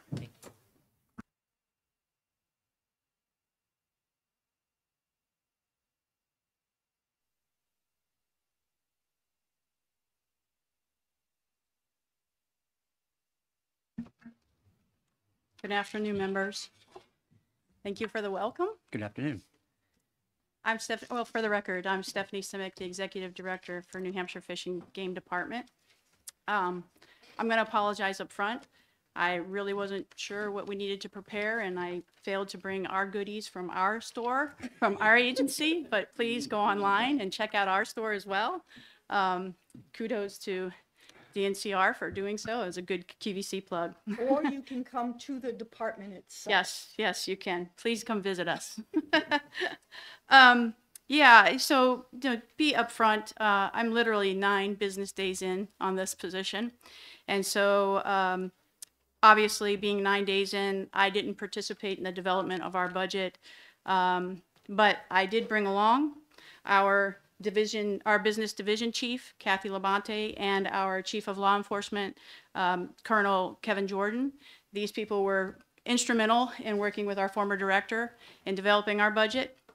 So rather than go line by line through our budget, I'd like to just do a general introduction. And then if you have questions, I'll turn it over to Kathy. She'll have a few things to add, but if you have questions, we could certainly have them answer anything that you may want to have more information on. Again, only 9 days in, but our agency is mandated to be the guardians of the state's fish and wildlife and marine resources. Our mission is to conserve, manage, and protect these resources, their habitats, inform and provide educational opportunities about these resources to the public. Lastly, we are mandated to provide residents and visitors to New Hampshire with opportunities to use and appreciate the diverse resources we have in New Hampshire. These natural resources enrich our lives, support New Hampshire's economy and well-being of its citizens. As I'm sure you're aware, we're facing new challenges and increasing pressure on our fish, wildlife, and marine resources across the nation, but particularly here in New Hampshire, we have disease issues, we have climate change, declining species, populations, habitat changes, which include land, air, and water. Those are among the factors that must be monitored, studied, and managed to ensure sustainability of our fish, wildlife, and marine resources for their existence, for all to enjoy, and for the enrichment of New Hampshire's economy. Our core functions are primarily funded by hunting and fishing license, though we serve a variety of constituents. We have built a strong relationship, we built many strong relationships with partnering agencies and stakeholders. This was illustrated actually recently in the completed final report of the committee to study the Fish and Game Department's funding and partnership. Through those partnerships, we've been able to leverage some of the increasing demands, but certainly not all. On average, 70% of the dedicated revenue for fish and wildlife agencies in northeastern United States is generated through license sales and federal grants. The remaining 30% is typically through general fund or special sources such as permit fees or specialty stamps or lotteries, depending on the state. My understanding is we operate on about a 3.5% of our budget is general fund. Fortunately for us, in New Hampshire at least, the public interest and desire for fish and wildlife and marine resources continues to grow. Unfortunately, though, the need and the responsibilities and the cost of doing business and the diversity of services necessary to continue what we do, it continues to increase. As New Hampshire's population increases, so does the pressure on our natural resources. We have very skilled and dedicated staff engaged in our mission. They give everything they can to manage the resources that they're assigned to and to run this agency efficiently. I've been very impressed just in the 9 days that I've been here. These staff continue to think outside of the box and be creative for ways to improve our efficiencies, to build collaborative relationships, and to utilize other funding sources to support this mission.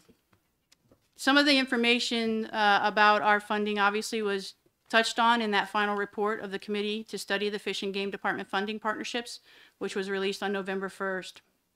As a new director, I am surprised about how much we can achieve, or they have achieved prior to my arrival. I will continue to support our need to examine alternatives to support our agency. However, I am realistic that we are already operating on a very skeleton budget.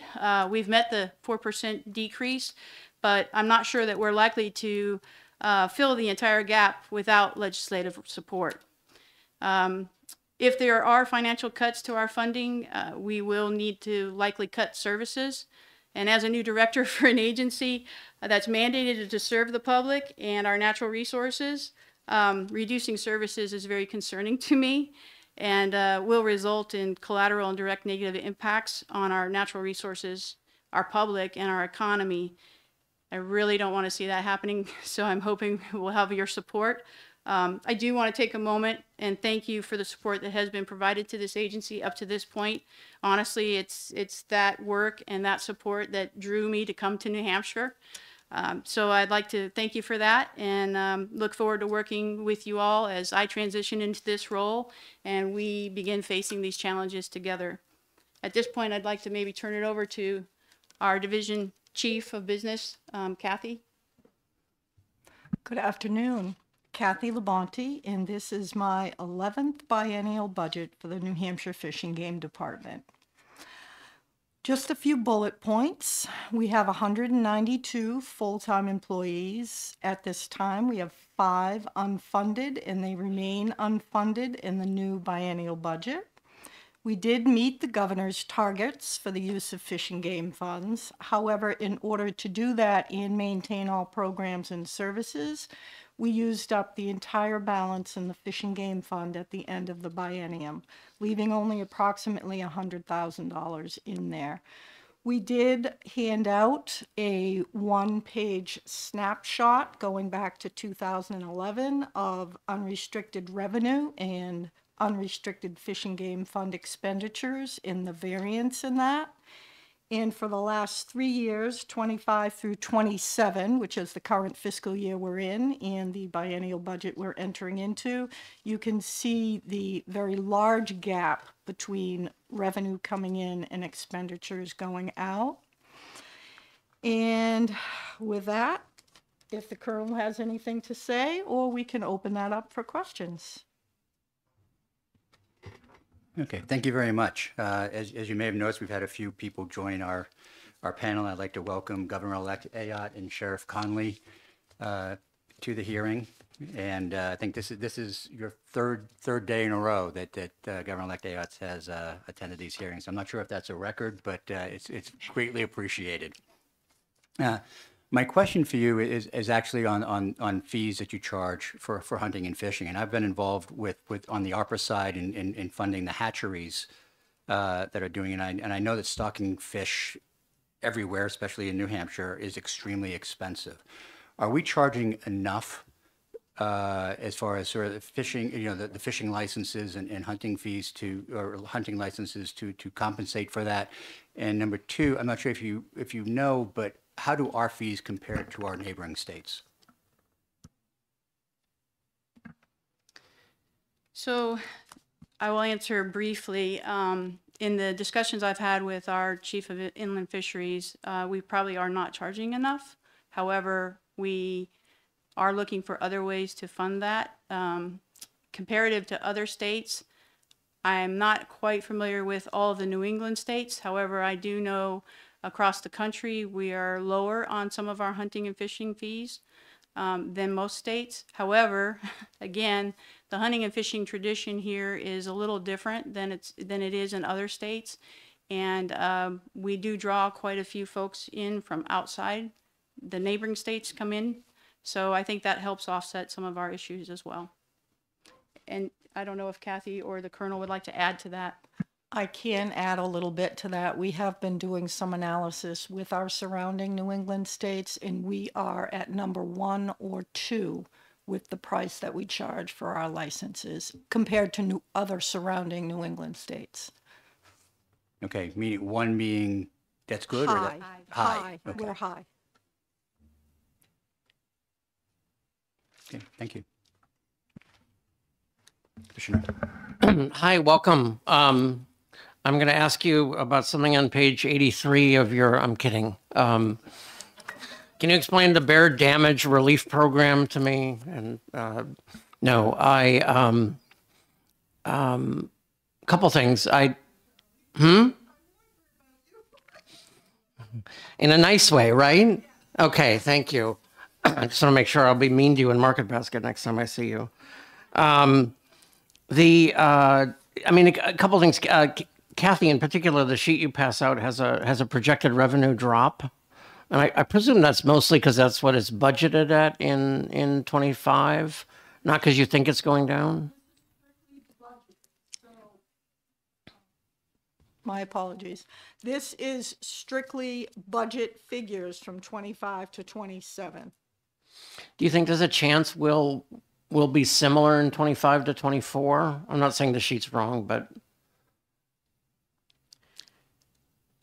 As far as expenditures? I mean, no, in revenues.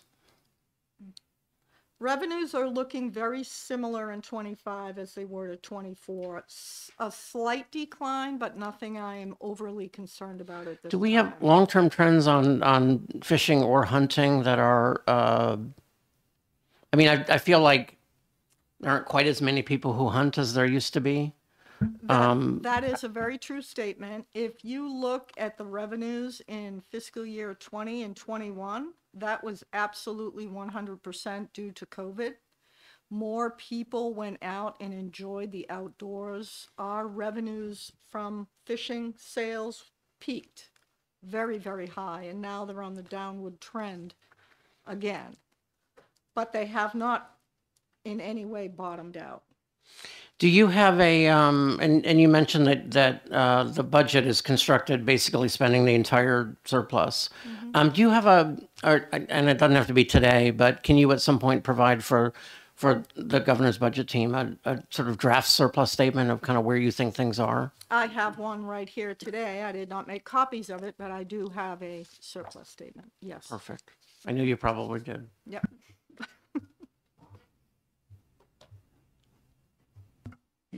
Thank you very much. Seeing no other questions, thank you for your testimony. If I may, one more thing. I just Absolutely. wanted to add back to the fees issue. Again, as I mentioned earlier in the introduction, a lot of the northeastern states are funded through general fund lotteries and permit fees, which we don't really partake a significant amount of any of those here in New Hampshire, and that makes a difference in the price of their licenses as well. So just keep that in mind as far as an additional factor that affects that. Thank you very much. Thank you very much. Have a good day. Thank you. Thank you. I'd like to invite up now the Department of Environmental Services.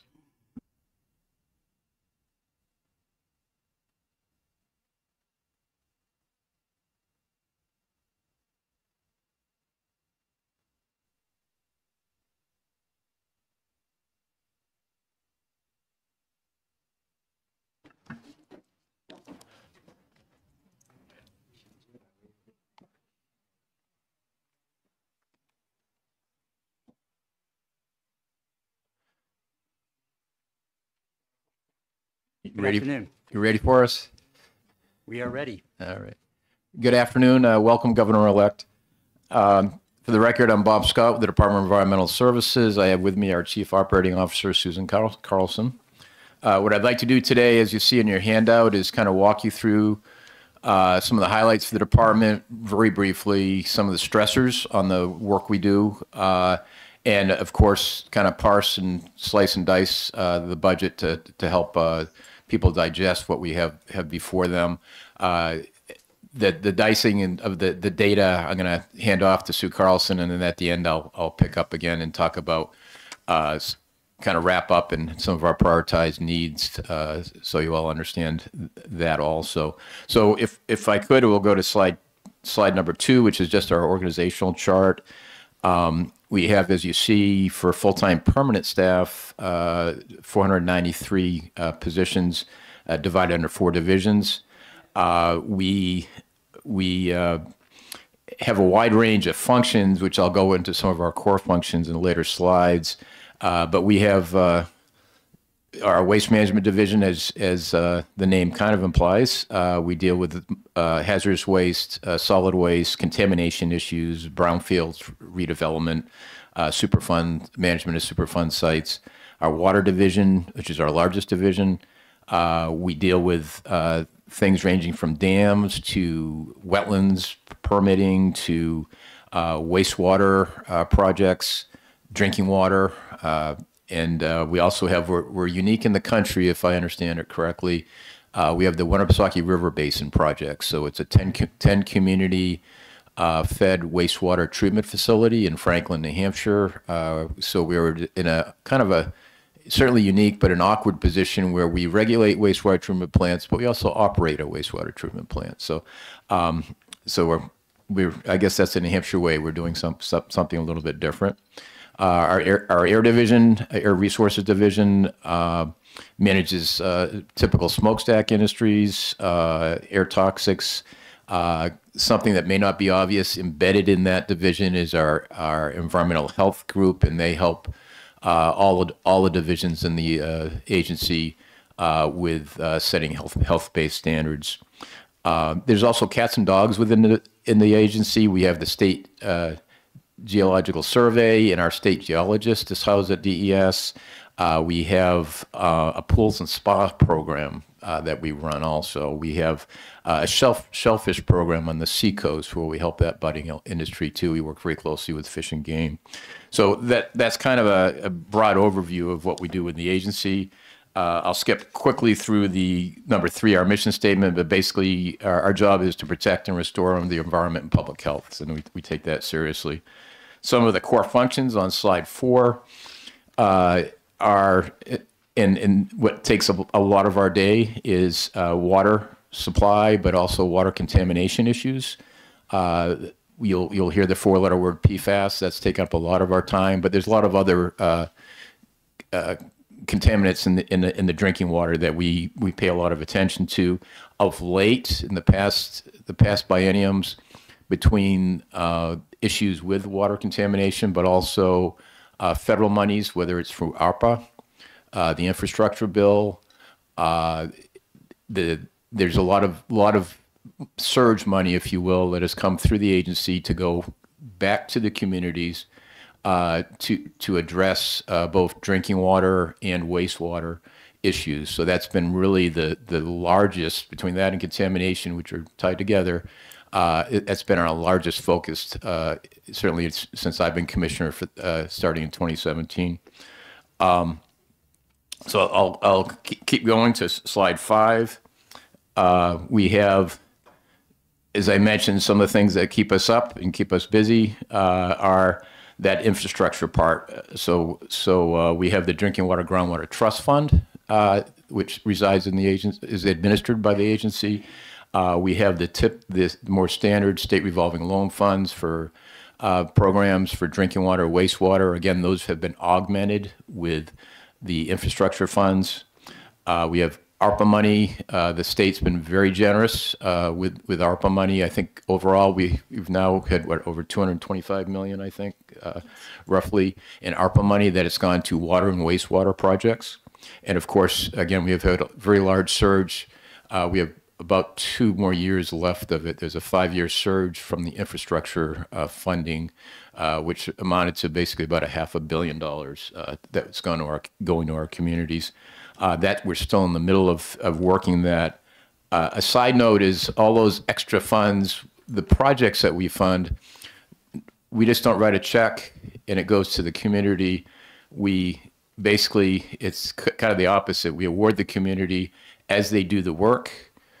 We verify that the work met the criteria, and then we issue funds as the work proceeds.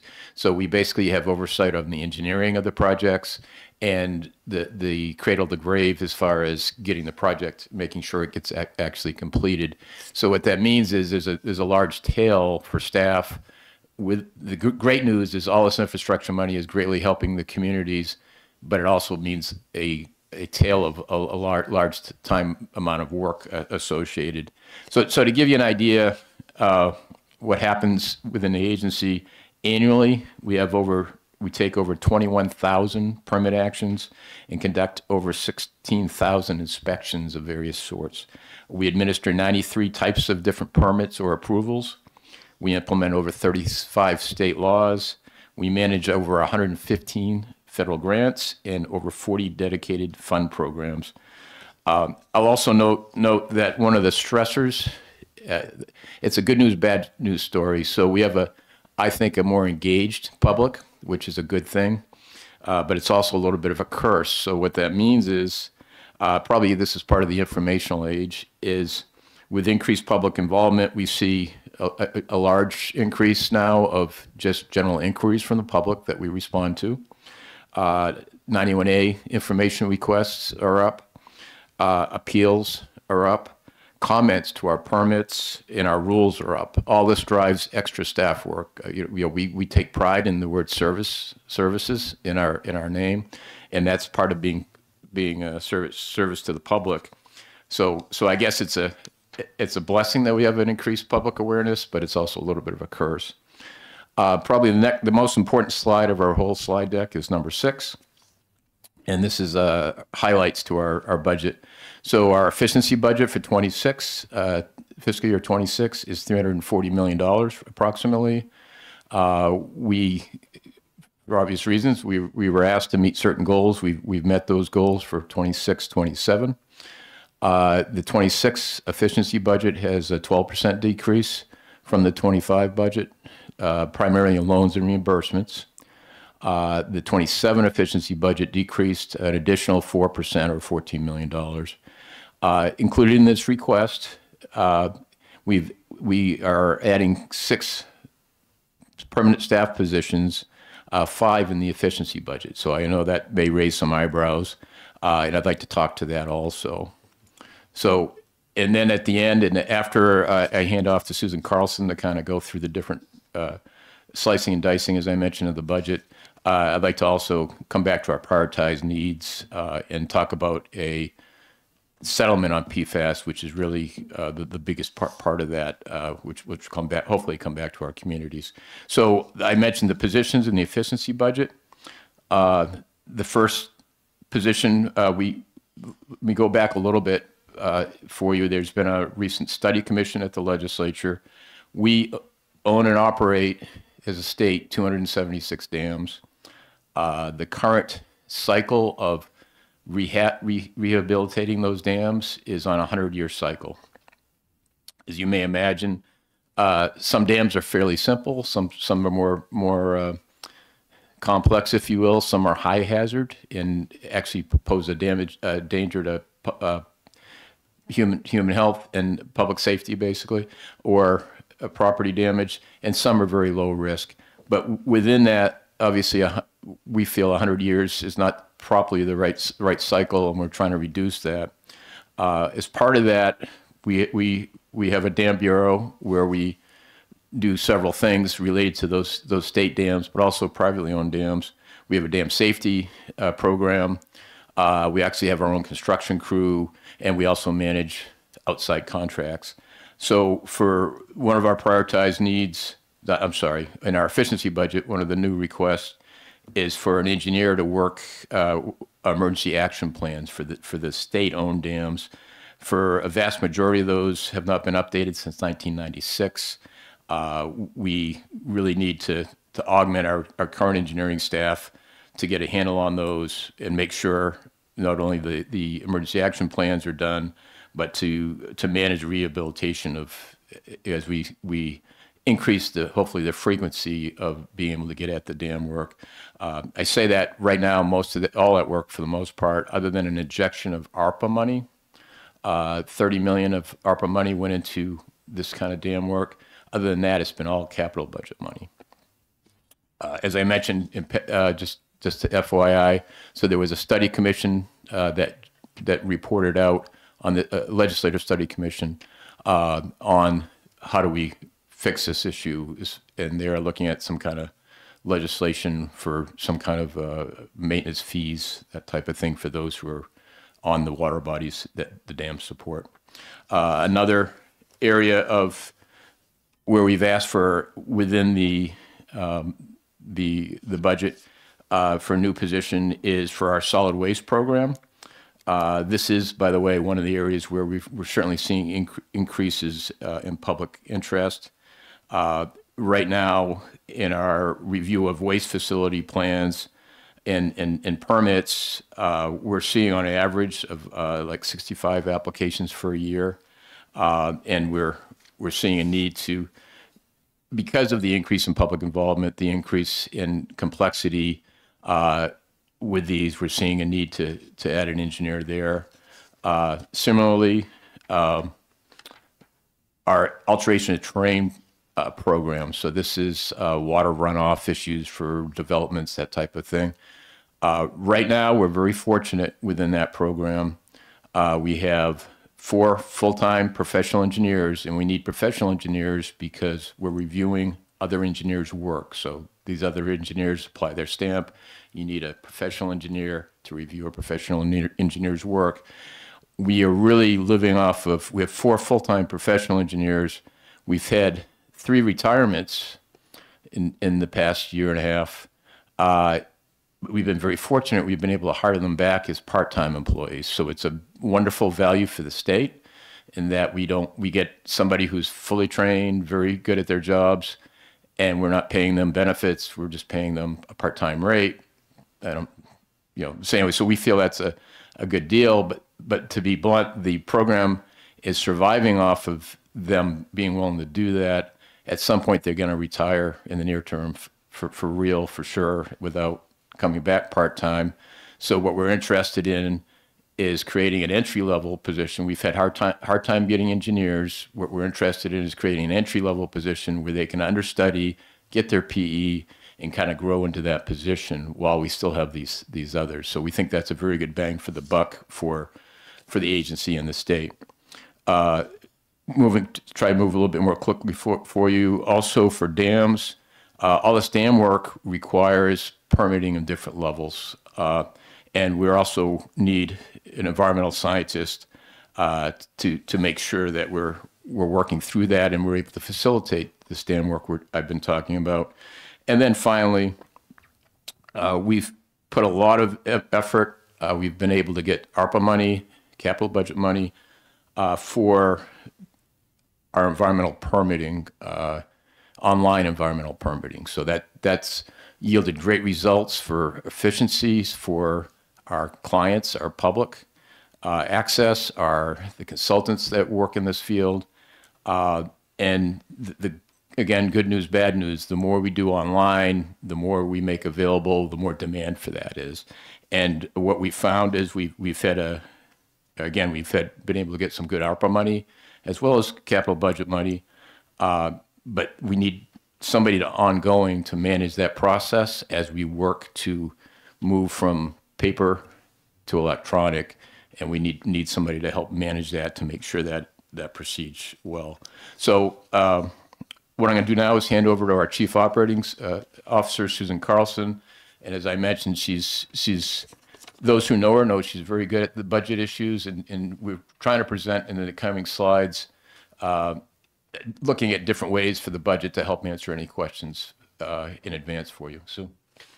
Good afternoon. For the record, my name is Susan Carlson, and I serve as Chief Operations Officer for DES.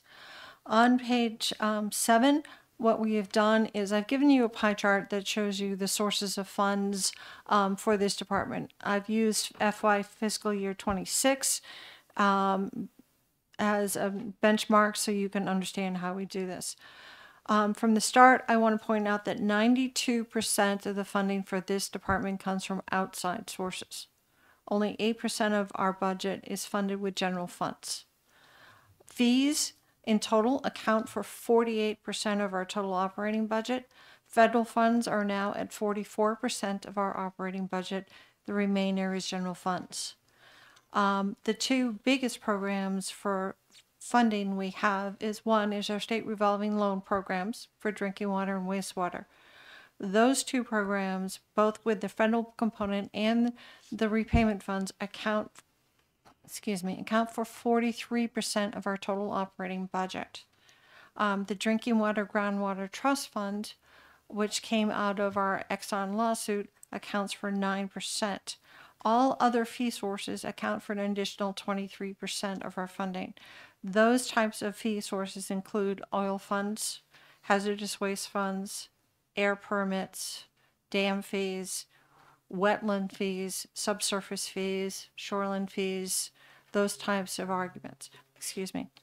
On the next slide, I've broken out in a pie chart the uses of those funds, and I will go into explanation of those in more detail in the following slide. Essentially, 68% of our operating budget goes out in pass-through funds, either in grants, reimbursements, loans, and contracts. Only 32% of our budget is for operating. Now, the grants are a combination of numerous programs and cut across all three funding sources, including such programs as the State Aid Grant Program, which is general funded, Lake Restoration, which is milfoil eradication, which is a fee account, the Drinking Water Groundwater Trust goes out in grants, PFAS also goes out in grants.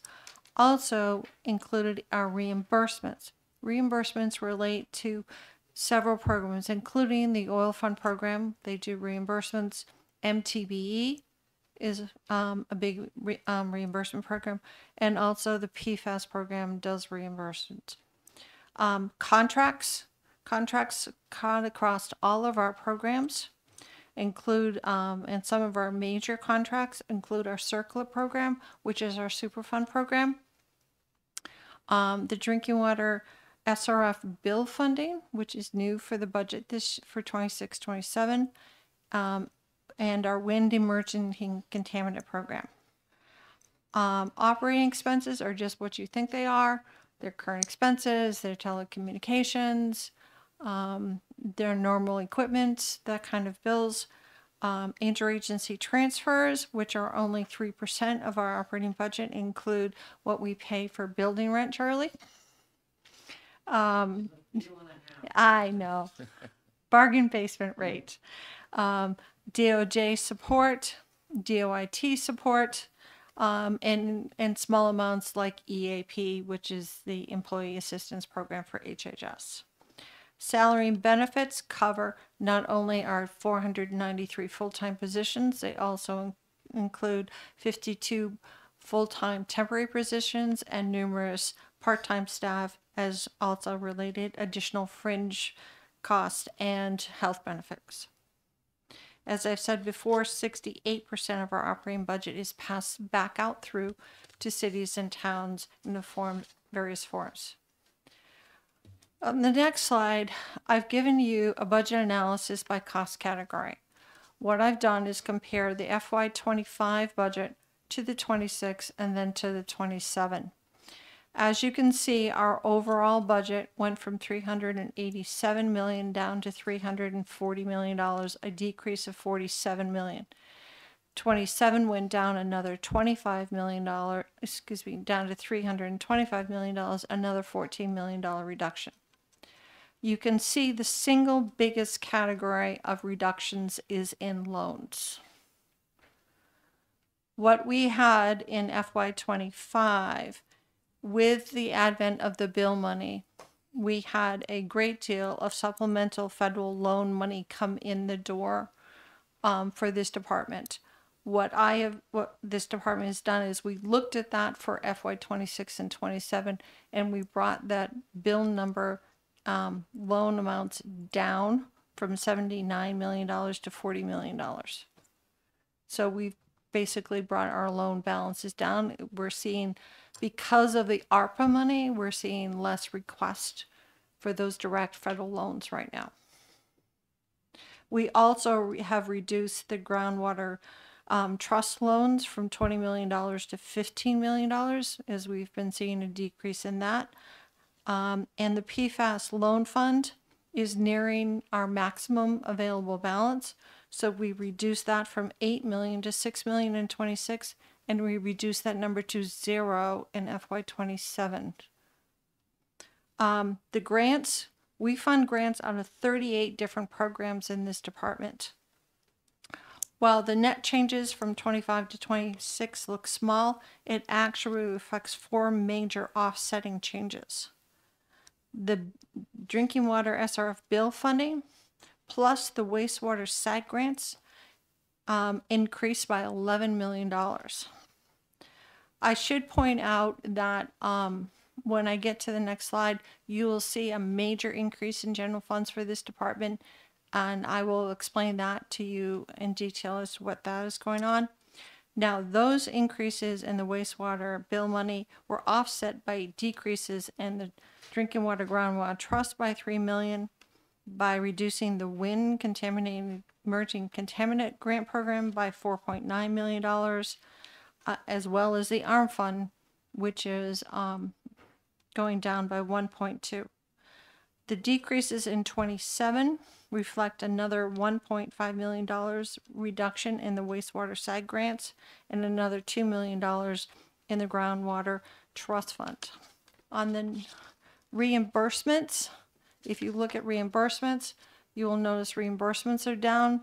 That is because the MTBE program that we received settlement fund for is ending. So the funding for reimbursements went from 9.5 million in 25 to 2.5 million in 26 and did $500,000 in 27. Contracts increased by a small amount in 26. We have 77 different programs with contract funds in there that vary funding from year to year. For FY26, the CERCLA federal program saw an increase in contracts for $5 million, going from $16 to $21 million for a large anticipated increase in federal CERCLA funding.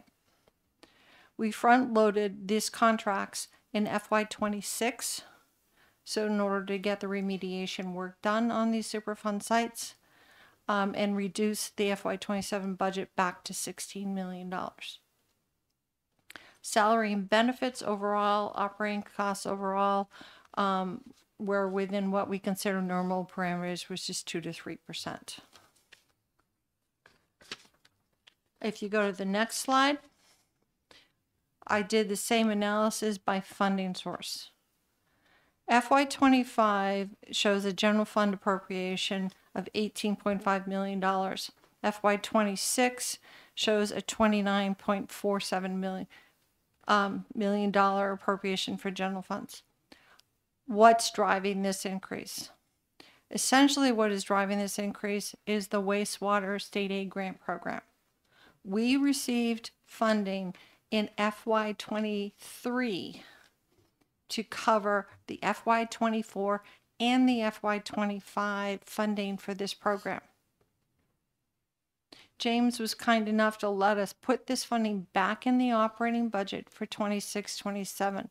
For the last 4 fiscal years, the SAG program has been funded out of HB2 and not out of the operating budget. Prior to that, this program was always in the operating budget. So while it looks a bit deceiving, we are actually not essentially increasing our general fund appropriations or use of general funds from 25 to 26. The changes in the other funding sources, like the federal funds, SRF, mirror our changes in expenditures. Obviously, if we drop our federal loan programs, the federal SRF funds drop by the same amount of money. As we've noted, the Drinking Water Groundwater Trust Fund, we are nearing the end of our current funding balance for that. So that is showing decreases. And we are also adjusting all our other funds downwards for changes in other programs. Now I'm going to turn it back over to the commissioner. So maybe we, for interest of time, we'll just skip slide 11 and go right to slide 12. I mentioned prioritized needs. The first one I'll mention, I'm well aware there's likely a need to do further cuts, not the other way around, but should there be additional funding available, we have a position request. And I'll start with, we've had great success embedding attorneys in some of our larger programs. And in one case, our land management resource program. So that includes wetlands, alteration of terrain, shoreline, and septic. And what that's done is allowed us to, as we look at, under Governor Sununu, we've been spending a lot of time trying to look at ways to streamline our permitting processes. Usually what you really need to do is start with what the law says and then work backwards. So we have a lot of historical rules that have kind of morphed over time frame. And we've had a lot of success having an embedded attorney in the program work with the staff on starting with what is the law says, what's the got to do here, and then trying to call out things from there. As I mentioned also, we have a lot more public involvement, which means a lot more review of things like 91A requests, and inquiries and appeals are happening more. So that's all driving more legal work. So we've had good success in our water division or our land resource management bureau doing that. What I'd like to do, should we be able to have that kind of funding available, is to do the same thing for our waste management division. So that's the first item. The largest issue you see for prioritized needs has to do with the lawsuit the Attorney General's office has with 3M and DuPont for drinking water systems related to PFAS contamination. So that lawsuit is in settlement. The settlements, the monies have not been sent out yet to the states, but the formula has been established by which we will be receiving money. The Attorney General's office and our staff at DES have spent a lot of time ultimately representing the water systems in our state.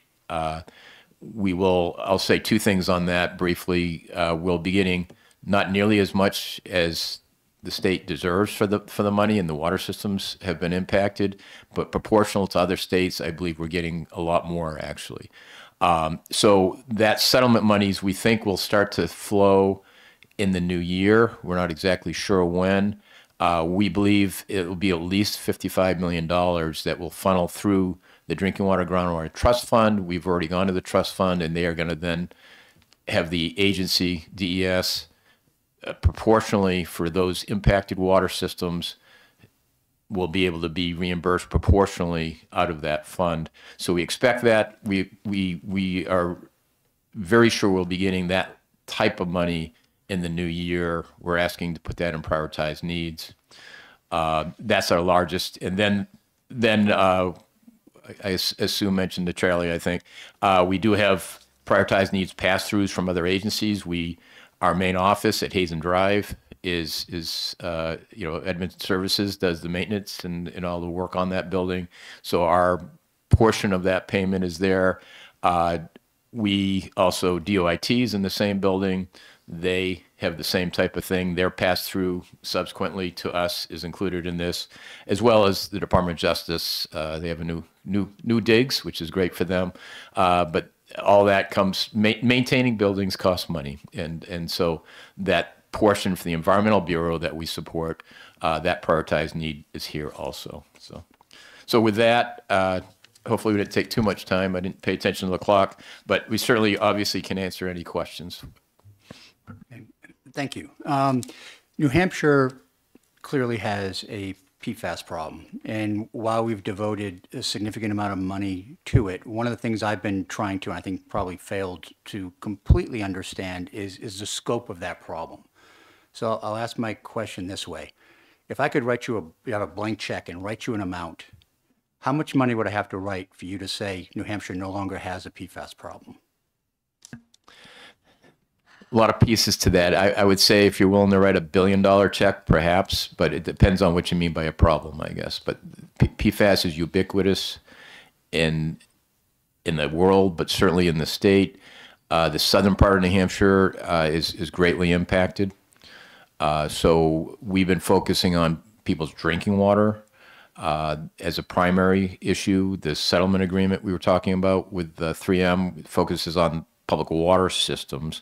We are also spending a lot of time on people's private wells. So we run a rebate program, et cetera. So it's a very large problem per se. But again, I want to remind everybody, PFAS is not the only contaminant that we deal with. So. Senator Gray.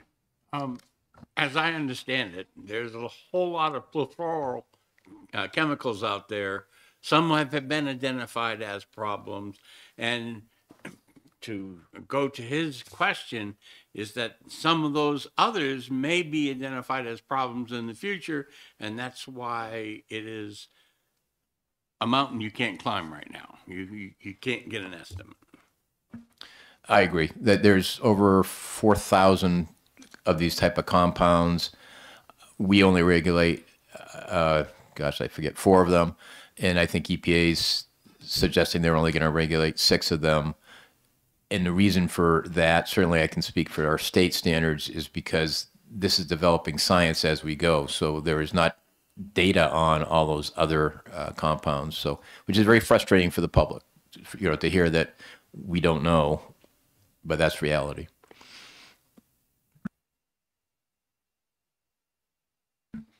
I restarted my heart after I heard James say if I could write you a blank check, hoping to God he doesn't say that again when HHS is here, or anyone else.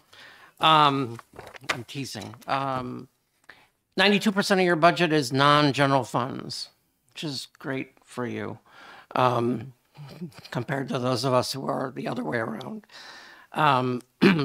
It means that you have lots and lots of different funds and lots of funds which have balances. And I'm thinking in the back of my head of periodically an agency will have a program that's funded by a fund.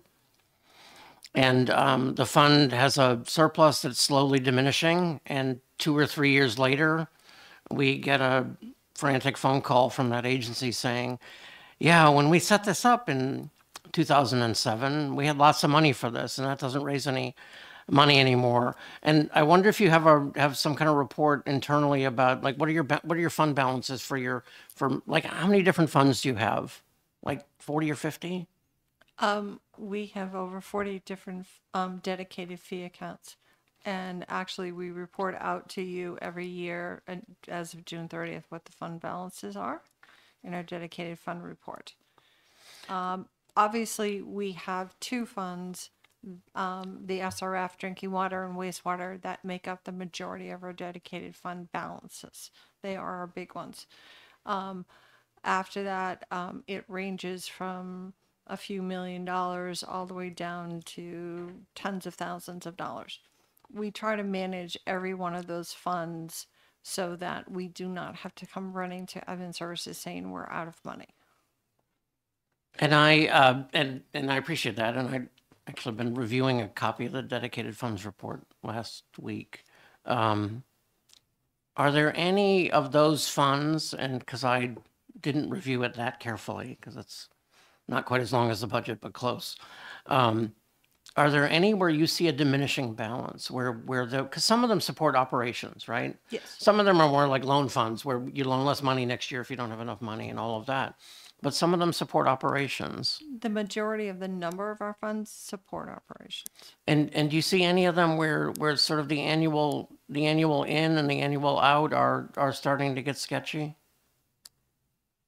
Not sketchy, but I'm taking in 180 grand this year and we spent 204. Yes, we do have some that we need to revisit, essentially either the revenue side or the expenditure side of the house. We're always constantly watching those balances to make sure that we stay within our funding sources.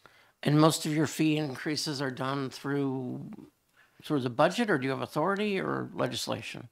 It would require us going for legislation for fee increases. You don't have any fees that you directly just control. You can raise them if you have cause. We have very few.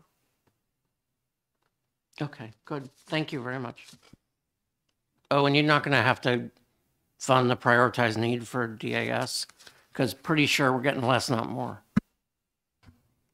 Yeah, and that's one of the reasons we put those pass-through prioritized needs in a single accounting unit, so that when a final decision is made, we can adjust our budget for anything that is accepted or rejected.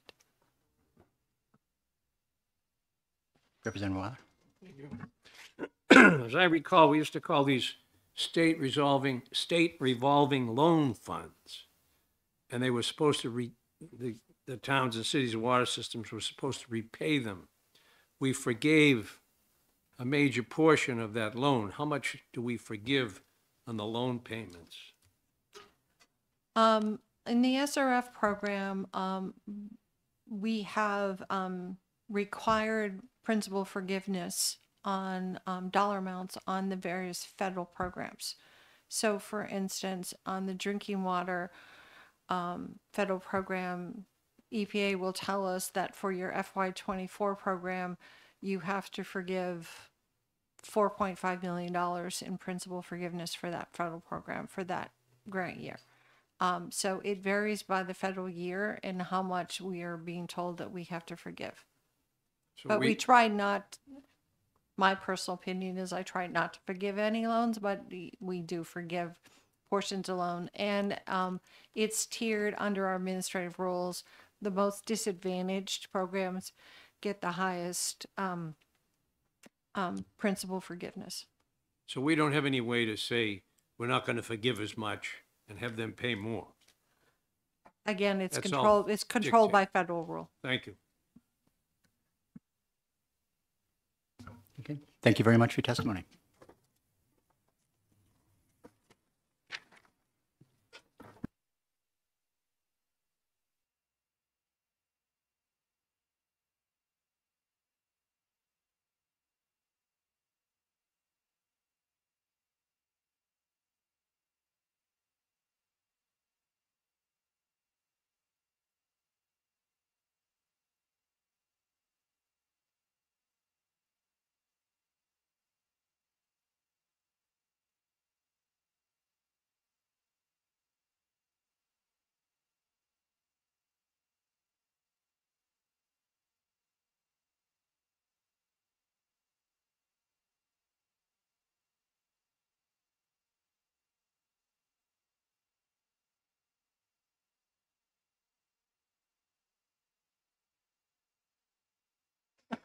We got most of the budget. I would like to invite Health and Human Services up for their budget presentation.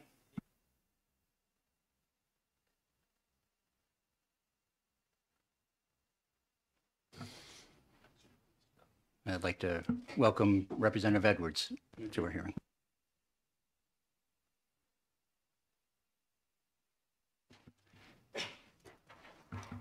Good afternoon, Commissioner. Good afternoon, Governor-elect Ayotte and committee. Thank you for the opportunity to present our $3.5 billion budget in 45 minutes. Will be a challenge. I have Nathan White here today with me as the CFO, and we're going to walk you through the slide deck I think that you have in front of you. I did have to ask myself if there was a strategy that we were last. Was it that you saved the best for last, or just the biggest for last? So we'll do our best here. I know that you've all been here for 3 long days and that we're the last of the bunch here to go. So we'll get started. On the agenda, how we've sort of decided to parse out for you presentation of our budget is really on the agenda slide of doing an overview of the department, talking a little bit about our roadmap, which is our strategic priorities for 24-25, a little bit about the department overview, some staffing, and then we'll get into the budgets by agency. So moving on to slide 3, in terms of our vision, mission, and values, basically who we are as a department, our vision is pretty simple: optimal health and well-being for all. And we have our mission statement as well as our values. And our values are our operating principles that we as a workforce in the department focus on is prevention, people-focused, integrity, and community-oriented. Excuse me. On slide 4, really, what is the responsibility of the department? Everyone says the department is so big. What do you do? I tried to keep it concise. We deliver services to clients, which is a big part of our work. So we do that through some of our case management systems, and we do that internally. But we also, through our partners and providers in the community, a big bulk of the work that we do is contracting that work out and having our providers carry that work out for us. We also do direct care services through New Hampshire Hospital, Glencliff Home, Hampstead Hospital, and the Youth Development Center. So those are our 24/7 facilities where actual direct care is being delivered.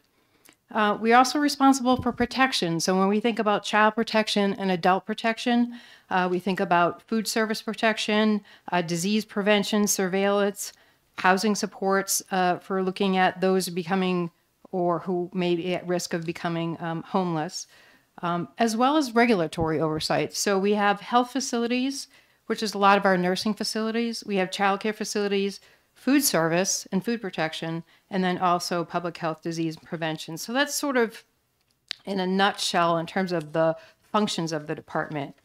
If you flip to the next slide, on slide 5, I wanted to talk with you a little bit about our roadmap and why this is important. When I became interim commissioner in 22, I didn't know how long I was going to last at that point. So I said, let's do a roadmap for a year. What goals can we set? What can we achieve, and set a direction? We were successful with that roadmap. So in going into a budget year, looking at, again, redetermining what those priorities were, lifting some of the work that had not yet been completed in that prior roadmap, working with our stakeholders and our partners, and putting that into our roadmap for 24-25. It's really laying out, what is our desired outcome? What is our charge? What is our mission? What are our requirements? What does the law require us to do? How are we going to do that, when we're going to do that, and how much money we need to do that, which is what we're here to talk a little bit about today. There's 3 major components to it, and I have it down here in the 3 circles of culture, community, and service. So culture is really about investing in people and culture. If I don't have a workforce at the department that can carry forth the charge, then we can't be effective as a department. So that isn't just recruitment and retention, it's workforce development, making sure that we have the right people in the right jobs, specialized positions, carrying out some pretty intense tasks that we have to do, because we have the gamut all the way from administrative work down to direct care and working in hospitals and Glencliff as well. Community, promote thriving communities. That's commitment number 2. That's the bulk of where our policy and program lies. So you'll find things in there like behavioral health, children's system of care, our healthy system of care for aging, maternal health, developmental disabilities strengthening, and some of you may have heard about Mission Zero, which is our concerted effort to end ED boarding. All of that lies in there and becomes part of our focus moving forward. I just want to point out as well that it says roadmap 24, 25, but really some of these goals are short term, some of them are midterm, and some of them are longer term. So we will lift some of them in subsequent years. The last bubble there is improving customer service. So we have internal customers and we have external customers at the department. We have a significant reliance on our provider community to do business with us. So if it's hard to do business with the state, we're not going to be successful at that. So part of our commitment and pledge here is to try to make it easier to get contracts, provide the service, get quality outcomes and quality measurements, as well as those that we serve. So it's not just the partners and the providers, it's the clients. And we have a whole section on just basically being able to make it easier if you're receiving services from the department, who to call, when to call, how to call. It's difficult in a large organization, and we want to make that easy for folks that are trying to get help. So this has become a big part of our budget development, as I was talking with some folks earlier, in terms of tying some of what we're doing here to our budget priorities, which you'll see. Flipping to the next page is really, I'm just going to warn you, this is not an org chart by any means. It's really meant to show the breadth and the depth of the department in its entirety, and sort of an easy way to digest HHS. So if you really look at the blue columns are sort of the main streams of population health, human services, and behavioral health, and then our operations. We have 7 major divisions within the department. So you can see that we have the Division of Public Health, Medicaid, Children, Youth, and Families, Economic Stability, Behavioral Health, Long-Term Supports and Services, and the Division of Finance. That blue on the far right is really our operations support, everything that supports the 2 columns on the left.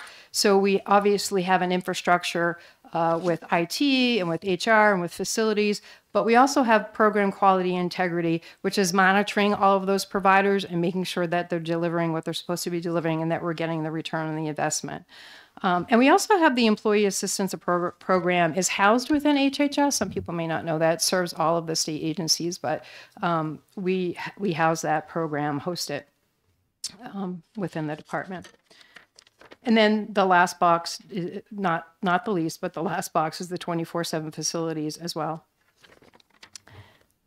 So flipping to the next slide, just a little bit of context in terms of where do we sit, where does the Department of Health and Human Services budget sit within the bigger picture. As many of you know, it's more than half of the state budget, and we represent about 1/4 of all state employees. So I don't know, Charlie, what the latest is on the total of thousands of employees that we have, but we're about 1/4 of that.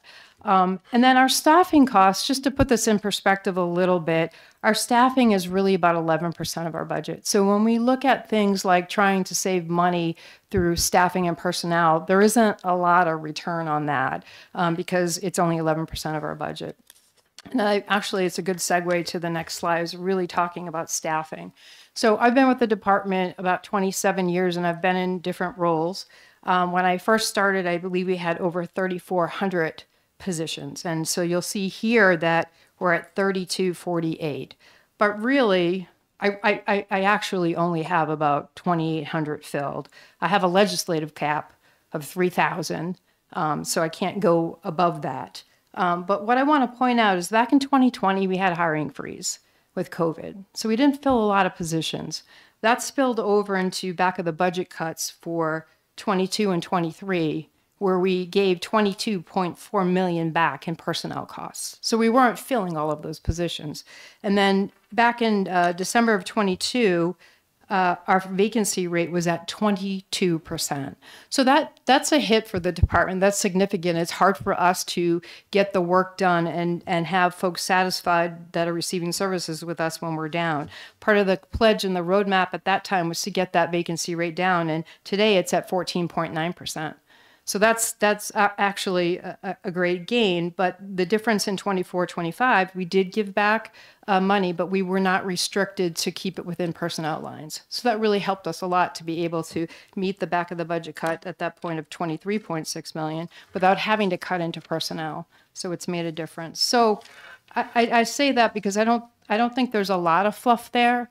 And when we look at our direct care facilities, cutting positions in those facilities means less revenue because we have less beds filled. So it's really a delicate dance and balance of meeting all of that. So I think at that, I'm going to turn it over to Chief Financial Officer Nathan White to talk about the details of some of the numbers. Thank you, Commissioner. Good afternoon, Governor-elect Ayotte, members of the committee. My name is Nathan White, Chief Financial Officer. And before we dig into the numbers, one thing that I just want to acknowledge about the DHH budget is its complexity. It is large, but it is explainable. And there's a graph in front of you, and you'll see three bubbles there: the budget, cost allocation, and the actual. And so when we prepare our budget, we prepared this budget back in August, we make certain assumptions about the number of clients that we will serve and the costs resulting therefrom. We also have the advantage, we have a public assistance cost allocation system, and we have over 100 federal funding sources.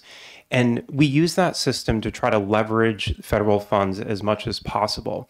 And we recently implemented a budget system to allow us to better identify federal funds. And so some of the members on the committee probably remember in years past, we've lapsed significant amounts of federal funds that we were unable to spend. That did not happen this past year, partly as a result of our ability to better identify, track, and budget for the federal revenue. And we've prepared this budget in accordance with that and to try to maximize the federal dollars that we have available and decrease the general fund needs. I think we also have a number of other revenue sources, which is a little unique to the department. As the Commissioner had indicated, we have a number of 24/7 facilities where we generate Medicaid and third-party insurance at New Hampshire Hospital and Hampstead Hospital and Residential Treatment Facility. And we make assumptions in our budget for those as well as in the Medicaid program, which is an actuarial-based estimate. And the reason that I want to point this out is because I want to just commit to working with the House, the Senate, the governor, and everyone here as far as revising those numbers as we move through this process. Because we set our projections back in August, and things will change throughout the year. And I just kind of want to recognize the complexity of that and make a commitment to everyone in the room as far as our commitment to work with everyone on that. Moving on to the next slide, on slide 10. So this is a very high-level budget overview. And the way that we're going to be going through this today is we're going to be going through the budget at the agency level, just given the brevity of time that we have available. And below each agency, you'll have an activity as well as accounts. And we have hundreds of accounts, and we certainly don't have all the time in the world today to go over that. But if you draw your attention to the top box there on page 10, the efficiency target budget in state fiscal year 26 and 27, those were the targets that were provided to us from the governor's office, which we have achieved here. We've also submitted, which I'll be touching on, about $171 and $234 million of prioritized needs requests. Some of those requests are coming as a result of some federal changes. Some of those are resulting from legislatively directed rate studies as well, just to put a little bit of context on those requests. The total number of positions in the chart below there has remained flat. You will see that there's a shift in unclassified to classified. That's the result of some of the HB2 provisions from this past session, where DCYF attorneys and several Medicaid positions were converted from classified to unclassified positions based on directives from the division or conversations with the Division of Personnel in the Attorney General's office. So rather than talking about the summary, I'd like to move to slide 11 to start to dig into some of the details. So Agency 42, which is the Division for Children, Youth, and Families, is the first area to talk about here. And just to orient everyone here relative to what we're looking at, The second row, you'll see general funds as a percentage of the budget. General funds obviously being the most critical here. We put that in there just to give everybody more of a visual perspective on what we're dealing with and what we're talking about. And as I was referencing in the opening slide of my section of the presentation, many of our positions are funded by multiple funding sources. Some are 100% general funds, and DCYF is an area where we do have more generally funded positions. In other areas that you'll see, such as the Office of the Commissioner, we have positions that are funded through over 100 different funding sources. And so it's just important to remember as we move forward with this process that sometimes it's not a 1-to-1. It's sometimes more of a 1/3 to 2/3 ratio, depending on the position and the contract or expense that we're looking at. So in the general fund row there, you will see an increase. And the increase here is the result of a couple of different things. Number one, the SYSC spend in state fiscal year 24 and the current trends exceeded the existing budget. And through the department-wide transfers, we do about 3 a year through the fiscal committee process. We did have to move several $1 million over to SYSC to cover costs to provide the services at that facility. Accounting Unit 2958, relative to child protection for children in the care of the state, we have also experienced increased costs relative to the services and treatment needed for those children, which is sort of another significant increase driver within that class line. We did submit, related to that, we did submit several prioritized needs, two of which are related to the system of care and some of the ongoing upgrades and modifications to the existing system of care. We will experience a loss of Medicaid funds for children that are in residential facility centers of about more than 16 beds beginning in the state fiscal year 27. Right now, we're projecting that to be about an $18 million impact. We've also included a request for rate increases for the residential treatment providers as well of about approximately $9.1 million total funds. And that's about 66% general funds, the remainder being federal dollars. There were a number of pieces of legislation that came out of the state fiscal year 24 legislative session, and we have included prioritized needs request here. You will not see the prioritized needs, the positions included in this document here, so it reflects the agency budget request. And part of that is the fact that the legislation passed and we did not have time to establish those positions. So those do not show up here.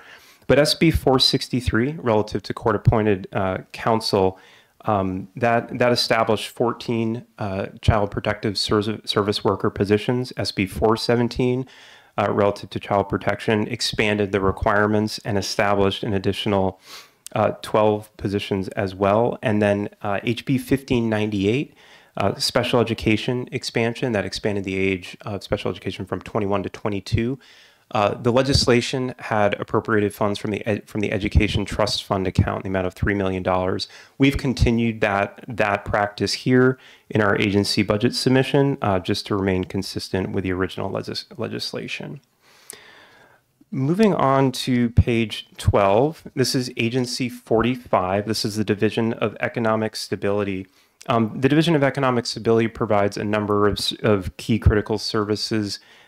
Child care is included within Agency 45, as well as our eligibility team and our family support specialists.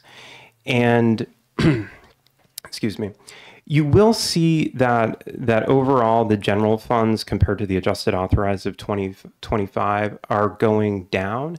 And part of that is due to cash assistance. We have been seeing a slow downward trend in the amount of cash assistance. And as a result, you're seeing that reflected in the budget there. Related to eligibility, we do have a number of requests to try to continue to enhance the operational efficiencies of the department and improve customer service. And this is really important because it impacts anybody seeking to qualify for Medicaid. It impacts our nursing facilities and our other providers when we have pending Medicaid claims. And so we have a request to modernize eligibility services as well as some improvements to multi-language support. The first prioritized need there at the top, during this past legislative session, the budget included approximately $1 million to cover costs for an income eligibility system that the federal government is retiring. And so those costs are now need to be borne by the state. And so we've submitted a request to continue that. We've also submitted a request to continue the summer EBT that was approved, acted into law via SB 499.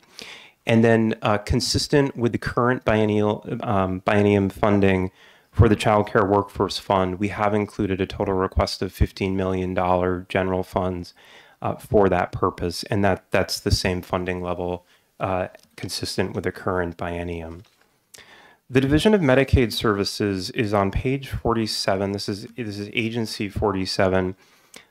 This area is approximately, it's a little over 1/3 of the entire budget.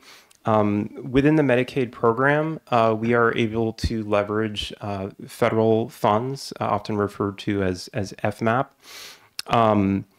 And typically the minimum amount is 50%. However, for CHIP and some other clients, we're able to leverage 65% or other amounts. You will see a decrease in the general funds in this line, and we budgeted Medicaid based on the assumption that enrollment would continue around 182,000. So many of you remember the unwind process that we went through over the past couple of years. That has been pretty much complete, and over the ensuing months, we've seen a relatively steady enrollment around 182,000, which is what we base this on. Now, you will see an increase in the other funds, and the reason that you're seeing that is that's as a result of the existing law and the directives that the department has been given relative to the Met-DISH situation. Previously, the distribution was approximately 91%. We set this budget at 80% based on the existing law and the directives that we have received so far, so that is what you are seeing reflected within the Medicaid budget. On page 14, moving on to the Division of Long-Term Supports and Services, this is Agency 48. I just want to make a note that the Division of Long-Term Supports and Services shows up in both Agency 48 as well as Agency 92 in a few slides.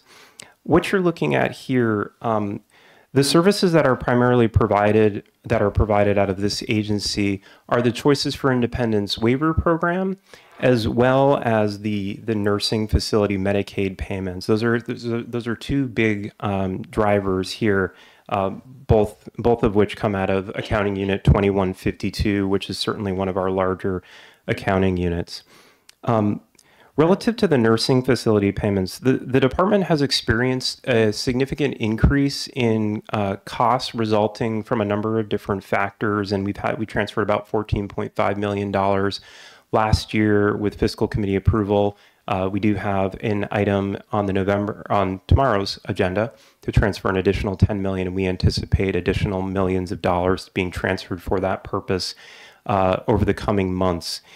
And what you see here reflected in the department's budget is just a recognition of those costs that have been pushed, that the state is now picking up, and we're having to transfer funds from other programs in order to continue those costs. We also do have an increase in the general funds there, but we did assume approximately about a 7% utilization increase in nursing facility Medicaid payments. And some of the challenges that we have experienced over this biennium are the changes in ownership of the nursing facilities, which have caused some instability, as well as some back billing also resulting from that instability in the amount of, I believe it was about $13 million in the prior year, and we are currently trending at a similar projection for this year, if not higher. There was a required rate study, and we've included a prioritized need here for that, for Choices for Independence. And that's estimating about $8.5 and $8.6 million, 85% general funds for each year of the biennium based off that legislative directed rate study. We have also included a request for congregate housing, which was included in the current HB2 to continue that program as well. On page 15, we move to the Division of Public Health Services.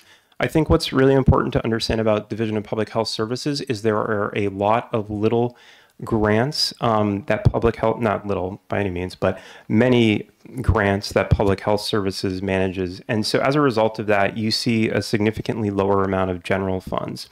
The $3 million increase that you're actually seeing in the general funds there is partly the result of us moving a $3 million Family Resource Center contract from DCYF into the Division of Public Health Services, which explains a significant portion of that increase that you do see there.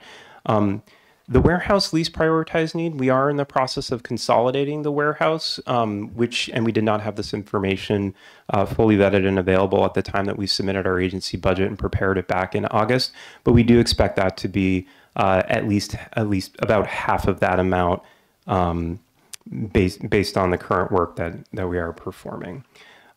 You'll also see there are a variety of other funds here within the Division of Public Health. We have pharmaceutical rebates, newborn screening, radiological fees, and vaccine insurer income as well. That's reflected there. Moving on to slide 16. This is Agency 91. This is the Glencliff Home. Glencliff is located in the northern part of the state and provides geriatric and psychiatric inpatient services. A majority of Glencliff's budget is primarily personnel. It's about $18 million of personnel out of $21 million. There are no prioritized needs requests here for this budget.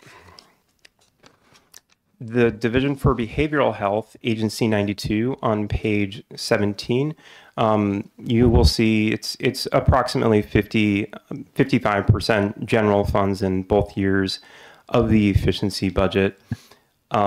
We have included a number of prioritized needs requests here as well. The first of which is $5 million of general funds each year for the community mental health centers to address some of the uncompensated care costs that they continue to incur for the and underinsured. We've also included a prioritized needs request for shelter care rates. So SB, excuse me, I can't remember the exact number. Chapter 290 from the current biennium appropriated $2.5 million for shelter care rates. If this were approved in each year, it would continue that enhancement that the legislature approved this past session. We've also included a request for $500,000 for a 14-bed youth shelter program in Manchester. And as well, we've also included a request for an increase to guardianship services for those rates as well. On page 18, this is the Division for Long-Term Supports and Services. I apologize, I misspoke earlier. I said Agency 92, it's 93. Within this accounting unit, within this agency, you have some of our larger accounting units relative to the DD services that we provide. Accounting Unit 7100 is a significant accounting unit which accounts for a bulk of the costs that you do see within this area. We prepared our budget to continue services to the individuals that within the DD community, the acquired brain disorder and in-home supports for children. To continue those services today, we've also included prioritized needs requests for DD, ABD, and IHS to project what the increased need would be for new individuals that would come into the system. And those were the current projections as of August. Again, this is another area where we'd want to continue to work with everyone to refine those as needed to avoid a waiting list. And it is a 50% match here. It's 50% federal funds and 50% general funds. The first prioritized need at the top of the lower table there was a legislatively required rate study, and the amount included here, it's 50-50. It would be 17.2 in state fiscal year 26 and $47 million in state fiscal year 27, and again, it's 50-50 if that were approved. Relatedly, there was legislation passed this past session that appropriated $500,000 for recreational activities for individuals in the DD community. We included a prioritized need here to continue that funding at the same level. The next slide on page 19, this is New Hampshire Hospital, Agency 94. New Hampshire Hospital provides psychiatric services for individuals in mental health crisis.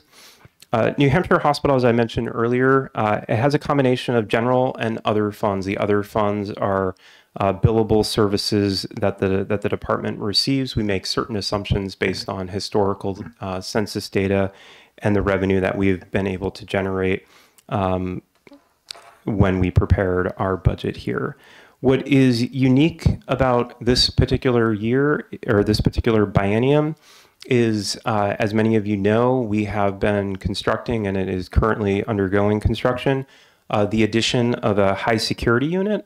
Typically, historically, we've referred to this as the forensic unit that is being built as part of New Hampshire Hospital. And we prepared this budget with anticipating and planning for an opening date in the spring of state fiscal year 27. So the amounts that you see in the prioritized need column, second column from the right, it's approximately 10.4 and it's approximately 120 positions. There's one unclassified position included there based on that opening date. And that would allow us to hire staff in advance and train staff on the new policies and procedures relative to the high security unit. Okay, moving on to slide 20. This is the Office of the Commissioner, Agency 95. As the Commissioner was indicating earlier, the Office of the Commissioner really encompasses our legal and regulatory, facilities, finance, our contracts team, our human resources, as well as some other supporting functions of the department, as well as information services.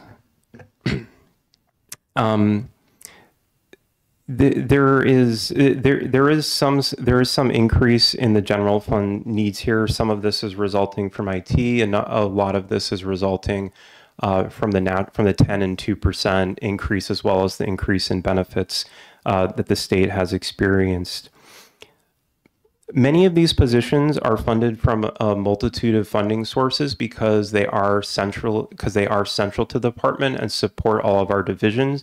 We're often able to take advantage of, TANF Title 4E or whatever particular area these individuals in these positions may be working on. You will see an increase from the state fiscal year 25 to state fiscal year 26 in the total FTE authorized position count. 2 of those positions are the result of the HB2 language that was converting positions. It converted to full-time temporary positions that would otherwise not show up here. And then there was an additional movement of 1 unclassified position into the Office of the Commissioner. There are several prioritized needs requests in this area. The first is resulting from SB 463 that established 5 new attorney positions. We are requesting that we receive funding to continue those. The second is continued support for some of our key IT operational systems. This includes things like DocuSign that have improved both the internal processing as well as external processing and speed and efficiency, as well as a number of other systems. And then finally, a replacement for the existing laptops and accessories is also included there. The final slide is Agency 48. This is Hampstead Hospital Residential Treatment Facility. As many of you recall, back in June of 22, the Department of the State acquired Hampstead Hospital and Residential Treatment Facility. When we prepared our budget for the current biennium, we did not have a significant amount of data to work from to make those projections. What we have experienced ended up being different than what our initial projections were, and we've had to use other funds to support the facility for the prior year, and we will need to do so for this year as well. based on the census numbers. Similar to New Hampshire Hospital, Hampstead generates revenue from third-party payers, and that accounts for the significant increase that you do see there in the general funds. And this assumes that there's a 35 individual census. However, we did recently enter into a new contract with a new provider in July, and we will continue to monitor what we expect the census to be. So far, things are looking good, and we're hoping to generate more revenue to offset that need. And this is just another one of those areas where I just want to continue to work with everybody here as we move forward through the budget process. There are two prioritized needs requests that I just want to call attention to. The first being a payment to the town of Hampstead. We have made a payment to the town of Hampstead for the past several state fiscal years as a result of the loss of property tax revenue that the town has experienced. We have also submitted a request for funding for a kitchen upgrade. The YDC, the future YDC, is being built adjacent on the same property at Hampstead, and this would be upgrades to that kitchen to allow for shared services out of one facility rather than duplicate kitchens in both facilities that are adjacent to each other. So with that, I will pause there for questions. Thank you. HHS has a significant number of contracts that I'm guessing are worth hundreds of millions of dollars over a biennium. How do you know what sort of return you're getting on those contracts? What metrics do you use to measure them? I mean, do you do after-action reports like, here's what we spent, here's what we were looking for, here's what we got? And is there anything you can share on those contracts with the governor's office and the transition team? So I would draw your attention back to that slide. In the operations section, I have a whole division of quality improvement and integrity. And part of their job is we look especially at the high-risk contracts as well. So I wanted to make sure that they can sustain, but always on the return on investment and the quality of care that we're getting. So we do that we have contract management, we have contract monitoring. Are we getting what we paid for? Are we getting that outcome that we set out to get? So there's a lot of eyes on the total number of contracts that are going forward. So from inception, that the time that they're created through the time that they're going, and then through the time that they're up for renewal or for an amendment to do it again, we go back to that data. So though that particular program division works with the program areas to look at different reports, different measurements. So we have over 1,000 contracts. I mean, I could inundate the governor's office with that. If you wanted, or we could parse that out if you wanted to look at the biggest contracts. Like you look at our MCO contracts, obviously our biggest contracts. We have a lot of quality control on that as well. Yeah, I think that would be something we're interested in, and I would start with the biggest contracts, and we can move down until we give up. Yeah. So, okay, my next question, I saw an additional prioritized need for the community mental health centers. And I know we allocated some ARPA money for those, and it was my understanding that the idea that it was a bridge financing after the state of emergency ended and the Medicaid rolls were purged, that the community mental health centers, among others, having a difficult time because a lot of people who were getting Medicaid no longer were, but they still had to treat them. But my understanding was it was just that bridge loan and they would not be coming back for additional money. Is that no longer the case? We're coming back. I think the issue of uncompensated care remains. So that was a one-time to fill that gap. But when we look at their mandate and their requirement is to serve all, so they can't necessarily turn anybody away. So when we look at the numbers of utilization, it's still pretty high. So we based our prioritized need on what we had given them. It's not even going to come close to what their actual need is, but we base it off of what we had given them. Thank you.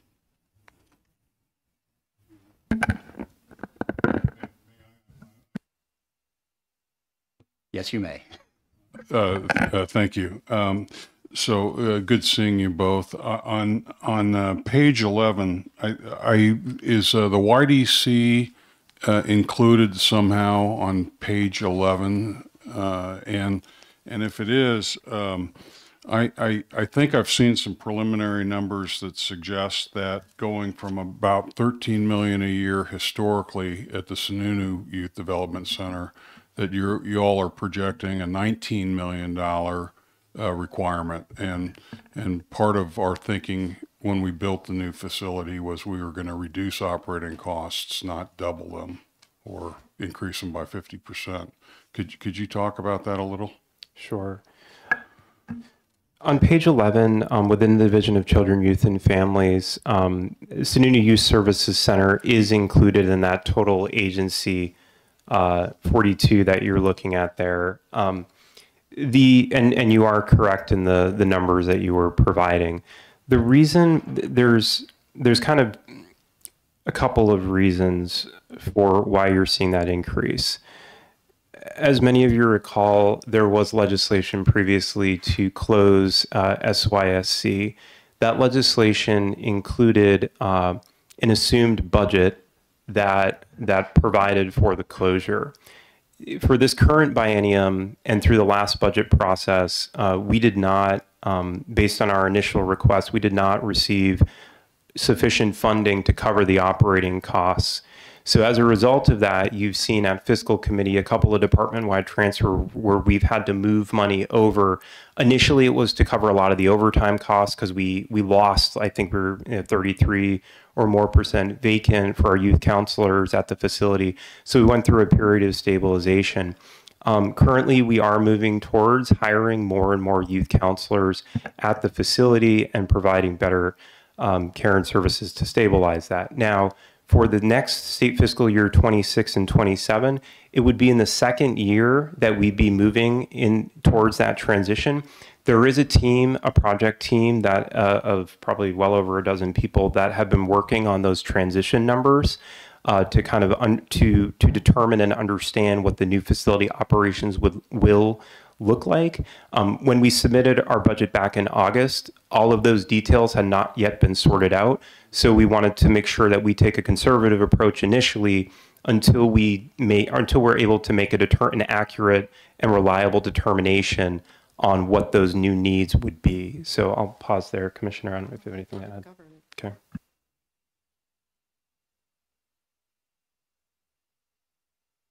Okay, so thank you for that. In a similar vein, on page 19, dealing with the secure forensic hospital and the staffing that's required in the second year, you've got that listed as a prioritized need, and that's probably some budgetary guideline that you had to follow to carry it as a prioritized need, but shouldn't we be viewing that as a required amount of spend? Because if we build this new facility, we will have to staff it and train it. And so having it dangle as a prioritized need doesn't really represent it accurately, does it? So the way that we prepared this budget was based on our interpretation of RSA 94, which provides for the efficiency expenditure request, which is the cost to continue to provide services as they are today. And then the prioritized needs and additional problematic needs, I believe is how it's defined in statute, is things above and beyond that. So that's why we prepared it the way we did based on our interpretation of the law and the guidelines. May I? Hi.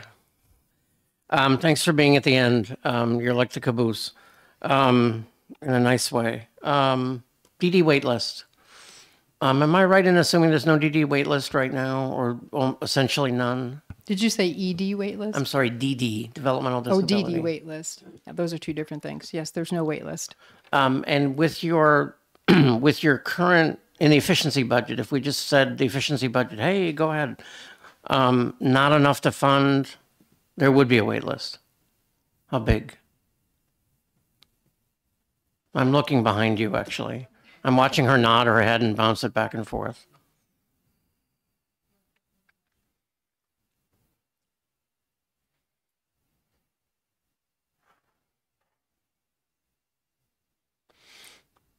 I know you probably can't say exactly, but Yeah, this is Chris Santinelli, Associate Commissioner.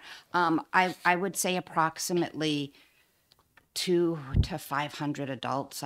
I don't have that number, but I can get that number for you. that's how many would end up on a wait list? How many are we serving today, ballpark? There's about 4,000 people ballpark on the waiver, on the DD waiver. And so, And go.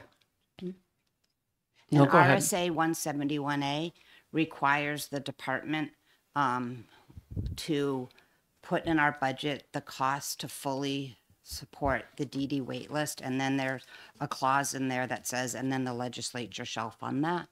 It's 171A 18, I believe. I can get you those exact No, numbers. I'm aware of the law. I know. Yeah. Yeah. So, okay, I just, in our head, I wanted to, so the funding that's inefficiency is essentially funding for the people who are currently on the list, roughly 4,000. Is that population that needs the service? Is the growth fairly consistent? Is it, what's it doing? It's not exponentially growing. Is it slowing down a bit? No, it doesn't slow down. It consistently grows as children age out of the system and people with disabilities do live longer. There also is, and Nathan, maybe you can talk about this. We look at the DD numbers really closely because when we get to about April, May, we do have the ability to carry forward dollars to help with that, but we don't know what that carry forward will be today.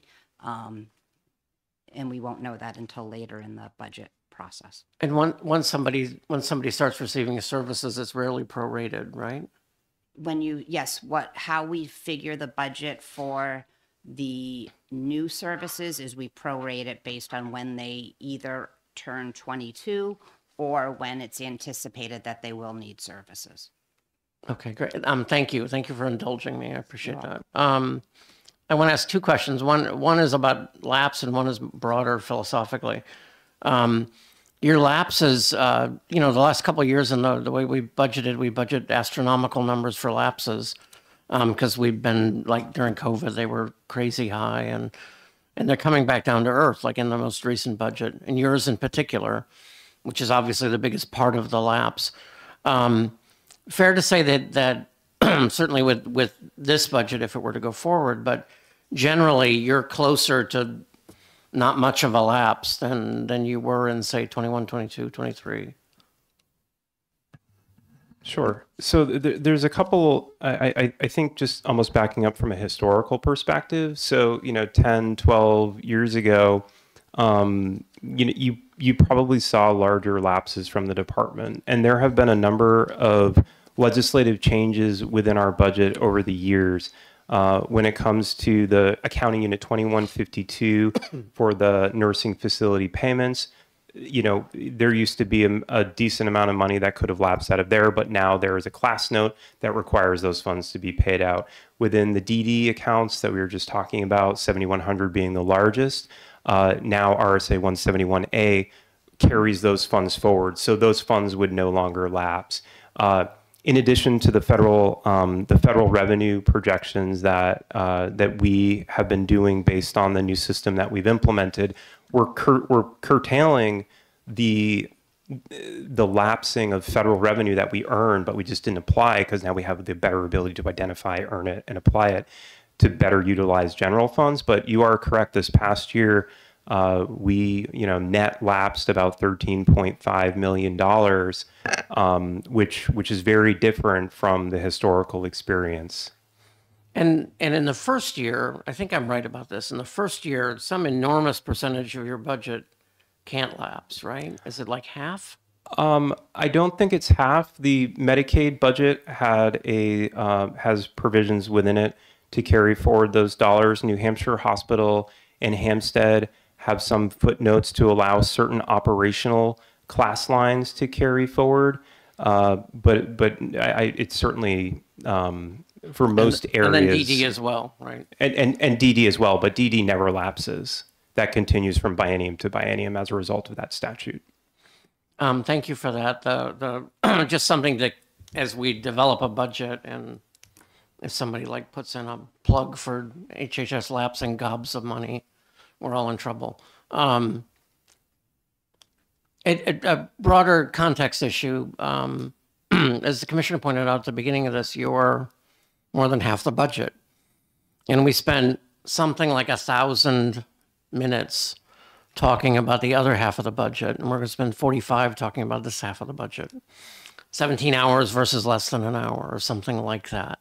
And it's worth noting that, you know, I asked an agency yesterday, or maybe it was Tuesday, I don't know anymore, about a $100,000 increase in a class line on a page of their budget. And the odds of me doing that to you are zero, right? And it's hard. And it's hard for budget writers. And, you know, the legislature is going to have an entire division that's going to spend weeks going through your budget line by line. And the poor governor-elect has to have a budget where the numbers stop moving by like 10 days after she's sworn in.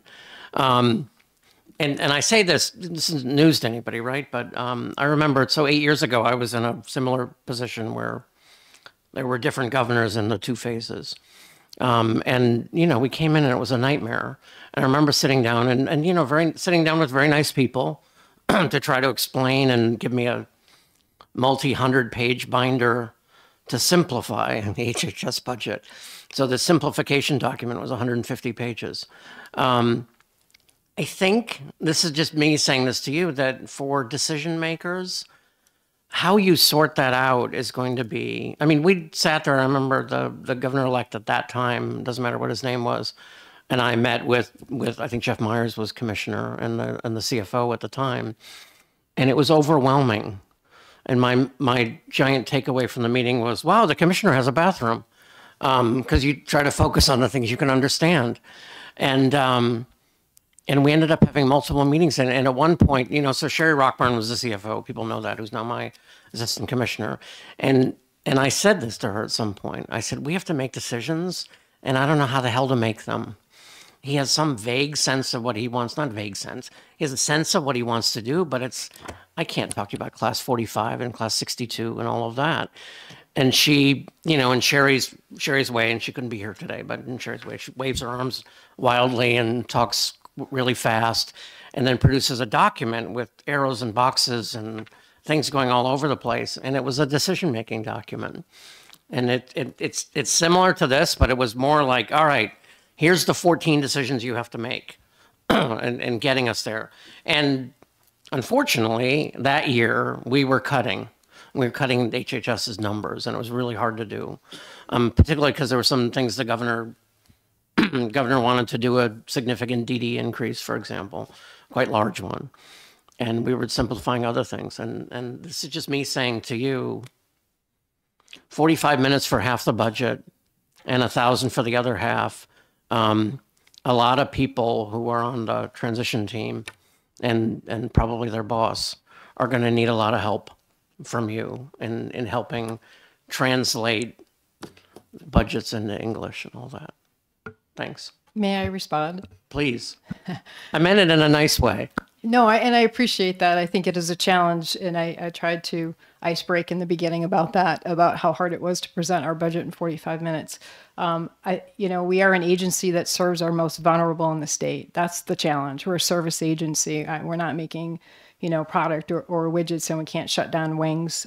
There's consequences to budget cuts, and we take that extremely seriously. So we want to work with the governor-elect team and others to make sure that we make the right choices and the responsible choices, and that we're not causing any harm, and that the things that might seem obvious, the reason I bring up personnel is because the juice isn't worth the squeeze on that one, as I would say.